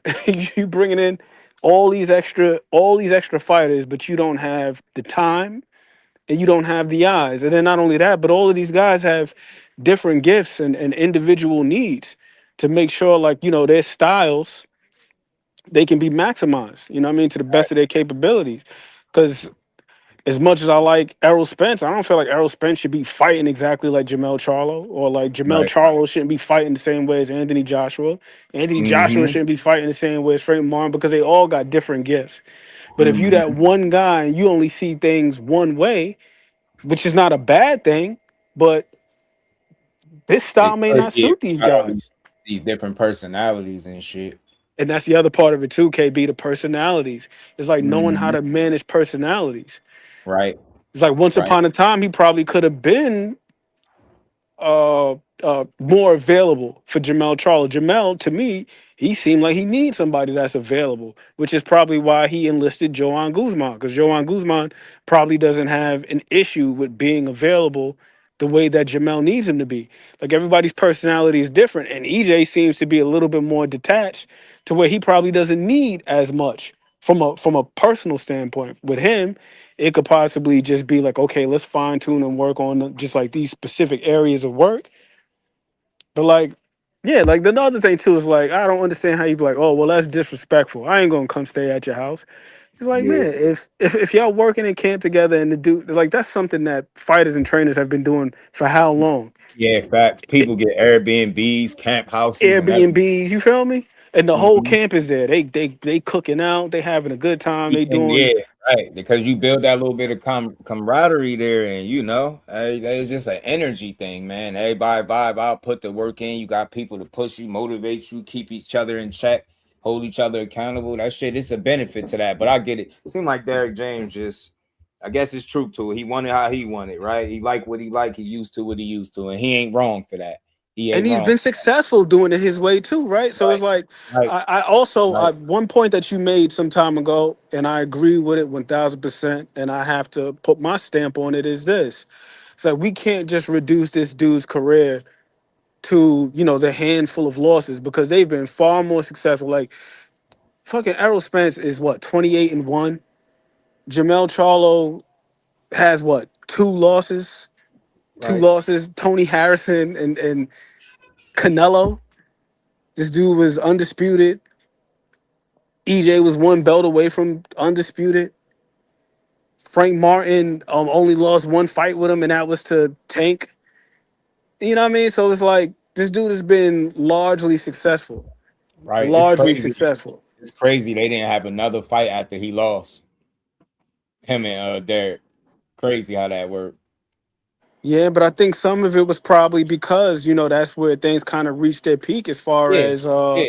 A lot of different. He was juggling a lot of different hats, man. A lot juggling. of different Exactly. fighters. Mm-hmm. People start feeling like naturally they just less of the priority or the focal point. Like I've heard Troy Isley left B&B because of that reason. I mean, not feeling like he was quite the focal point. Like, just gotta go. That's why it's like finding the right team in boxing is like finding a pair of gloves that fit perfectly or something. You know what I'm saying? Like you need it to fit. Absolutely. It needs to make sense.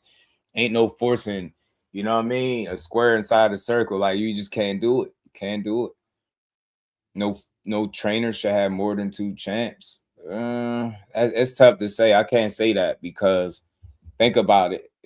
You got to think about life outside of those fighters. Some of these dudes fighting once and twice a year. What is the trainer supposed to do for income? Like, did people know that Derrick James was still like working and stuff while he was doing all this? Hosting like I think some like a training class or something. I gotta ask my guy, but yeah, like, dudes be having find ways to make up for that money. Think about it, because you getting paid one time. You can't live off you know what I mean, just all year round like that. You get what I'm saying? So, or I think it's risky. It's possible, but it's very risky. So I think it's whatever you can manage, whatever you can juggle, whatever you can handle. I do think it's not the quantity of fighters that he had. To me, it was the multiple different, all those contrasting personalities, I think, all in the same pool. Like, I wasn't fully surprised to see it kind of fall apart, but the way it did, but when you really look at it, Ryan, Joshua, Frank Martin, Errol Spence, then you got Charlo. It's like, you get me? It's like, it's all different personalities, man. They probably all require different things to feel comfortable and be great. Absolutely. And Mhm. and things probably got even more complicated due to scheduling. Like, around that time, think about how many of those guys had fights lined up within weeks of each other.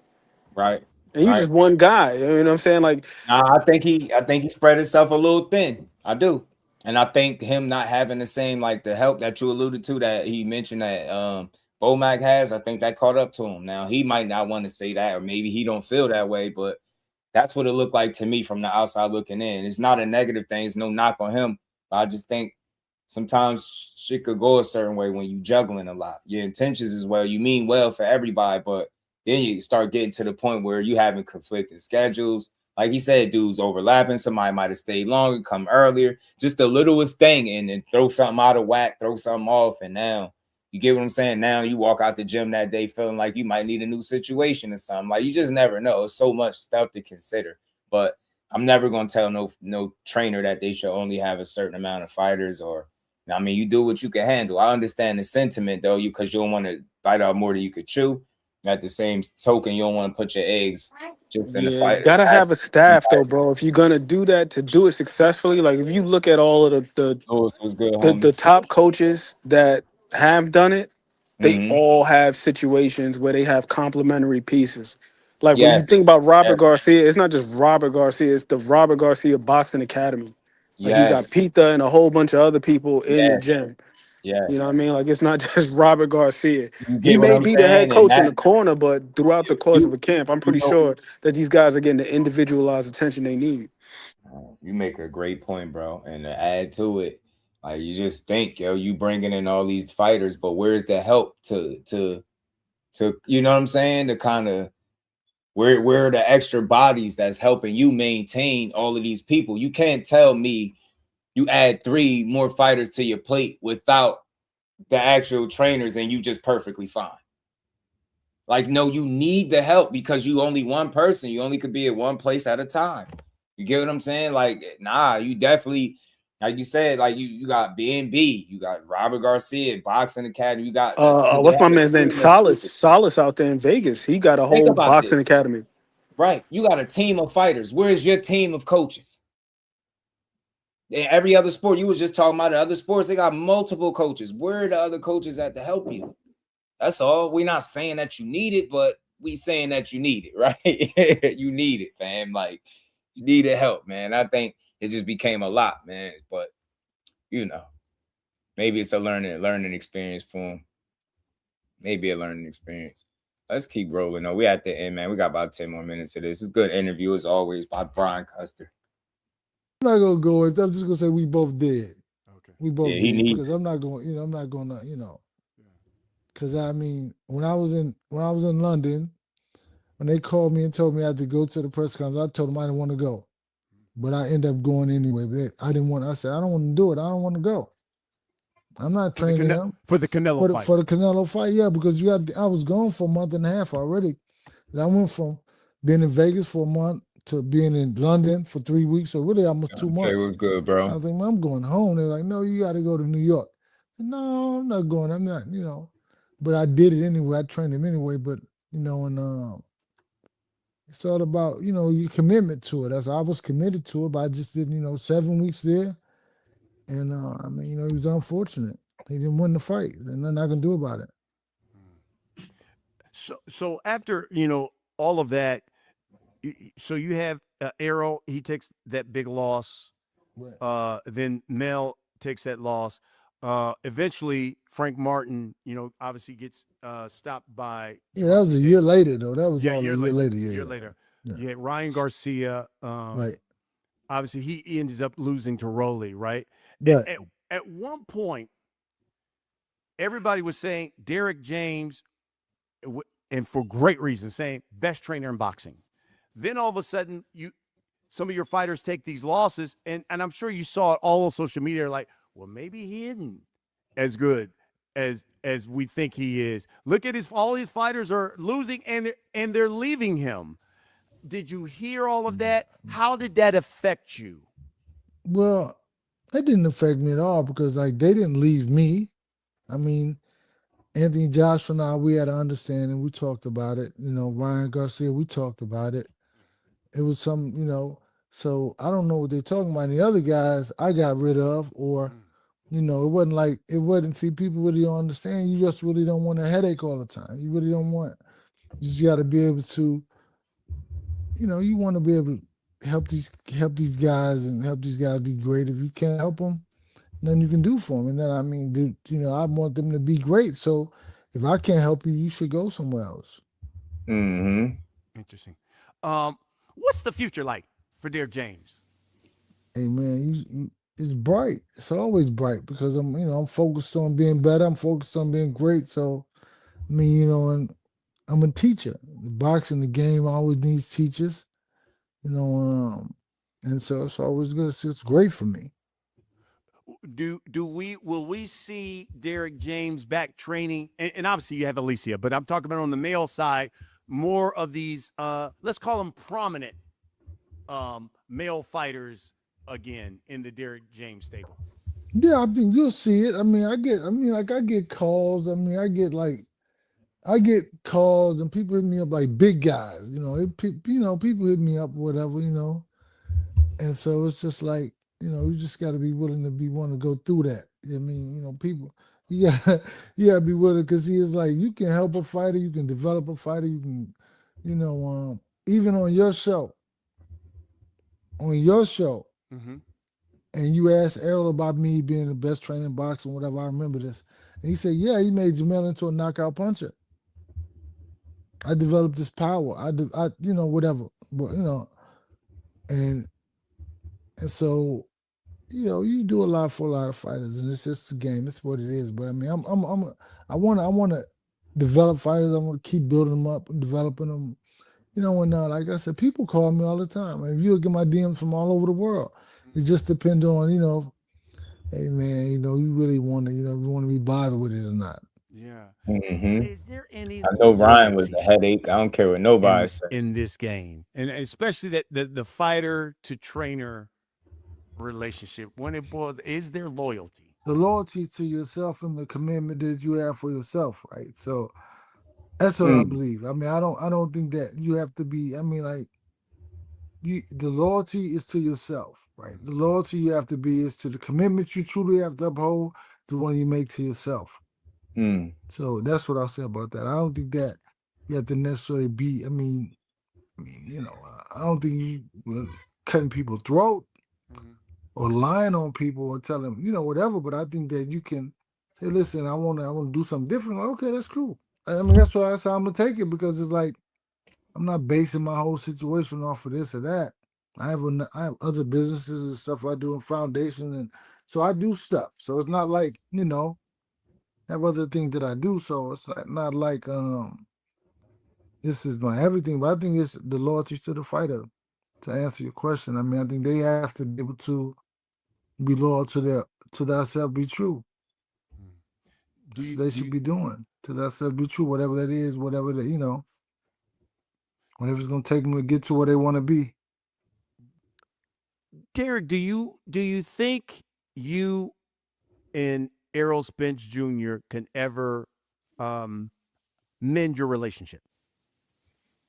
I think anything is possible. I'm not saying that that's what I mean. I think anything is possible. I think that, never know. Not saying that's what I'm looking to do, but you never know. Lastly, one thing I've seen a lot is the Derrick James Foundation. Right. It seems like this is something that you really can you tell us about it? Well, the foundation was, I've been doing like work in the community for like 20 some years or more, ever since I was like really young or whatever, right? But when I started my foundation, because it was something that I think we needed in the community. And, like right now I have 16 kids in college, all on HBCU scholarships. It's the only place my money goes, HBCU scholarships. I'm a Hampton grad. I love it. I know that. I have 16 kids, and then I have a mental health endowment for the kids in the community who have issues or whatever. And that's with Children's Medical Center. I have, let me see, what else is it? We have a middle school, OW Homes Middle School. We provide food, clothes, like uniforms, whatever they need. We facilitate whatever they need. one of the big things I love to do is we take the kids out to Grambling for every football game, right? So they can see themselves out there on the field, see themselves engaging with, that HBCU community, graduate community, alumni community. And so, yeah, I do a lot of that, man. It's just all about the kids because I know that I was one of those kids before. And the funny thing about it is the thing that got me here was me giving back because I had been giving back to the Boys and Girls Club. I grew up there, but I had never given boxing back. And when I decided to give boxing back is when I started training Errol and another kid. And, Errol goes to the Olympics and whatever. So it was just me when I decided to give that back because I'd never given boxing back before. But I'd always give, sponsored programs and trips. But when I initially did that, it was it. It was over. It was like that was what I needed to be doing was giving boxing back because that's why you're talking to me now because of me giving that back. Yeah. So That's dope, man. Dope. So and it's good. I have a lot of young fighters, a lot of individuals. I do a lot of kids. One of the big things we're trying to start it's OWN middle school is we want to start a law program to where because this is law magnet middle school, but we want to start a feeder system to where we go to law magnet high school and we get them. They sponsor on my HBCU scholarship. And we just kind of, it's a feeder system for these kids in the inner city kids that maybe possibly become lawyers. So that's what it's all about. That's like the big thing that I'm really working on is getting that established to where we can create more attorneys in the in the community and kind of change the whole dynamics. Let me tell you something. You're one of the best people I know, and without question, one of the best people in the sport. Shout out to Brian Custer for the dope interview. That was at the end, y'all. Shout out to Derrick James, man. There's a lot of insight. It's gonna be more conversations that's gonna come from that interview. I'm sure of it. I was gonna play the Tim Bradley clip. I'll cover it tomorrow, man. He seems to call Spence a liar based on this stuff that Derrick James is saying in this, but it is what it is. Ultimately, they had a shit ton of success. You can't take it from them. It's nothing that you can say about it, man. He's still gonna be in the game. Good to see Errol coming back. Let's see with Charlo whenever he get back. I'm just hoping that boxing keep moving forward, man. That's all. Shout out to everybody that rocked out. We've been put over 4 hours in, man. It's past 8 o'clock. It's 8:30 on the dot. Appreciate all the love. Shout out to my dog Ann McQueen, man. And any final words for this interview, man? Anything you want to say? Speak on. Oh man, I thought it was a good interview. It was insightful. I didn't come away feeling like anybody was lying. They all corroborated some of the same things. Right. But it just seems like everybody's perspective on why it happened, that's where they seem to vary. But one thing we do know that, the brother was spreading himself incredibly thin. Because they all three of them have said it, basically. And I'll say this. B. Custer is a professional instigator. Oh my goodness. That man knows how to ask the messiest questions, but do it with a smile on his face. Mm-hmm. And make it seem so innocuous. Like he is fantastic at that. Right. He is fantastic at that. But he always does a good job.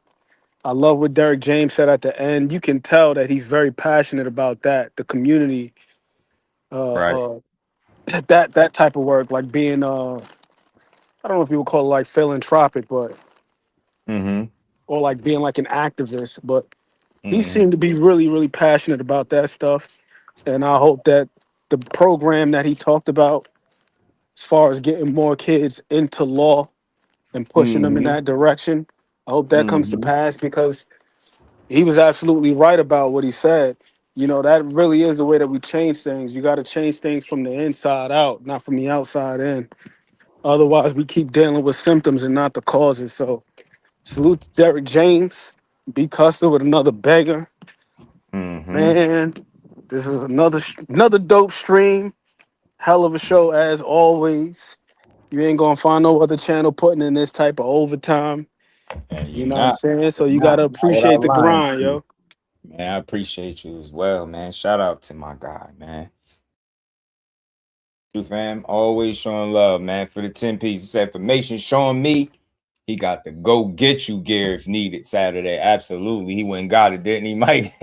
Pop said, "Man, go bananas." And bananas he went. Shout out to him, man. They for his good deeds for the community.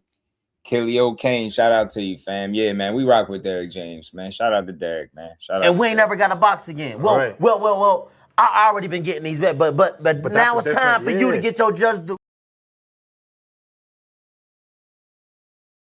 All right, that supports the grind, super chats, cash apps, everybody that hit that like button and showed up and rocked out. We appreciate y'all, man. It's over 4 hours. We getting the week started, and we gonna be back tomorrow, man. We got a lot more we gonna talk about, man. So it's a bunch more to talk about, and we gonna get to it, man. I'll see everybody tomorrow. Much love, much appreciation, man. Enjoy the rest of your night. I'll see everybody tomorrow. Peace to the fam. Representing Brick City, Shakur! Finding those levels, too. Look at that four-punch combination. It's a masterclass right now from Shakur Stevenson. That's what you're seeing. A masterclass. And Shakur meets him with straight left hand. Oh, and there's a knockdown scored with the left hand.